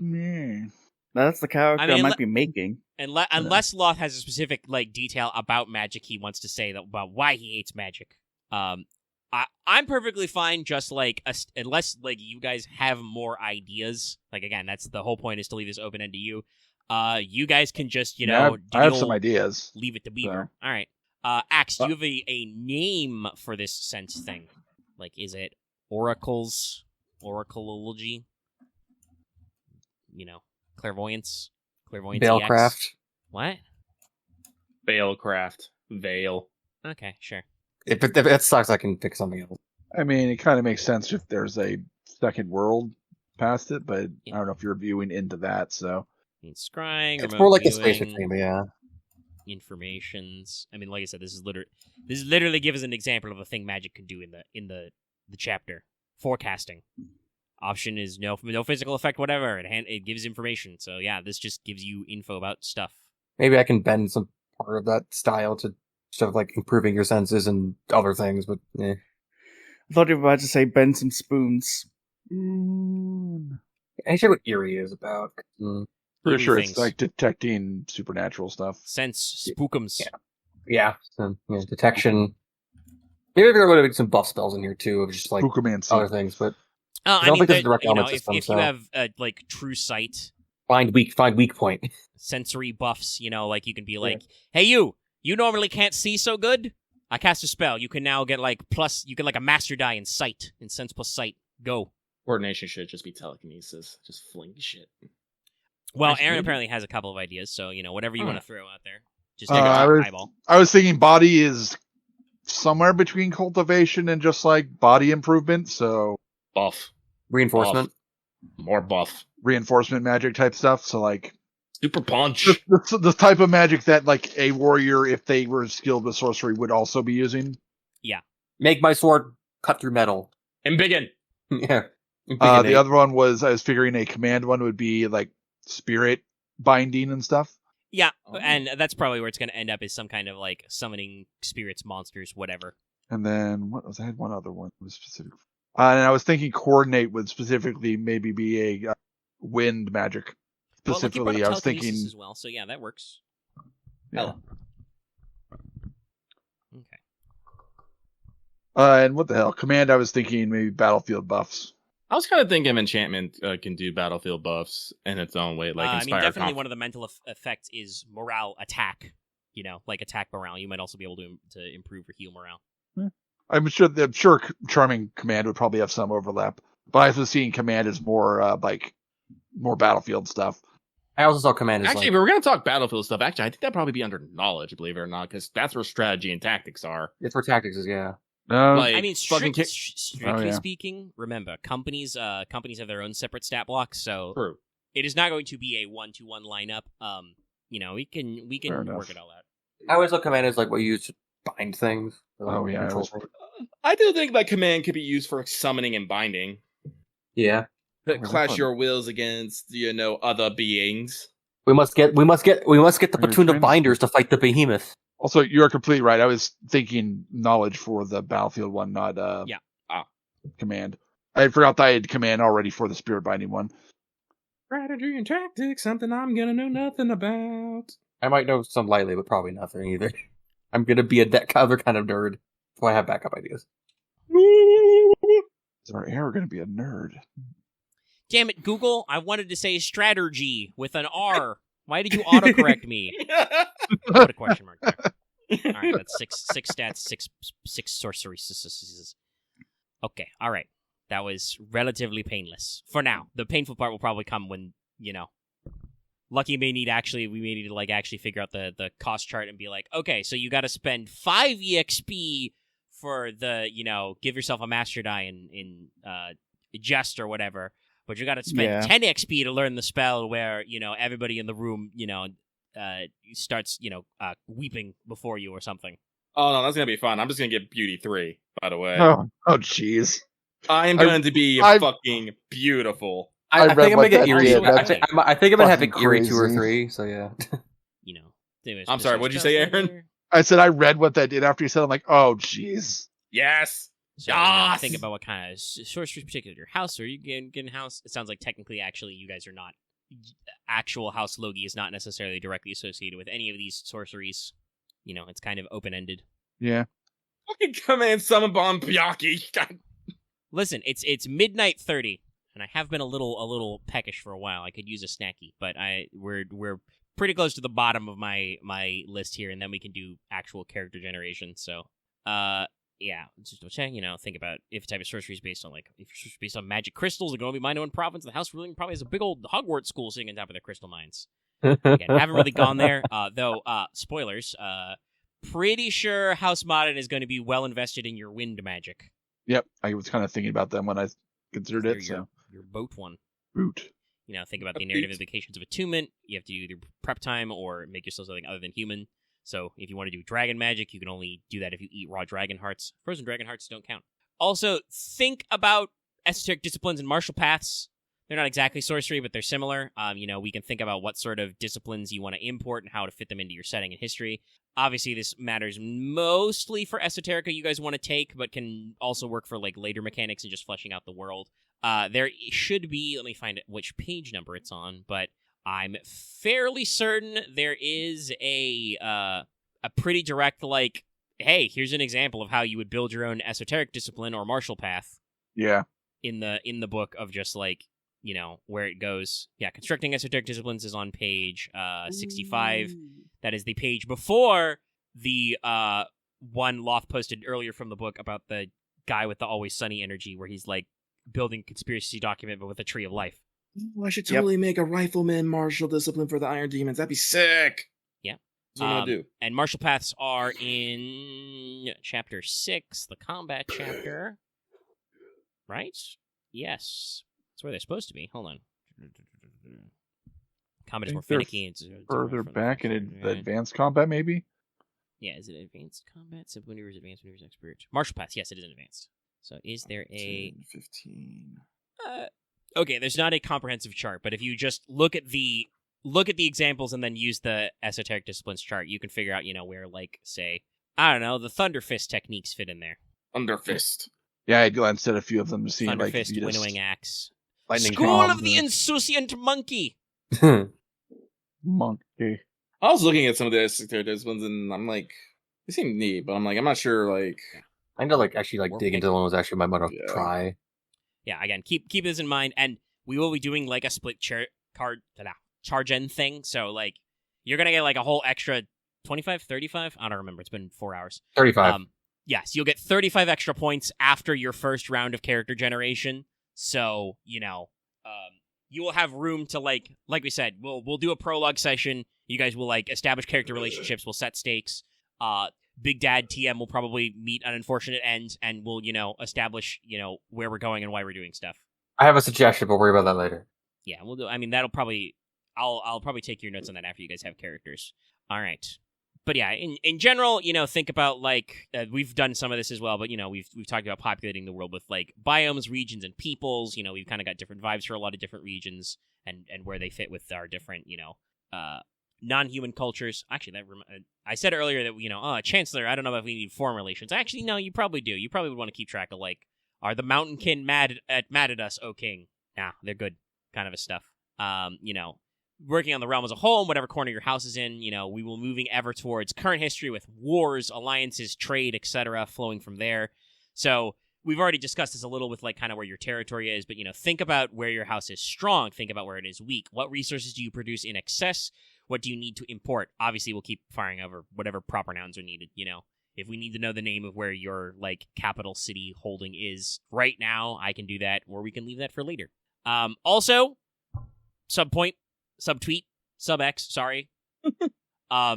This may start to overlap with some of the character generation stuff we're going to get to in a second, but we don't need your house's entire 1,000-year history or whatever, but we do need to work on some recent stuff for a prologue. You're going to have the head of household. I am codenaming them Big Dad, even though, again, I have no idea where they're going to end up.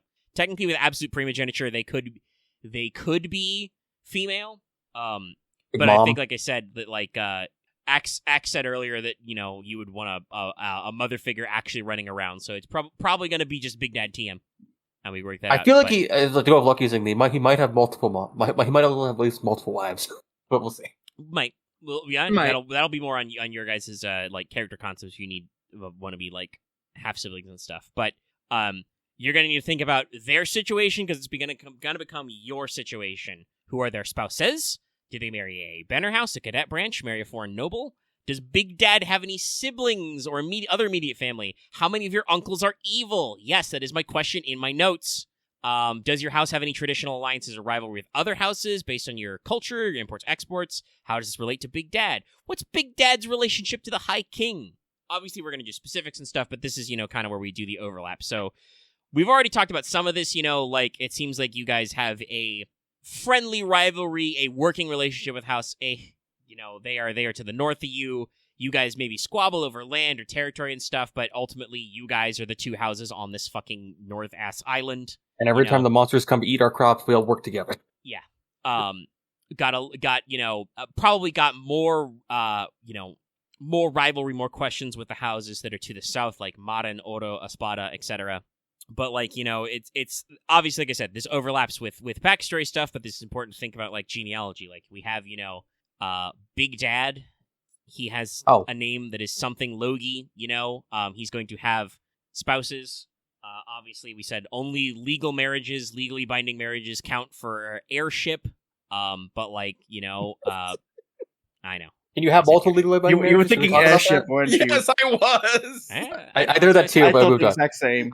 In my mind, I was thinking of Big Dad has a seat on the big council. Probably, yes, that would make sense. Yeah. It's probably it's also probably same thing with probably one of the members of the House Heir, but they're probably they're probably the head of the hunt or something. Your house heir is not an adult. No, I meant like the representative from A is on the council, probably the guy of the hunt. Yeah, or something. That could be that. There could be the crown, remember the High Council, the Crown Warden, etc. Yeah. I want to say Big Dad has 2 wives. One was a political marriage to House. Oh fuck! I'm gonna butcher this name. What was it again? Our neighbors. Eeg. One was the political marriage to House Eeg. Both are gone. One was for love. I want that woman to be from the Cauldron, but I can move on. What? Well, I mean, like, if that's too far fetched. We talked about this is a tribal, like not necessarily primitive, but a tribal people far removed from their culture. Why would Dad go down there, pick one up, and bring her back? Because in case you guys haven't picked it up, Axe wants to play a weird pagan druid. Yeah, I know. I'm trying to figure out why. Because that's what his character concept is. I mean, and every time we ask him to explain it, he goes quiet. I don't. We have also been saying that it's not time yet. So if I point a gun at Lucky and say, "Lucky, why do you want to play an Iron Demon?" Lucky would be like, "I don't know, because I wanna." Oh, because I like demons. Sexy demons.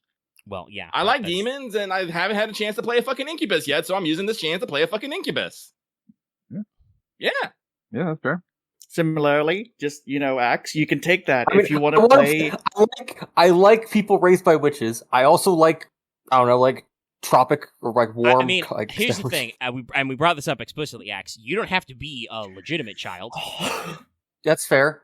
I also just kind of I was thinking about wanting to be like the heir kid, but maybe not.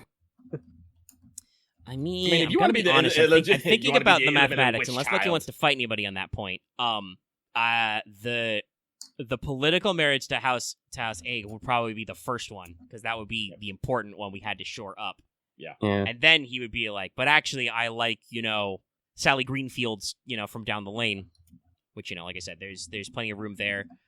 Could be a cadet branch, so technically be like slightly different further down cousins. Could be a banner house because there'll be family noble families from under you. 100 years ago.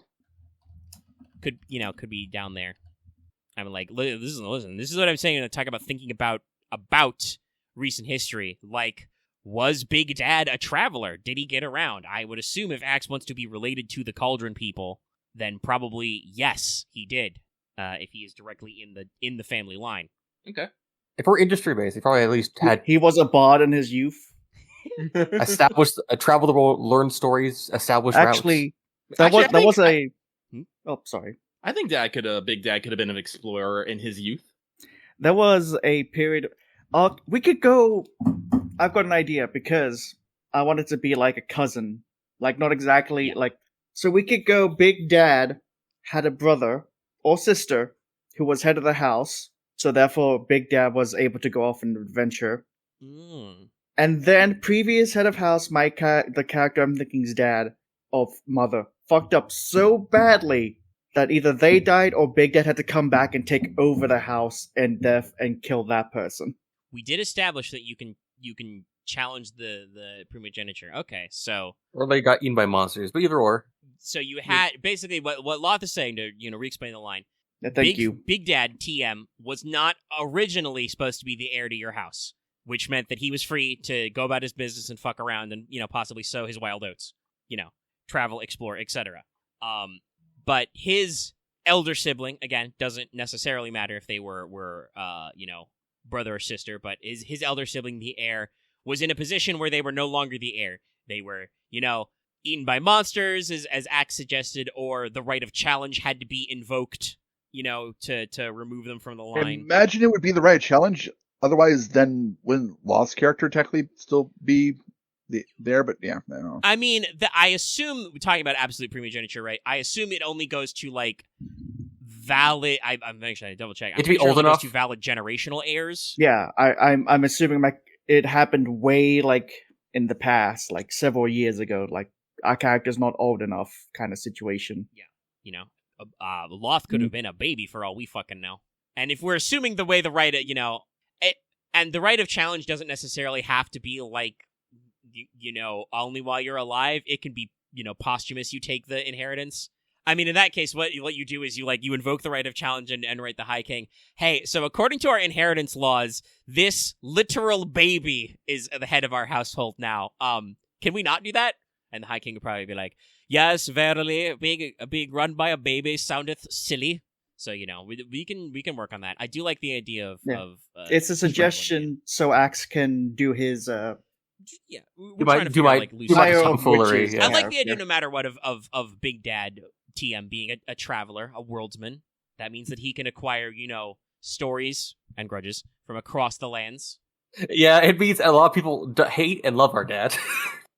So, if you don't mind me just having a weird tangent, one of my friends DM'd a game where all the player characters are half related. The entire point of the campaign was their mothers all sent them to go find their one bard father. Yeah, that sounds like I think I've heard of like ideas like that. Yeah, but yeah, I hope I didn't interrupt anyone with my idea there. I'm just right now. I appreciate it. Going for like 4 hours. I'm just staring at the fact that I'm like, there's a fucking scar on my knee, and I have absolutely no idea where this scar tissue is from. Concerning. Is it a cat? Did I bang my knee into a window? I think it's a cat. It's probably a cat. I have several cat scars. We don't declaw our cats. Because that's really mean to do with cats, by the way. Don't do that. Just trim their claws. You can do it. I have a scar underneath one of my knees that's been there since 2002. Nope, and again, it's also because it's stitches. A traveler in his youth, not a travelers. That doesn't make sense grammatically. Big Father was multiple travelers. He was a master of the secret 7th school of sorcery, being in more than one place at once. No. He was multiple man. Yeah. No. Not doing that. Okay, so it doesn't sound like anybody's really, really feisty about Big Father. I like that our dad traveled the world, which is probably why I established what we have. I mean, Axe, grammatically, you shouldn't say our dad, because literally 2 out of the 4 people here, not their literal dad. Why Big Dad traveled the world is why we have... TM, it's very important. Big Dad TM, that we have like some sort of like industry and like trade rivalry, I guess, with Aren. Yeah, I call Big Dad Uncle. Listen, we big on family here, so even if I'm not actually blood related, you still family. Yes. I mean, Big Dad thought you were important enough to keep around. Like I said, I'm half I can literally call adopted. him uncle. I'm half adopted, half fucking hostage. Generally, At how the that works. Yes. Oh God, you're just Jill. Okay. Yeah, that's what Jill is. Jill was a ward. Jill was more hostage than adopted, but I mean, that it depends on which parent you ask. yeah. The cool one or the evil one? Both. Like Clive's big dad TM, which is where I am indeed getting a lot of this energy. What I'm aiming for here, Yeah. absolutely treated her like a member of the family, and like there were subtle references and ideas in the playable prologue that the household staff were already thinking that Jill would probably end up married into the ducal family, like either to Clive or Joshua, but their mom, who sucks and is a terrible lady. The Dutch She should have just waited a few years. was like, it did not like Jill and was thinking of like, I think it's a thing Jill says in like a side quest later, like was, discussing with her ladies in waiting if they couldn't make more like money if they like arranged to marry Jill to like one of the famous merchant houses or whatever. But but like I said, my character has been with your family for quite some time, raised together. So while he is not, dad, he is definitely uncle. You've helped make our house very well. Big Uncle Dad. I haven't done anything yet. I'm a kid. Yeah, Fair. not directly. You might do that at some point. Maybe one day. Right now, I'm just constantly flirting with maids and having them know, "Oh, aren't you just a sweet child?" And I'm all like, "I'm gonna be a real man one day." I'll be a real boy. But I like. I'm sorry, my first thought was to say Uncle Dad. Go for it. I'm working on developing an appropriate name so we can stop saying Uncle Dad if we have to, or Big Dad, It's like, whatever works. But we're I don't know why, but I was like, Orsard. No, that's. It's gonna be something Logi. Yeah, like could be Baldric. Aldrich Grave Logi. King. Aldrich Logi. You could also spell that Baldric with like an extra E in there. Othin? No. Othin Logi? No. I'm sorry. I always get particular about names if they don't like flow well. It just yeah. I mean, do you want alliteration? I can narrow the field. Yeah, let's go with alliteration. Then in that case, we could do Leofric. Means Leofric Logi. Yeah, Leofric Logi. Yes, I like it. Leofric Logi. Yes. All right. Big fan. I feel like some people just call him Leo. Yeah, probably. Hey, what's up, Double L? What's up, LL? Yep. Right, Leofric Logi. Yep. No one else has any thoughts about Leofric? If they like so it. he was traveling his youth. He traveled far and wide. He had to return to take a position as heir. Oh, I have an idea. He had a title, the Lion of the Eternal Fire. Maybe not Eternal Fire. Good old Firemane Leo. Flaming Lion? The Firemane? Could just be Logi. We could just call him the Leofric Lion Logi. Yeah, could just be calling him the Lion. Triple L. Triple L. I don't know if I want to go with the lion. I feel like the lion is some sort of I mean, the lion is not the animal that is true from there. And also I should note that while it does contain the phrase Leo, that's technically the root there is the Old English, the Anglo-Saxon word Leof with ending in F, which means, like I said, dear or beloved, and then Rick is ruler. So good old Leofric. Then I guess it'd be Leofric. Then I'm not sure about a title. Then we don't know about that. We don't need to give him a title. He's Lord Leofric Logi. One later. He exists. I mean, like if you want to come up with like a specific rank for your house, like is you're the head of your house like a duke, a dookie? What's the rank before duke? Is it Marquis? Count? Marquis? Yeah. Or Marquis?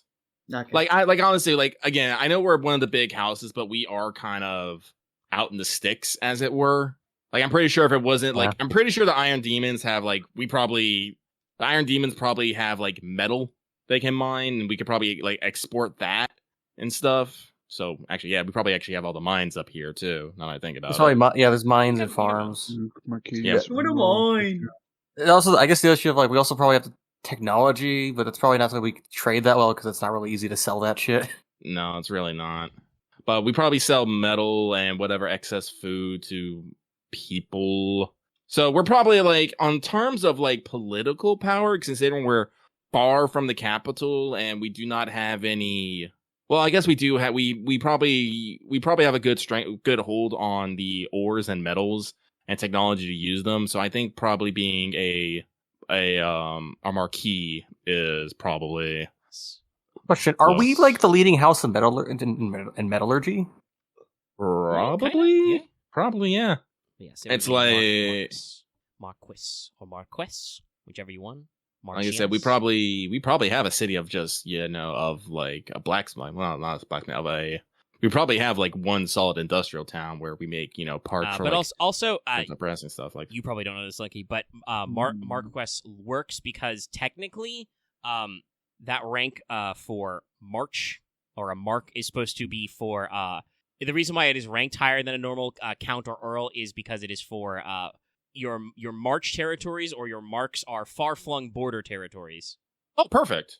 Right, so yes. Oh, hang on 1 second. I'll be right back. Yep. It would would I've have like a marquis as well, or would it be like a duke?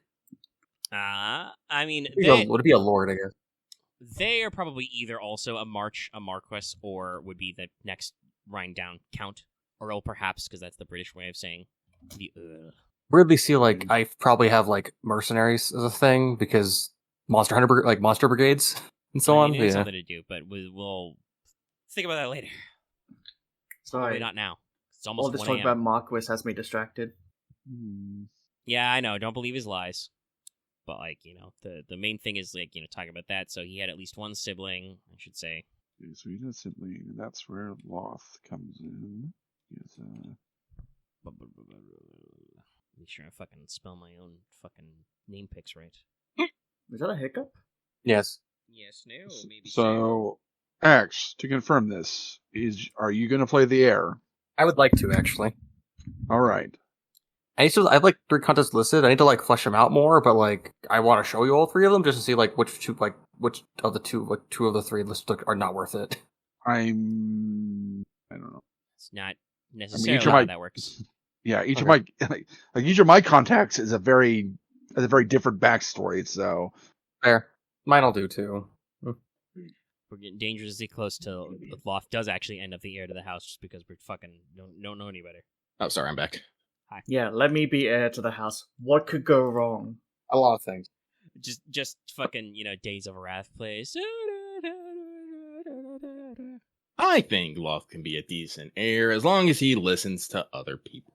The worst heirs are the people who think they know best all the time. But yeah, so we know that the Marquis had at least one sibling, 2 for the moment lives, 1 a lady of House A, and the other details unknown, unknown fruitions from. Like I said, accidentally said earlier, our father, and I was like, well, nope, that's not right because two of you are not explicitly not at this stage. Well, I mean, if I might be so.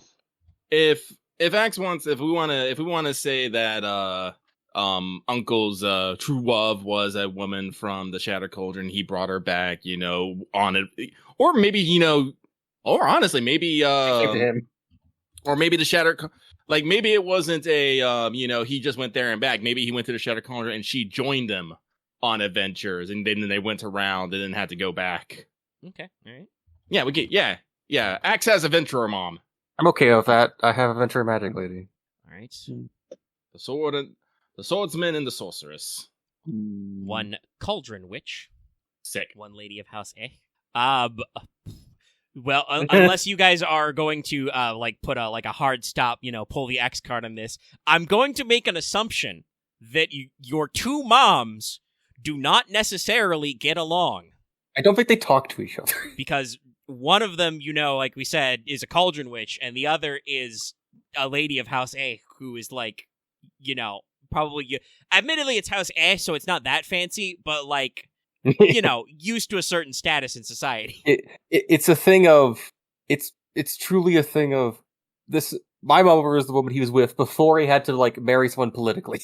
Yeah, I mean, actually, and that I think with what we talked about, that justification, he wasn't gonna be the heir is probably why then the political marriage would come second was because nobody was planning a political marriage for this guy. He was just, the spare, our normal boy.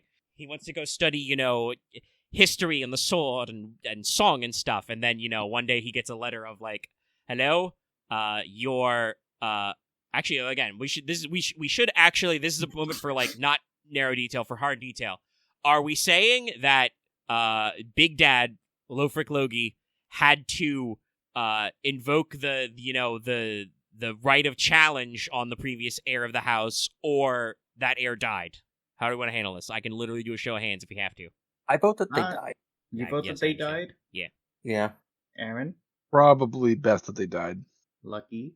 I have no strong feelings either which way. All right, he abstains. Loth? My vote is both. They died in the Challenge. duel. Well, I think that challenge. goes for we invoke the right of challenge then, mostly. So Yeah. we seem to be leaning eaten by monsters then. Died prior Yep. suddenly. Okay. I'll fill out these names Eaten later. by when I do my notes monsters. there. All right. I think you'd have to write the challenge, like you, like Loth as a child, but let's not go there. Well, it's I also literally assuming that just- Loth is actually his branch of the family's oldest child, which he might be. I Sure. don't know. That's for him to I say. am probably. literally just, for some reason, when Omega was saying that Leof gets a letter, I just pictured that opening to Darkest Dungeon. Well, it is Kind of like hopefully that. not that bad. It's not that bad though. So, I've decided my character is going to be the son of Leofric's second wife. Oh, The political marriage wife. Half brother. Hello. But remember, interesting. I would like to remind everybody before we get to character concepts. Remember, you are all family, but the capital Yes. F. I'm talking like Yes. anime family. Like, No, It's like- one of my I- problems is literally, my mother is acting like Morgan from Camelot. yeah, Go kill your brother. No. I like him. He's a nerd. it's not a problem, Mom. Come on. And I will be playing the my big Zweihander concept. So All right. So Ooh. probably like eventually, like marshal or captain of the guard or something. yeah, Being trained in that route. Very respectable. What I wonder is, like, was I born before he took over, or was I guess I born by the time he took over? That is I mean, you can pitch that to the group, but that is absolutely like a question that is an individual character backstory. Like, whichever you think is, as I would say, It more depends, spicy. basically, do I know other, You would- like, I've been to other lands vaguely as a child. you would probably be more legitimate if you were born after he became Marquis. Fair. Oh, I can see it now. I can see a dumb Like, they thing would of like probably- he probably- insisted to have me because he needed to establish a thing. Yeah. I'm gonna assume, based on the way you've described this, and that he is generally considered to be a nice guy, Big Father was, probably like, together with this woman, possibly even what we would call like common law married. Like, everybody knew they were together. But I don't know if he was like stopping by any churches to be like, "Hello, Dragon Pope, please hitcheth me." I don't think she'd be into that. Not actually, by the way, going to be called the Dragon Pope. I regret to inform you. I might come up with something like, Pontificus Draconex if you guys are really attached to that, but like, it's not actually I'm Dragon a little attracted. I am a little attached to He's a Dragon. little Pope. attached to Dragon Pope. holiness of high popeness, dragon popeness. Okay. I'll find a fancy way to say Pope Dragon Pope. Draconis. I mean, it would be Pontifex Draconis or something like that. Yeah, I'll workshop it. But yeah, so okay, all right. Previous air was eaten by monsters. I'll say, not a Monsters or a behemoth, we don't know. I'll say my character's it's probably maybe a year younger. Axe's character. Yeah, I guess by the point then to be like, Big Father's. by what juice is time? good. By what time? How old do you think we'd be by the time Big Dad TM was? So, I guess I mean, Logi was the killed. prologue is when you guys are like I said, going to be teens or young adults. So, like, depending on 15, how you guys 16? want to work out, like, our age range or setting, you could be as probably old as, like, 20 summers. 20 winters, probably you guys count that way here. The winters are longer and more important. You could be as old as, like, 20 winters old, or, we can full Game of Thrones softball this. You guys can be, mere 15 summers old. Whatever you guys are thinking. I'll think we're probably like in the upper range. But I'll Technically, if fall on it. I'm understanding our timeline here right, Loth should probably be the oldest character, Mm-hmm. because technically he is from a previous age, but again, it's not, I think Lucky could also be oldest, but that's fair. That's up to you. Yes, he could, but that really depends on when this sort of like fosterling relationship started. I'm gonna assume, based on how we've been talking about him and our relationship, our character's relationship with him, this was probably Lofric's idea, was this, exchange or whatever. Mhm. And maybe you guys have another cousin who is living with the Iron Demons, who knows? He's getting swole and learning how to make cool shit. Big Maybe we'll blacksmith, maybe he'll come and visit us one day. I'm Or go visit him. that could be Triangle great as a man. character. Yes, He's gonna come back with 3 demon wives. just It's consistent. I'm just imagining, big beard, no shirt, giant hammer. Has a bunch of like demon tattoos. Oh, it's because it's something very Nordic. Cousin Bjorn. Yes. I think it'd be better if he comes back, all swollen with 3 dragon demon wives. Whatever, Hey, I'm not gonna say no to tall blacksmith women, but I will fill out some of your other stuff in there. He writes super often. He is having the time of his life. Yeah. So that probably, I'm thinking that probably means that then, actually, this, should say this previous heir, Loth, this is mostly about your character backstory, but it's time to commit. Dead uncle or dead aunt? Eaten uncle or eaten aunt, I should say. Eaten uncle. Uncle, okay. Maybe just have your mom around. Well, that's what I was going to say. Well, that means that there is I'm tempted to also say both were eaten. That is your character decision, but so we have you guys have, an auntie around that is important for this. There's going to be obviously, the two mothers, the two mamas. Here's a good question again that relates to Dad's direct backstory stuff. Do you guys who are in the direct line have any younger siblings? And how many? And from which side, perhaps? Other characters that can fill out our team roles. I probably have a bunch of aunts, but that's a different thing. Well, oh yeah, it's your side of the family. Those are not going to be accessible. That sounds like a funny special quality for your company later. Yeah, you invite all the extra witches in. It'd be like a fucking Filipino family. Here's all my aunts, and you just see all these people running like a clown car. Like a fucking portal, walk out of a portal. Like, related by blood? No, these are just all my aunts. This is what we call them. This is my shadow witch magic gang. They love casting spells. Yes. They made a blood pact with my mom decades legalized ago. demon bombs. I'll say that my character does have a younger brother. Okay. I feel like I have a little sister, but I'm not sure if she's around. That probably we can figure that out later in prologue stuff. I am an only child. My younger brother might be more of a mama's boy too. Oh no, he might actually try to kill me one day. Well, I might have to kill him then. And we'll get there. We get there. NPCs are not necessarily sad. exempt for the family thing, but this is what the prologue will be for. There will probably be some role playing with this younger brother between all of your characters, and we're gonna figure out where this goes.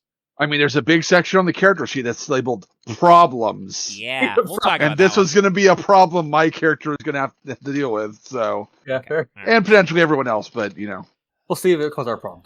So I'm going to put this note for Father. Because he was traveling, he had lots of friends, enemies, and stories.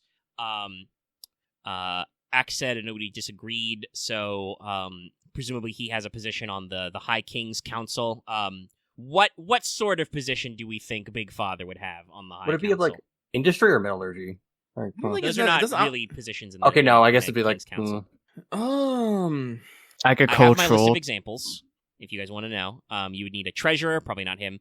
Chancellor for documents and foreign affairs, chamberlain to manage the royal household, marshal to enforce legal or military matters, a high priest or chaplain. You may need a spy master, a warden or master of the hunt, master of the horse, probably some sort of court archivist or magister maybe, and then there's other positions, champions, tutors, physicians, etc.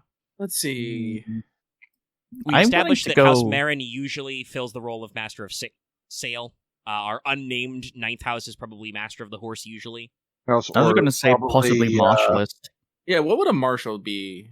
The marshal of the court is usually your legal and rules and regulations enforcer. Like that'd probably be when the king writes a big law, usually the marshal is like, all right, the king has said the new law is you can only wear purple on Tuesday. Good day. I can see that is that or House Verity, honestly, for that position. Well, I think so they're probably archivists and chaplains and stuff. Yeah. Yeah, I say Uncle is the marshal. Mm-hmm. He was probably, a big strapping lad, did a lot of fighting and stuff, knows something about laying down the law. He was a good ruler for a while. So he's currently Marshal to the High King. Yeah. Marquis of the North.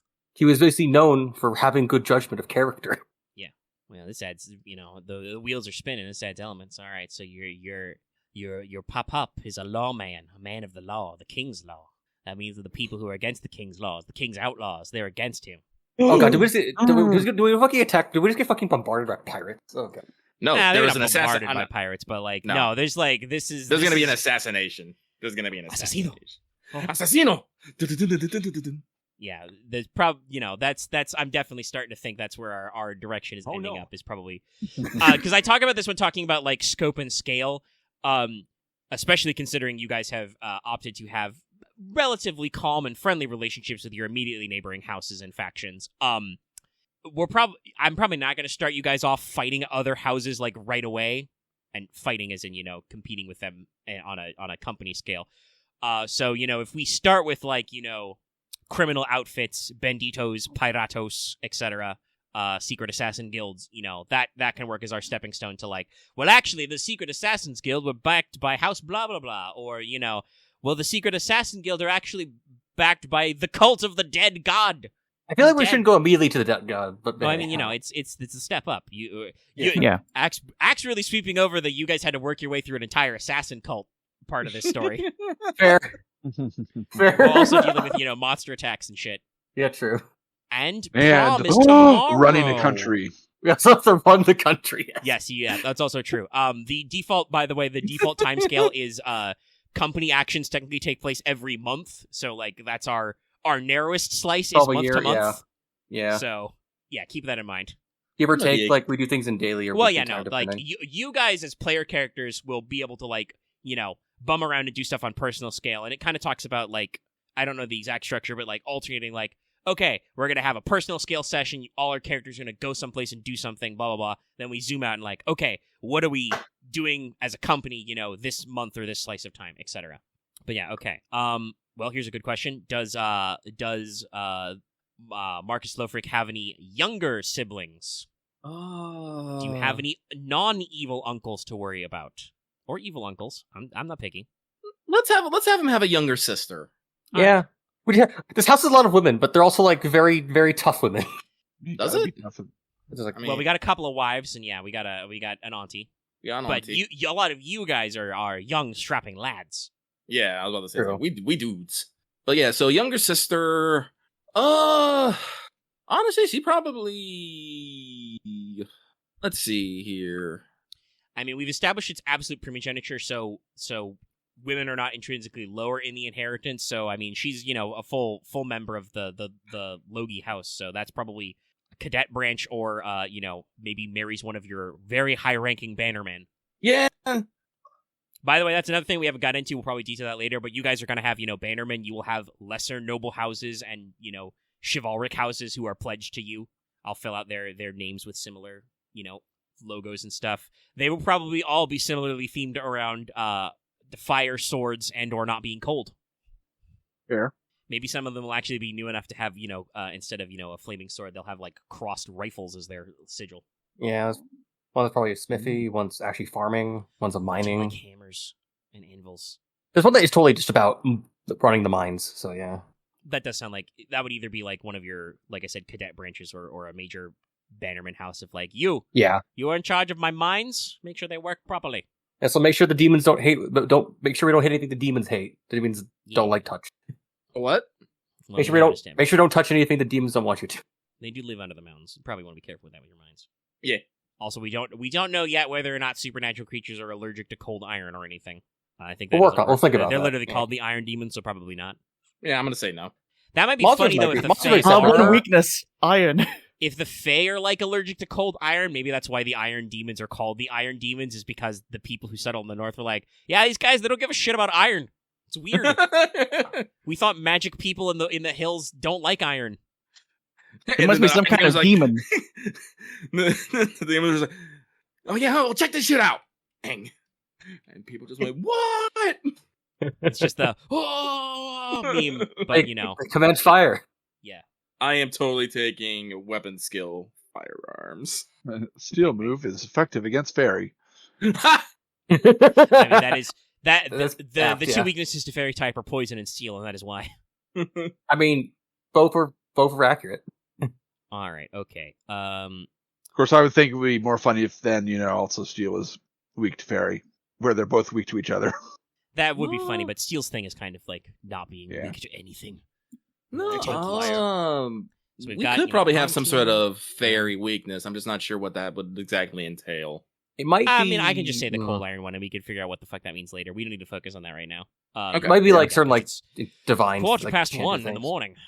I still haven't had that Yeah, sound. we should wrap this up at some point.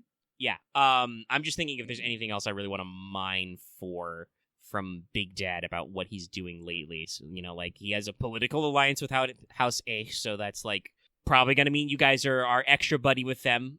Other than that, Aren's character's probably going to have some relatives who are kind of going to be wondering like why the fuck he's not the Marcus at the end of this. But we'll get into that. That's plot stuff for later. Maybe Aren doesn't want to rule a country. So I am assuming that generally, we are establishing that Big Father Loth Logi is Big Dad TM is probably on good terms with the High King, considering the High King made him, his long arm of the law. Yeah.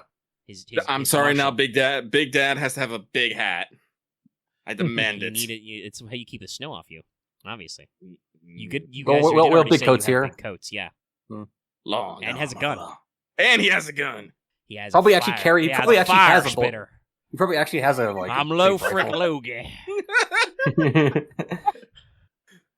Oh god, he probably. I'm just now picturing. Now I'm just gonna do my impression of Ocelot from Metal Gear Solid 5, boss. I was thinking Doug Dimmadome. So I'll say now I just imagine that Big Dad has like a fucking demon revolver as like a gift of like their gift of their alliance. I don't know if we're into revolvers, but yeah, he's probably got a big iron. Yeah, big iron. Boss, you gotta go let the legend come back to life. Son, wherever the light touches is your kingdom. What, the curtains? No, none of that. Stop it. I think Lucky's character is the one you need to worry about breaking out into a musical number. I'd rather sing. Also because it's hilarious to do that in front of people. Note to self, perform, sing. Note, do not look directly at the incubus. Don't look at your cousin. He has a weird curse to him. What do you mean? He keeps dragging people into musical numbers. I mean... That'd be a great enchantment. We must all dance! Oh my god, the flash mob spell. Yes. I'm writing this down. So, if you do end up taking a melee weapon, Lucky, you should take swords so you can sword dance. Yes, Aren. If you do take... this is a joke that only I think Lucky will get, is if you do take Beauty 3 Lucky, then I think you're going to be like Venerable Elder White. I don't get it. I'm sad. You don't. It's from Cultivation chat group. Oh, okay. Yeah. You guys get to the context later, I guess. The context is actually pretty simple. Venerable Elder White is just this super old, super beautiful man who people just look upon him and they just instantly fall in love. And his beauty is so great that wherever he goes, just good shit happens to him. That's great. But the problem is when good things happen to him, that usually means disastrous thing is happening to other people. Oh, yeah. It's great. Lothric has a good relationship with the High King, or at least the current High King, because it might shift. I mean, I'll probably come up with how we discuss exactly what we want to talk about, what your because a company has to have a goal, and I mean this is why we did the motto. Your goal could literally just be keep the fires burning bright. It can be that simple, but if personal character wise, one of you want to end up in the house of the High King, or you want to become I have the an High idea. King or the King in the North or whatever. When Big Dad dies, we don't automatically. Heir does not immediately get his original council role, so I think a goal of just we have to reestablish back in the council. That could be one, yeah. That could be a character motivation, yeah. I mean, that would technically fall to either you or Aren, probably, depending on who thinks they're more martially. But yeah, so the current High King, I'm not, saying the High King is also definitely super getting assassinated, the same as your dad, but also he might. We don't know. We'll work on that. It sounds like in general we are not interested in a literal Game of Thrones of the race to the throne. Nah. No, I think that's a little more bloody and violent. But our house is more about surviving the world kind of hating us. No, I think we are about to enter a time of upheaval, and while we're not in the race for the throne itself, but we are maybe trying to keep the wrong people from getting to it or getting to the High King. Because I do kind of like that idea of like, maybe Uncle Dad was involved in an assassination plot. We're all like, oh no, there's a threat to the crown. What will we do? I mean, this is But, now I've just realized we're rapidly. I mean, not quite the same because one of you's not secretly the double secret prince, but we're starting to approach early Codex Alera meta plots. We know somebody important was assassinated. We don't know which one of these dumbasses it was, but we know they were out there. I should just listen to Codex Alera again. Yeah, I'm looking at transferred everything. Actually, I should. I've got my fucking tablet right I here. started listening to them again. Tablet in. I think I read them. I just couldn't get your.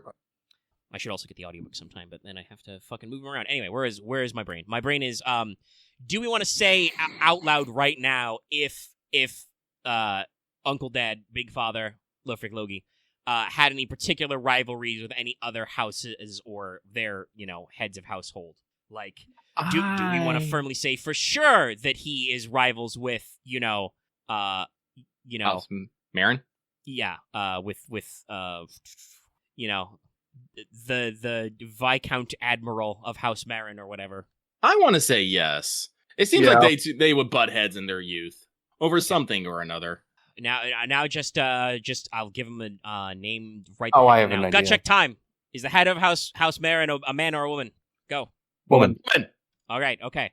Yes. So all right. I had this idea of Dad used to have an adventuring party of sorts, and she was one of them. Sweet gang. Yeah, that's good. Dad gang. Dad gang. I mean, that's also she doesn't like him that much because they kind of left on bad terms. A classic, of this kind of, out there. Yeah, all the second sons and daughters form a venturing party. Yeah. All right. So that would be, and I'm insisting Admiral is part of their title. Countess Admiral, Coraline Marin, because Coraline is derived from coral. Coraline Marin. I'll make my old hag / eternally 17 jokes later. Is improving the skills only cost 1 XP per skill point? I'm confused. Yes, I believe so. Let me double check my notes. Yeah, improving skills. You can improve and praise a skill by spending an XP. Promoting a skill die to an expert client costs 1 XP. Oh, okay. Wow, that's cheap. Yeah, these are just in my notes. All right, to generate a character, blah, blah, blah. You have a maximum of these points. Buying 1 point in a stat is 5 points. Buying 1 point in a skill is 1 point. Turning a normal die into an expert die is 1. Turning an extra die into a master die is 5. Acquiring advantage in martial pass disciplines are various there. Adding problem is free, but you can only have 3. I guess the idea is that the extra disciplines are like the expensive things, and I guess also like getting a whole pool for things is expensive. Yeah, well, buying everything is because stats are 5. Remember, so yeah. I was just double checking that. Also, keep in mind, procession, I guess. If you want to buy assets or improve your company qualities, those are a lot of EXP. Like, that's the sync. Okay. Yeah, if you want to buy a new point for your company straight up, that's 10 XP times the new rating. Oh, okay. So, okay. If you're Might 1 and want to buy Might 2, one of you has to spend 20 EXP to get that done. Oh, okay, I see. So like, you guys have to invest a lot in your company getting better. And I guess can we do that collaboratively, or one almost? No, it should be one and done. The other thing, that means you personally invest a lot of your time into making your company better. The main thing is, remember, there are other ways for your companies to get more stats, which include merging with other companies, either through eating them or through alliances and stuff. You're lucky. So, for instance, if you guys, demolish the pirates upon the Frost Sea and take all their shit becomes your shit, and you would, up your stats relatively. Such devastation! Something like that. Yeah. It does kind of sound. I mean, I know it's because they've got the fucking helmet filter over him, but it does kind of sound like Gaius is eating something when he says that. We gotta legalize all. We should legalize those witch devastations. No, I already made that joke. Legalize demon bombs. Legalize demon bombs. Yeah. Oh shit! Should we have grenades too? No, that's like literally like one of the first. Before I think we even figured out how to what if we put bang in tube and tube make thing come out? Is what if we throw bang over there? I think like basic grenades are like a common thing, but like demon grenades are probably like actually intricate. Well, yeah, no, but the Chinese term translates literally as like thunder crash bomb, I think. Thunder crash. That's very whooshy. Honestly, you translate it. It's just if anybody remembers the grenades that the monk guys used in Princess Mononoke, like just the little like squares, fuses at the top and the rock around them. Yeah, like that's early Chinese grenades are like that, and you would absolutely have those. How useful are they? I don't know, but they probably scare some monsters. All right, okay, so we definitely 100% rivals with Modern, and we'll figure out if that means anything later. In general, like I said, you guys are probably kind of on the outs or distrusted by, Modern, Oro, Espada, etc. I think Verity just kind of Verity we probably have neutrally. Our trade partners with, because I'm assuming that if we have food and a lot of ore, we probably don't have the greatest amount of lumber. Yes. We're also trying to get it from Verity, but that's difficult. Verity probably has a they are a smaller island territory. They probably have a resource limit. Oh wait, I was thinking of the wrong one. Yeah, you're thinking of Verity. That's probably another trading partner. Yeah. Verity though is also probably trade partners with you because they need resources. They literally have a hard cap on how much farmland they need metal to build their buildings. Yeah, they probably need precious metals for ornamentation and stuff. But churches get donations, so there's shit they can get back to you. That said, I mean, that'll be funny later if you're trying to negotiate a trade deal and the representative House Verity is well, we can't pay you in gold right now, but we can pay you in wine, and you're like, could you pay me in books instead? Well, you would say that. That's true. Your character. No. Wine is good. But keeps you warm. Wine will only last so long. Only if you drink it. Store that shit, lasts a while. Okay, but it sounds like if nobody has any other jump outs we can work on, I can flesh out some stuff. I think it sounds like from where we're at and what you guys are saying and where I'm at, I've got a good idea on where Big Dad is at and how he will meet his unfortunate demise. Okay. But in general, again, overlaps a little with character gen, even the prologue. But think about, what our house goals are, what our stakes and goals for the campaign are. You've already kind of answered this one, but think about this. Is there an uprising against the true king you must quash? Do you need to overthrow a tyrant? Must we revolutionize our form of government? Or maybe, worm-faced gods are waking from their slumber and you have to stop them and bring peace and golden light to your land. And maybe it's just something as petty as another house sold your ass out and kills your big dad TM and you need to wreck their shit. We can do slice of life but nobles, but basically the story has to end at some time, so think about, what your scope and scales are. We need to have an end goal. Got a little bit of our build-up as well, We seem to be leaning the idea that, your big dad TM is involved in law and order, so that makes him a natural target of something. I like to think of the idea of escalation, every time we resolve a plot point, it just reveals to be part of a bigger plot point. We're just oh no, and then we eventually have to punch God. Oh no, it's I like Patriots. I like conspiracy. Because after, Big Dad dies, TM, we might not know right away that he kingdom-ending plot. We might just want to get revenge. Yeah, we get revenge. We find out maybe it was some specific bandit group or evil company. So we go and marshal against them, but we find out that they were connected to a house. So we have to go. We have to build up our own forces and petition the High King. That's hey, they killed our dad. We need to fuck them and convince the High King to do that. But in taking out that house, we find out that they were part of a bigger conspiracy to take out the High King. And we're all no, we can't do that. We like that dude. And so we move to protect the High King. But in that, we find out that this has all been the machinations of a dark cult. It just goes up and goes all the way up until we punch a god. I just see this I just see at some point it becomes we must kill all the fairies or something. Ultima. No, we're not going to kill all the fairies, but maybe we have to go talk to the fairies. We must get to the other side. There is something we need there. Lucky, guess what? You've solved my sub point. My sub point is talking about the dramatic ramp. We need, if you guys have specific ideas for conflicts or opponents, now's the time to speak up. We're going to work on rebel factions, trade guilds, trying to put your house in debt, bandits and mafias, all that kind of stuff can crop up. Obviously, I'll probably, invent stuff for shiggles and to fill out the ranks of, companies. But yeah, it sounds like we've got a good grasp on our dramatic ramp. If anybody you want to make sure that, it's definitely pirates, now speak your piece. That's for sure pirates, or is it pirates? No, it's definitely pirates. If you need to make sure that you guys have to negotiate with the cat girl lollipop guild. They sell you rock candy, obviously. Sugar crystal, it's fun. Very important. It's very just valuable. it's just Gwen from another universe. It's just Gwen in another universe. But Khajiit has sugar if you have coin. But no, I do think I like the idea of it. Kind of be almost like the classic D&D 1-20 adventure. You understand? Which you start out punching goblins, and at the end you're punching a fucking demonic fucking dragon in the fucking plane of and the plane of positive energy. You know, I was motivated to get back into this campaign idea because this roughly resembles an idea I've had for like forever. But I was motivated to get into this by Final Fantasy 16. Yeah, no, it's Final Fantasy. You got to end by punching God. Yeah. He has to have at least 3 forms. And then you can totally skip 2 of them by accident. Yeah, so you can no. accidentally fucking level. I mean, hey, if we figure that out, but yes, I would like I think that's something I think we should definitely actually plan for in this campaign is where does it end? Our end is probably killing a god. We fight it in the reverse side. We'll figure that out later. We'll figure out how we exactly get there, but that's gonna be out of character. That's our end point. All right. Yeah. Yeah. Yeah. We'll figure out that's sorry, the human I just god or saw, whatever. you know, Loth's joke there. Punch Omega. Yeah, that's the ultimate goal. Is it turns out metatextual. It's me. Anglo guy sitting at a desk. You must escape reality.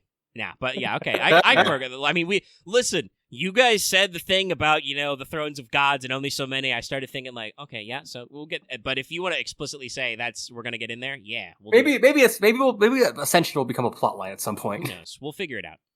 All right. Well, at 5 hours, it's time to do charge in, everybody. There's no particular. We don't have to do it in character then company order. That's just how I wrote my notes. So if you guys want to do it different, we can. But we can just do character generation stuff. All right.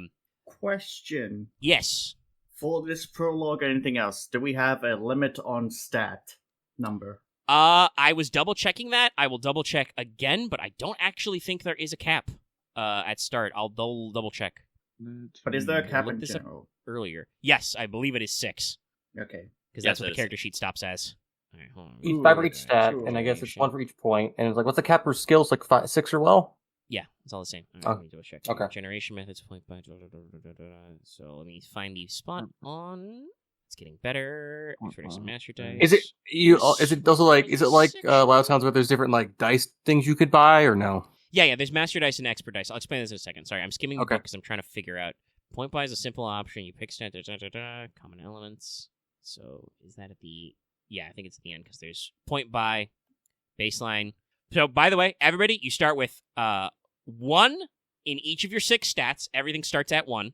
Yep. And you have 1 master die in your character's native language. We haven't really discussed if there's going to be different languages. You guys can talk about that when we're spending, character points. But you just say, own language or native language. You have a master die in. Let's see, point 2, buy stuff, increasing, Language, iron. I think I'm going to say the Iron Ingots have their own language, so I'm going to actually spend some points in... That means you get to have a sexy accent. I do. Yeah, no, I don't see anything in the notes about point buy that there's a cap. If you wanna spend 25 points out of your 80, 85? That was 80. 85. Yeah. I was thinking about spending 20 points. I've only spent points on stats. I'm down to 30. You might want to change that. Well, you'll get more points later, but yes, that's how it shakes out. Well, skills are only 1 point, so... Skills, are 1 point. Stats are 5. 5 per, yeah. So, again, you start with a master die in your native language. You can start with a 1 in each stat. That's body, coordination, sense, knowledge, command, and sense. I have sense in here twice. It should be, blah, blah, blah. What's the 6th one? It's coordination, body, knowledge, command, charm. There it is. If I just buy a master die in I guess the common tongue, would that be would that be 6 experience as I have to buy 1 and then upgrade it to expert? I mean, upgrade to master. Oh wait, do I have to go to expert? No, it's first? it's normal to expert to master. So yes, you have to spend. So that would be 7 total. Yeah, I believe so. Yeah. Okay. Also to explain those, because I haven't said that yet. Where is the actual types of dice? So the way it works is an expert die is a special kind of skill die to indicate your talents. Instead of rolling an expert die or an ED for short, you set it to whatever number you want before you roll your other dice. You can never have an expert die in a pool with a master die. Keep that in mind. Yep. And then master die, I believe, is the equivalent of a wiggle die. Wiggle die. Yeah, you pick what result it is afterwards. Yes. You don't roll it. You set it. You can set it to any number you want. Unlike an expert die, you roll your normal dice, then you set your master die. So yeah, that's your. Which I think I appreciate extra dice over hard dice. Hard dice and wild talents are just always 10. Yep. This is you can be like, all right, before I go, I want to make sure I punch him in the leg, so I'll set it to like 2. Get any 2s? All right. 1, 2, so stats are 5 points, skills are 1 4, point, 6, turning a normal die into an extra die is 1 point, 10, 17, and then turning a master die, an extra die into a master die is 5. Acquiring advantages, which are all their own thing in the book, and then martial paths and esoteric disciplines vary. Your problems are free, but you can only have 3 problems total ever. And you may want to save those because you can add them after character generation. You may want to save those for after the prologue to add them, but you can have up to 3. The interesting thing about problems is if your problems come up in play, you get an experience point for that. Yes. Yeah. So they give you But extra you can't- EXP. Yeah. I even love that there's a breakdown of how getting XP should work. Yes. Yeah. You always get 1 for just showing up. Basically, if at any point you your other characters go like, damn, that was good, you get a thespian point there. If you do, extra shit out of character, running documents or whatever, that can get you an extra point. If a problem comes up, you get another one, and then any session where some big important stuff happened that you guys are responsible for, that's another point. Which I think that's a good way to put it. But yeah. So on average, you get like 2 to 3 points. Yeah, it should be. The technically, it generally you expect to earn 1 to 5 per sesh, and somewhere in the middle, it's a curve. Yeah, so there's a shitload of advantages. Where is the? It means it will take like 6 sessions on average to like, I guess, up a company stat. Yeah, and that's why you do other stuff. Mm-hmm. Okay. Money is an important thing to note. Your wealth rating exists. It's a general thing you have, but it's a skill you improve like others. Oh, it is? Okay, cool. Yeah. Wealth is I think I'll have at least moderate wealth. I'm gonna have high wealth. Your character goes from 0 to 10 wealth. Someone with wealth 0 is about, a pauper with 2 coins skinked together. Someone with wealth 10 is could ransom a kidnapped prince. During character generation, you can't raise your wealth above 5, so there's the cap there. Okay. And it is indeed 1 point. So basically, you spend 2 points, you start with wealth 2. Spend 5 points, you start with wealth 5. Done. That's not bad. I might spend 5 actually. That's not bad. Interestingly, if you ever need to switch those back and forth with treasure, the company stat, 3 wealth equals 1 treasure. So, by the way, that's your identifier. If you are wealth 3, you have the equivalent of treasure 1 as a person. That's pretty good. It means you can never have 2 treasure. Well, no, you can go up to 10. It's just you can't go up to 10 charging. Okay. Yeah. I still want to spend Aren, the you 5 about to on ask me a question?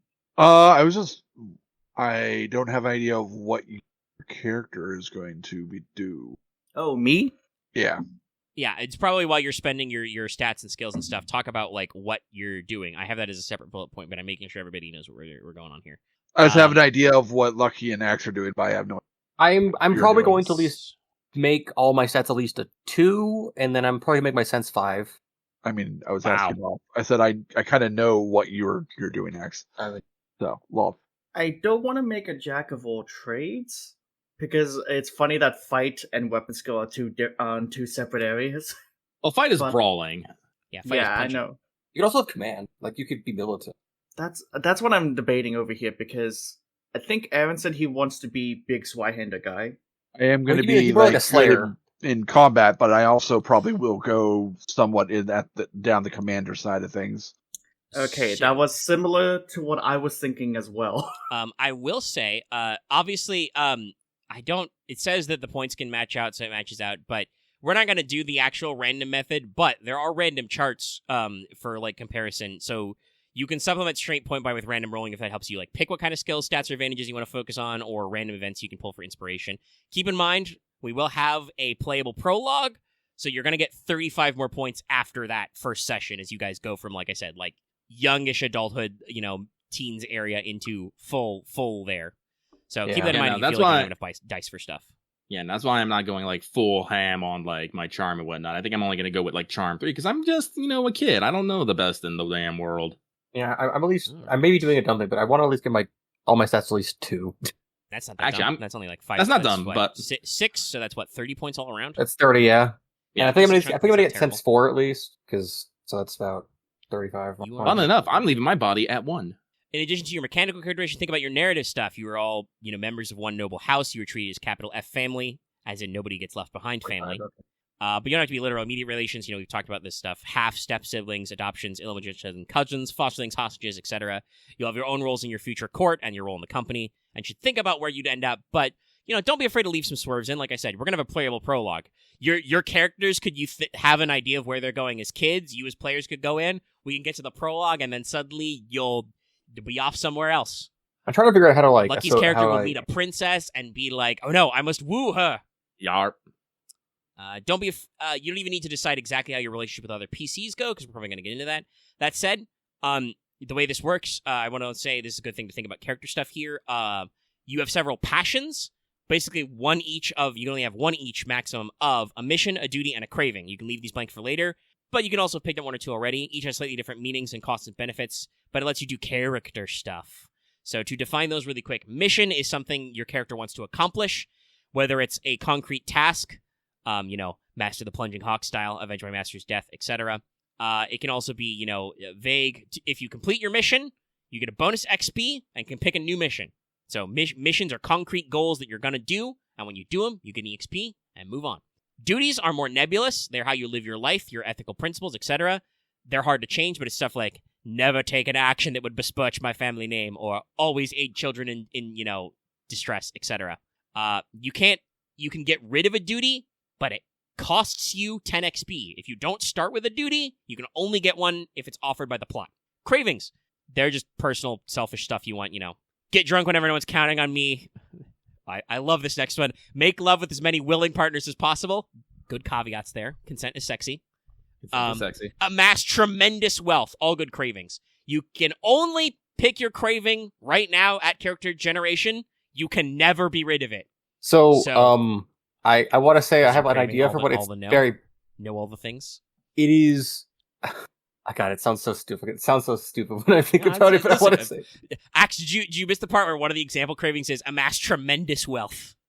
Okay, mine is... Another was bang a lot of women. I mean, fair. Come on, bro. Mine is... Partners. Go ahead. Sorry.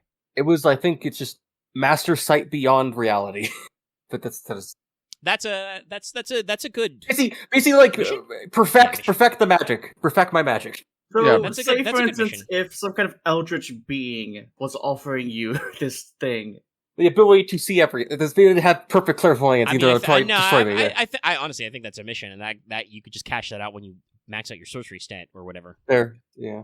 Well, my other duty is uphold the legacy of my parents. Well, remember, that is a good duty. Yes, uphold the legacy of my parents. That's all inclusive. Remember, you can only have one of each passion, and that's why you cap out at 3. You can only ever have one mission at a time, one duty, one craving, etc. I like the duty one because it means it's like I gotta become the new marshal of the council or run the country, I also gotta like help the cauldron. I don't know, be a nation. I guess at some point. So if you're looking for the random chart ideas for like starting with groups of skills, that's on page 25. So for instance, if your character ever served as a first mate, give yourself, you could spend points or just pick to take, +2 direction, +1 sight, +1 language, +1 student of decoration, etc. like that. Hedge wizards. So if I was to make just feel free to cut me off here, but if I was to basically boil down your characters to your best stats, Axe is sense, Lucky is charm, Aren is body command? I mean, probably more body coordination, because, weapon skills and coordination. I'm probably going to go into knowledge eventually, too. Okay. So I will say that, of those two, I would be more focused in actual personal combat than in groups. Yeah, just... But then again, also, who knows how our first session is going to go and things... And it's just kind of funny that the concept I had in mind it's similar to yours. I mean, nothing wrong with that. We need people that can actually do the lifting. And there's a pretty diverse, skill spread. Weapon skills. There's also perform, dodge, stealth, parry is underbody, knowledge skills, counterspell, lore, language, healing. I feel like I need to put points in healing and Eerie and I don't know, just a lot of things. You don't have to put points in nothing.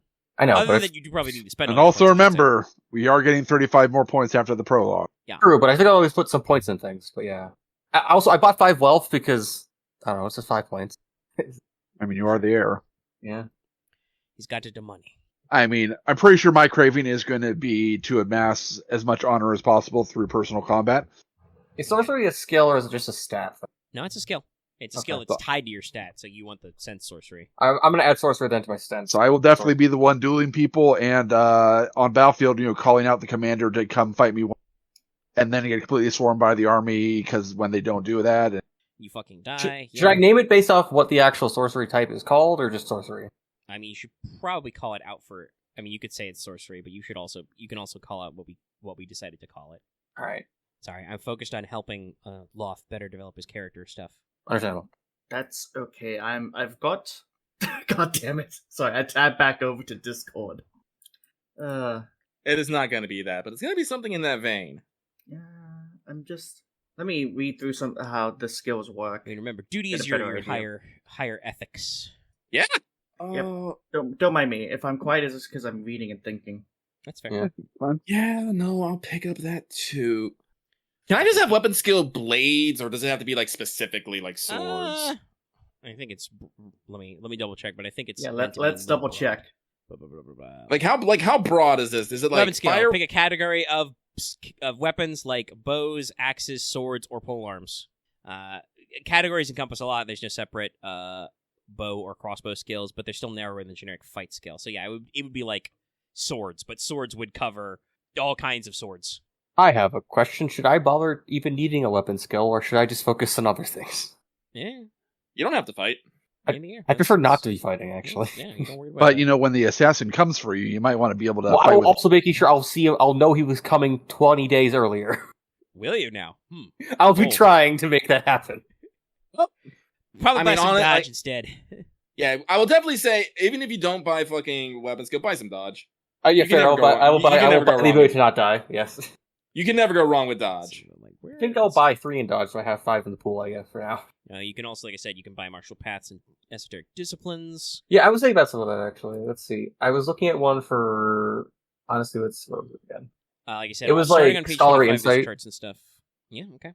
I'm sorry, I'm working on building my list here, so... There's some interesting ideas like, traveling bard, charm, command, jest, fascinate, military officer, command, ride, inspire, endurance, fight, tactics, parry, rob. I think I'm gonna get defensive cast, where I can dodge and cast at the same time. Is that an advantage? It is. It's an esoteric discipline for 1 point. Well, okay. The esoteric discipline's not just for 1 point. That's the whole esoteric discipline. So keep that in mind. Like once the esoteric discipline is levels. So you start at the 1 point and then go up to the 5 point. And I don't remember if you can have multiple disciplines or paths. Oh, okay. And you only have one? I'll check. I think it's just martial paths that you're limited to the number you can have. Okay. I'll have to double check. Yes. Before I So, forget, yeah. because I'm looking through some of the options they give. Status? Is that the same as wealth? I forget. No, probably not. That's probably like an advantage. Where the fuck are the advantages? Damn you. There it is. They're fucking in common elements. Sorry. The PDF has like nested things. So if I wanted to know about like what would be the fancy word for knowing how to trade? Mercantilism? Yeah, mercantilism. Let's see. Animal companion, beauty, 1, 3, or 5 points. Cannibal smile, 1 point. Dark adapted, die with your boots on. Followers, fool, lucky, indomitable. Let's see. Patron, secret, status. Yeah, status is a advantage. That's in chapter 3. Okay, thank you. Axe, you should consider actually buying some status, by the way. Oh, okay. Is it like the same thing how wealth works? Like only up to 5? Yeah. Okay, I'll just add status It's on my cost sheet. 1, 2, 3. I mean, it's an advantage, so it goes wherever those goes. But like, Okay. Probably About 5 like wealth, so yeah. title noble. Only like a 2 point there. Oh, is it? Okay, it's not like a level thing. It's just a moniker. I mean, it is a leveled thing, but it's different levels. You're different. It's not like a 1-for-1. It's an advantage axe. It's not like wealth. Oh, okay. Wealth is like you have wealth points that do stuff. This is like how much status do you want? You need wealth and followers and possessions for this kind of thing, but you da-da-da. But basically, status gives people have a reason to respect you, etc. You get the intangible benefits of being one of the elite. Where in the book does it talk about advantages and status? It's in chapter 3. Oh, okay. The section called advantages. Oh, fucking Page 42. Thank you. That's specifically where status is, yes, but we're just talking about status. Consider followers. Last push. Oh, that's very funny. Last push, you can take up to 5 points in the last push advantage. When characters have taken enough damage to die, they can continue to act for a number of rounds equal to the points spent. I'm trying to figure out where it says where we're limited on like disciplines. They would say it in esoteric disciplines. It says, unless otherwise stated, only one esoteric discipline at a time can apply to a role. That is all I have seen so far. Okay, so you can buy multiples. That said, your GM will be very cross with you if you, commit to an esoteric... It's basically, think of it this way. It's like going to college. If you only drop in for one semester, there's going to be a lot of bills, and your parents are going to be very disappointed in you. Sir, I actually it's not like something you should necessarily like try and pick and choose so far. I do believe martial paths are actually, like Aren said, you're not supposed to take too many of those at once. Let me see if I like the one I took Where because I is think I it? would mostly be doing sorcery, so I think one that lets me like also protect myself while doing sorcery is also worth it. Hey, Aaron. Yeah. You know how you said you wanted to be that guy in the front lines? Is it alright if I, like, similarly, but build my character towards the strategy and tactics kind of thing? Okay. I'm looking at this. No human being can learn more than 15 different martial techniques. Esoteric disciplines, which are similar only for skills, do not count for this limit. If you're wondering, it's a martial technique if it's based on parry, dodge, or a weapon skill, including grapple and unarmed strike. Yeah, that's what I was looking for. Does that mean we can only have 15 esoterics? No, that means you can only have 15 martial path. Yeah, Okay, so 15 that's martial like- path points. That's 3 Which is, like, martial 3 paths. full ones. Yeah. Actually, Well, I'm gonna need a Loth, gun one, and I'm gonna need a sun. Oh, I don't know. There's not a gun one because we don't have guns, so I have to probably make one. add one to the list, I guess. Yeah. I mean, yeah, You could- there's you could potentially- I can double check what page it's on, but there is a list of like, here's how you build an esoteric path, and turning into our esoteric discipline, turning into a martial path is just making it apply to like. If weapon you do skills. look for one that maybe applies to either crossbows or bows, you might kind of adapt it to. Well, yeah, I'm no, saying that's, technically we're adapting all of these because all of these come with flavor text that doesn't count. Like Armed Yeah. Scholarship, for instance, is the Libraries of Uldish Scholars Guild. We don't have that. I You think the one I'm playing is probably more flavored to be like the Witch Coven's children. I mean, do you Yeah. want to say what fucking esoteric discipline it is? Oh, it's Blades for the Empress, which is involving like a bunch of royal blood mages. Yeah, I don't know how I feel about you taking something that is like a rigid skill of using sorcery to defend people, like for your weird witch island. Yeah, that's fair. It's describing like the Crimson Guard fighting to protect the enemy against the enemies of the Empire. And maybe it's something else now that Fucking then if you say I can't take it at all, it's fine. Let's move on. Let's see here. I do not have a lot of sense skills, except a little Also, bit of Axe, I'm gonna be empathy. honest.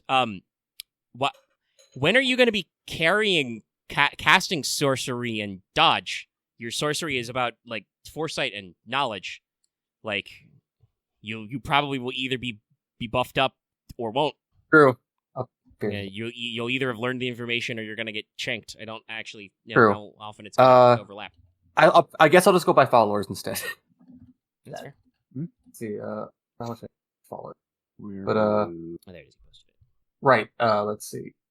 Remember, all of the esoteric disciplines have, even if it's not the same fluff, they have fluff associated with them and stuff like this. I'll Oh, keep I looking do for want- other ones. Think Maybe. about this. I do want to remind you, Axe, if you buy followers, you have to spend your wealth to maintain them. I understand. I need followers to get status. No, you don't. No, you don't. Oh, I thought they said like typically it doesn't count as much if you don't have followers. No, status is how you're treated, but it doesn't do anything. They're saying if you want to do physical things, you need wealth and followers and possessions. They're Okay. reminding you that just having a title doesn't do anything like inherently mechanically, but you have a title, so you're the heir. You should probably spend at least a couple points in status to reflect the fact that you are inherently statusified, so that people I think I'll make it status recognize too. you as the heir. Yeah, I think a 2 is fine. Heir. I guess it's like heir of Logi, heir of House Logi. I should probably get Eerie as well. I am the supernatural. Actually, that would be I guess that would be it wouldn't be 4. No, I have to make it 4 eventually, but 3 is probably fitting because it's like ruler. I see like Duke, ruler of a small country. I mean, you're not there yet, so you Mm. don't have to actually buy that third point yet. Remember, I'll get 2 and I'll put the one extra point like when we grow up. 30, so that's 1, 5, That is- Yeah, making sure we talk about 9, areas, problems. 13. So I have a feeling I know what I'm going to spend the post-prologue experience on, which is probably skills. Same. Because I went ahead and bought a fun advantage, Which one? unconventional strategies. Okay, all right. What's that do? 22, Honestly, Axe, 22, not much. Unless we get into big combat. I mean, it will come eventually 22. because it's like if you become, I guess, my general, I'll be very trust you and like as my general. All right, so I Yeah, got okay. 15. In I a got charge during a 15. big engagement, you can forfeit your Wow. enemy strategy roll and force the opposing leader to forfeit theirs. So basically, Let's you don't get to do do strategy, but you don't get this. to do strategy. Yeah, but apparently it doesn't negate the +1 might or other things. Yeah, it applies only to roll to get +1 might. Any strategy rolls that create other effects or activate esoteric disciplines are unaffected. That's fine. I don't know if that's actually useful or not, but maybe it's useful if you're outmatched. And I think I mean, it basically it eliminates a step. Normally, you're able to like do what is called a strategy roll. They talk about a strategy phase where you can roll, and if you do good, you have +1 might because you had a good plan. But what Loth is saying that is if he's in charge, he has unconventional strategies. So no, there's no strategy roll because it's just weird. Yeah. 76. So there's no chance of them getting +1 either. 76. And you can still do other things to get him. Yes. 76. There we go. And I might just learn a lot of buff spells where because I have foresight, I can just give you bonuses to like large scale stuff. Got no mission, but I got a duty and a craving. Right. My duty is see no harm comes to my brother. Younger brother? Ah, yes. No. He's just a brother. He's got open-ended. Ah, yeah. And then my craving is gain honor through personal combat. You will slay that behemoth one day. Or he'll beat up that other guy. It'll be It's personal combat, it's win honor. Yeah. I have my mission is perfect the sight beyond the deepest veil, and then I think the duty is uphold the legacy of my parents. Well, if you want a craving, you must crave. I know. I'm just we'll be a good craving. You don't have to. I mean, you don't need it. It's just a character note. You don't. You do not necessarily get anything out of the craving. It's just a way you talk about your stuff. I have a really dumb craving where it's like I want to acquire witch partner. I want to cover magic lady. Yeah, that's crazy. Wife. Parents give you a weird sense of what. Never mind. Don't think it's like first name. I am taking. I don't know. I might change it, but it seems like it's probably pretty good for what I want to do. But I think I'm probably gonna look at the martial path that's called the Eye of Death, and just refluff it as the Demon's Gaze. Okay. Instead of applying to like bows, it applies to firearms. Yeah. Take run aim at 2D. Bypass 1 armor. Infest dense. All right, so I think I have knocked out my stats here. I think I've done all the math right. Let me just post it. Yeah. I'm debating. Do I want to go the normal thing I normally do, which is have a pole arm, or do I want to try to do something different? I have to ask you guys. Which one of you guys will be actually really good in rifles? Because it's kind of a big deal of our house. I fucking X. You already have a gun. It's for. We're asking. Yeah. I'm part of your house. Yeah. Yep, and He's it's family. right there. Weapon, firearms. True. I was thinking about it a bit differently, but yeah, fair. Oh, okay. So I don't count as your family. I see. Noted. No. It's because I was imaging more of like who would be using a gun as like a full warfare scale thing. You have it as like an actual like traditional. Didn't we He already lives had a here. talk that we wouldn't use rifles in warfare because that's for monsters? No, you're right. I'm being stupid. I'm just gonna go back in the hole. It's been 5 hours. It has To been the 5 hole. hours. I'm gonna go dig this hole. Actually, wait, no, it's been Go back 5.5 this way. hours. Sorry. All right, beauty 2. Blah, blah, blah, blah. Yeah. By the first pot of your Demon's Gaze, that's okay. Like I said, my character is young, but he is definitely on a path in life. I am definitely trying to build him as, oh, I'm a social butterfly. Oh, look at me. Woe is me. And then he might, shank you in the night. Bang. Depending. Actually, Or bang. Could be a bang. Banging his Let's multiple see. times. Yes.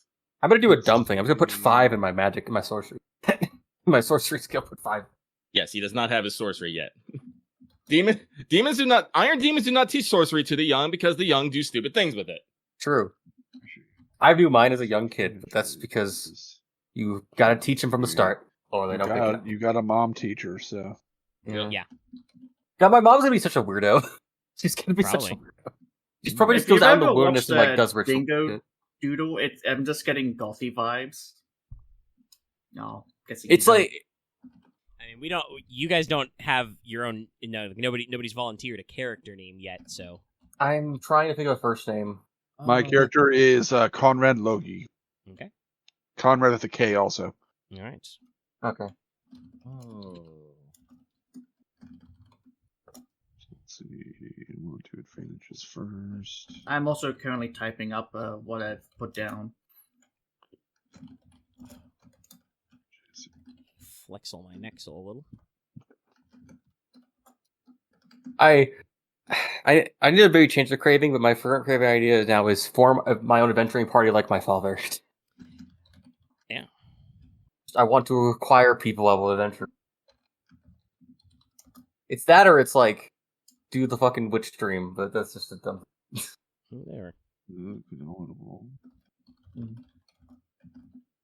I guess I'll be trying to collect interesting people.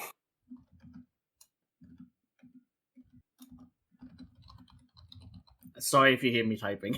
That's fine. You're very passionate. Doesn't bug me. Okay, so I haven't decided fully on missions, duty, or craving. Oh wait, that's right. Gotta add in my wealth to this.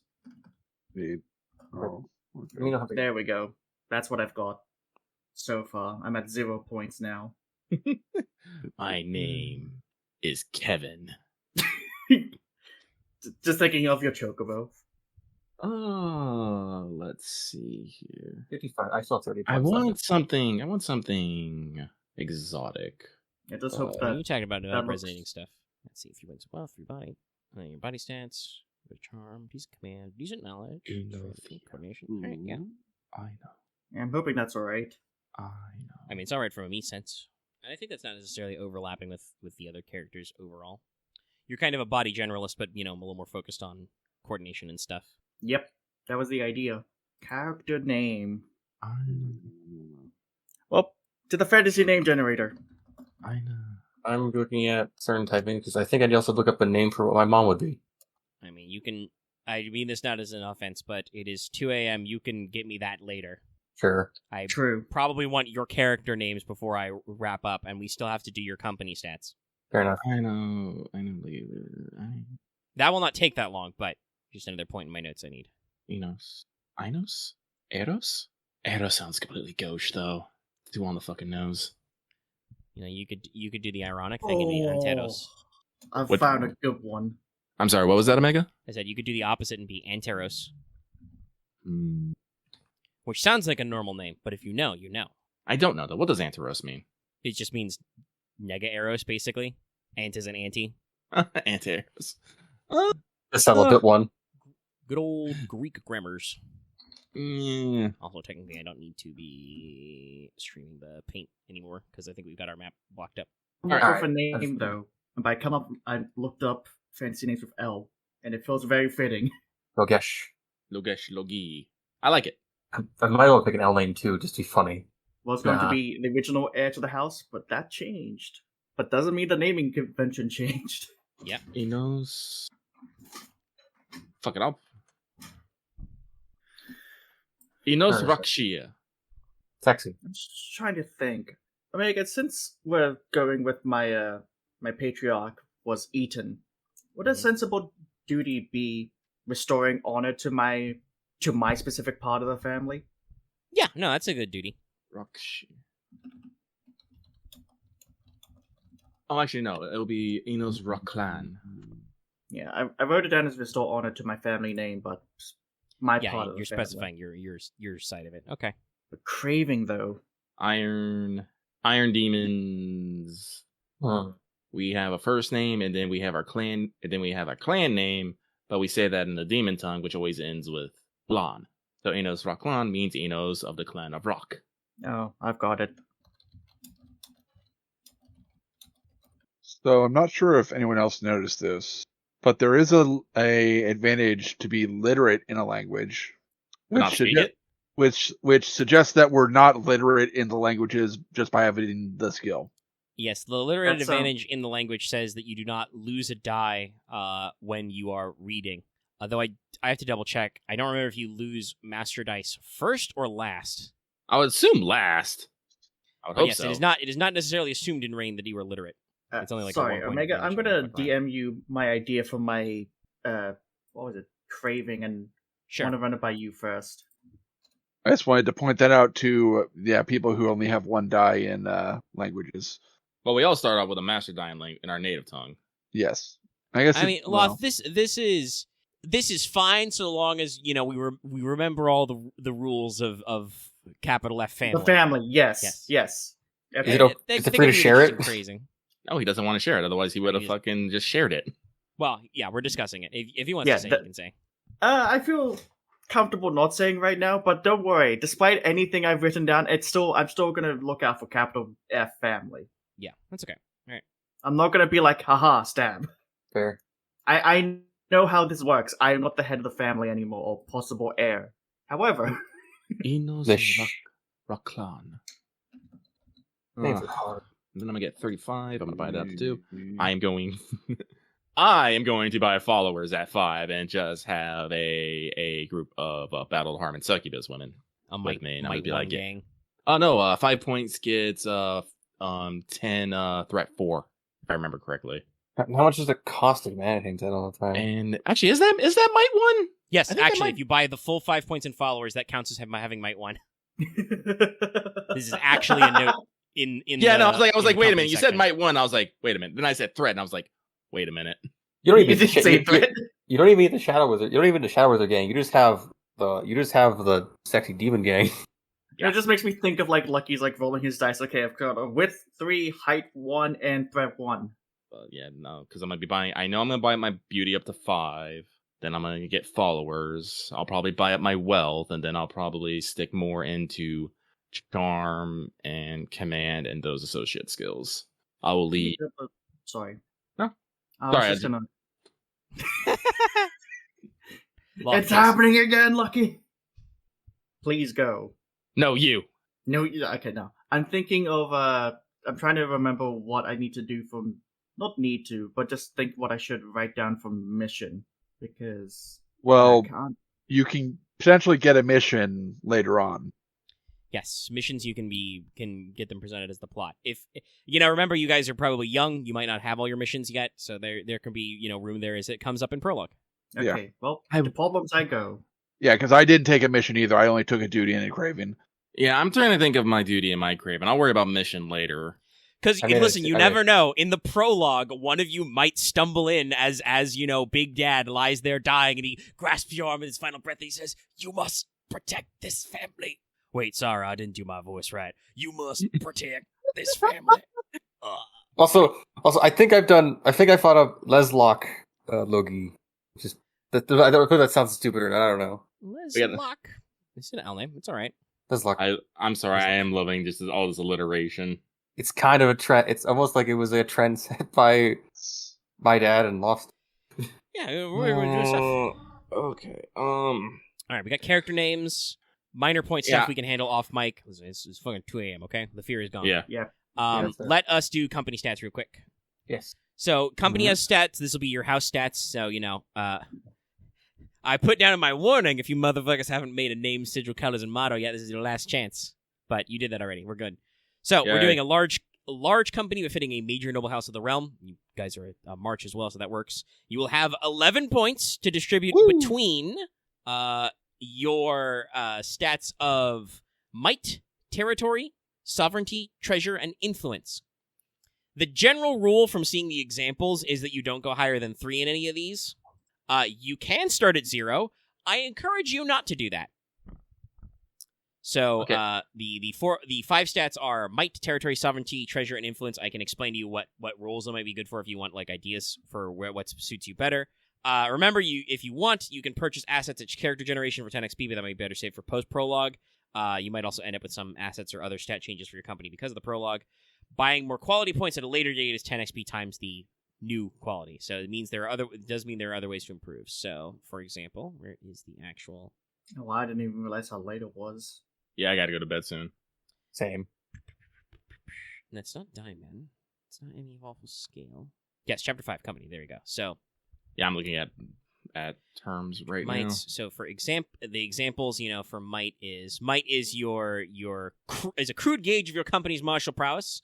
Number of soldiers you have at any time, training equipment, access to enchantments, and brilliance of their commanders, etc., etc. So might 1, bunch of poorly trained spearmen, but well-meaning. 2, thin rank of untrained soldiers, large city guard, small corps of elite soldiers, etc. And like I said, the general vibe seems to be from the examples to not go above 3.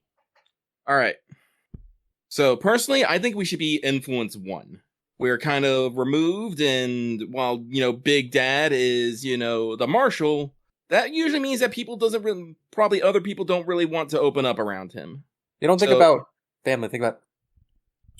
Also, influence is, it says specifically, and this is to agree with Lucky, it measures how much you know and how easily you can learn and how powerfully and subtly you can sway the opinions of other groups.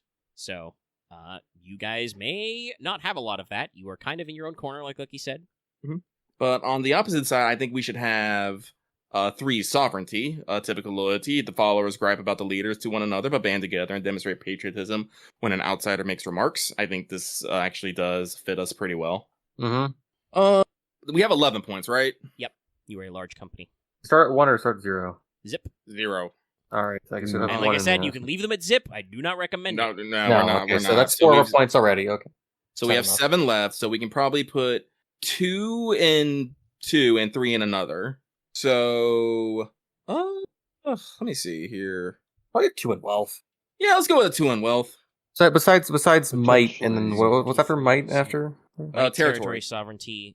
Territory might be actually, we might have like 3 in wealth and 2 in might and sovereignty. I don't know about you got 3 in wealth. No, 2 wealth, 3 in might. Yeah, I say we have 3 in territory and sovereignty, 2 in might and wealth, and a 1 in influence. Makes sense. It fits how we've described it. Yeah, I can agree with that. That means that as a company, easily you guys can always have access to adequate soldiers, maybe with poor weapons, or untrained soldiers with adequate weapons. Normal stuff. And there's things you can do for temporary raises. They talk about. There's things you can do for permanent advantages and other shit. But for example, these are all equal to your dice, so there's plenty of stuff there you can do. So like attacking is when you are on the offense, you roll might plus treasure. If you are defending against being attacked, you roll might plus territory. Shit like that. Being informed is influence plus sovereignty. Espionage is influence plus treasure. Oh yeah, is treasure a separate thing? Actually, in this case, I mean, no, treasure is a stat. Understand. Yeah, or I think I said wealth earlier. Yeah, I said wealth, but it should be treasure. Yeah. Treasure, okay. Might, territory, sovereignty, influence, treasure. We'll have to work on getting those stats up, but hey, that's a whole That's thing. how it works. This is pretty alright. Unconventional warfare, influence plus might. See, here's the thing. Train and levy troops, sovereignty plus territory. Yeah. If you guys decide you need troops, you're good at that. Having troops right now... We have a lot of people we can pull from. Mid. Yeah. But we'll work on that, and we'll assign you guys extra assets and stuff, because it sounds like everybody wants to spend all their baby boy character points on stats and skills now, and advantages, and we can maybe let you guys buy company assets later. Yeah. All right. Okay, well, after 6 hours, a new record. I expected as much. New record. I think that's everything on my list. As I say, my note is, that's Tricks Kids. Thank you for my tech talk. Your company has a goal, but I honestly feel like when you wrote your house motto, that works. That's your company goal. Keep the fires bright. That works. It's what your house stands for. Keep the nation stable. Yeah. And you've got the stats for that. So yeah, and I got everybody's names. All right. Anything else, like, on a recording and right now in this VC you want to say to me out loud? One. You like how this turned out so far? Oh, no, this is great. Yeah, no. Thumbs up. I have plenty to work with and some wiggle room. I'll have probably some stuff to run by you as I, turn my scattered notes into a more comprehensive document at some point. No idea when that's going to be. We're still pretty juiced up for Gensakai. Yeah. Hopefully I am actually. This Sunday. I gotta have some Leona thoughts for once. But, I'm gonna grab a linguist as an advantage. Okay. Fair enough. If you guys want to do any, obviously, points adjustment now that we're at the bottom of the thing, that's fine. Like I said, last call for anything you need to say to me out loud tonight. Oh, no, I think I'm good. Sold. All right. Well, if you're still here after the audio, there were some silences, so it'll edit down, but thanks for tuning in. I'll see you next time. Please don't forget to like, comment, subscribe, and stay tuned for the eventual adventures of House Logi in Noblesse Oblige. Good night.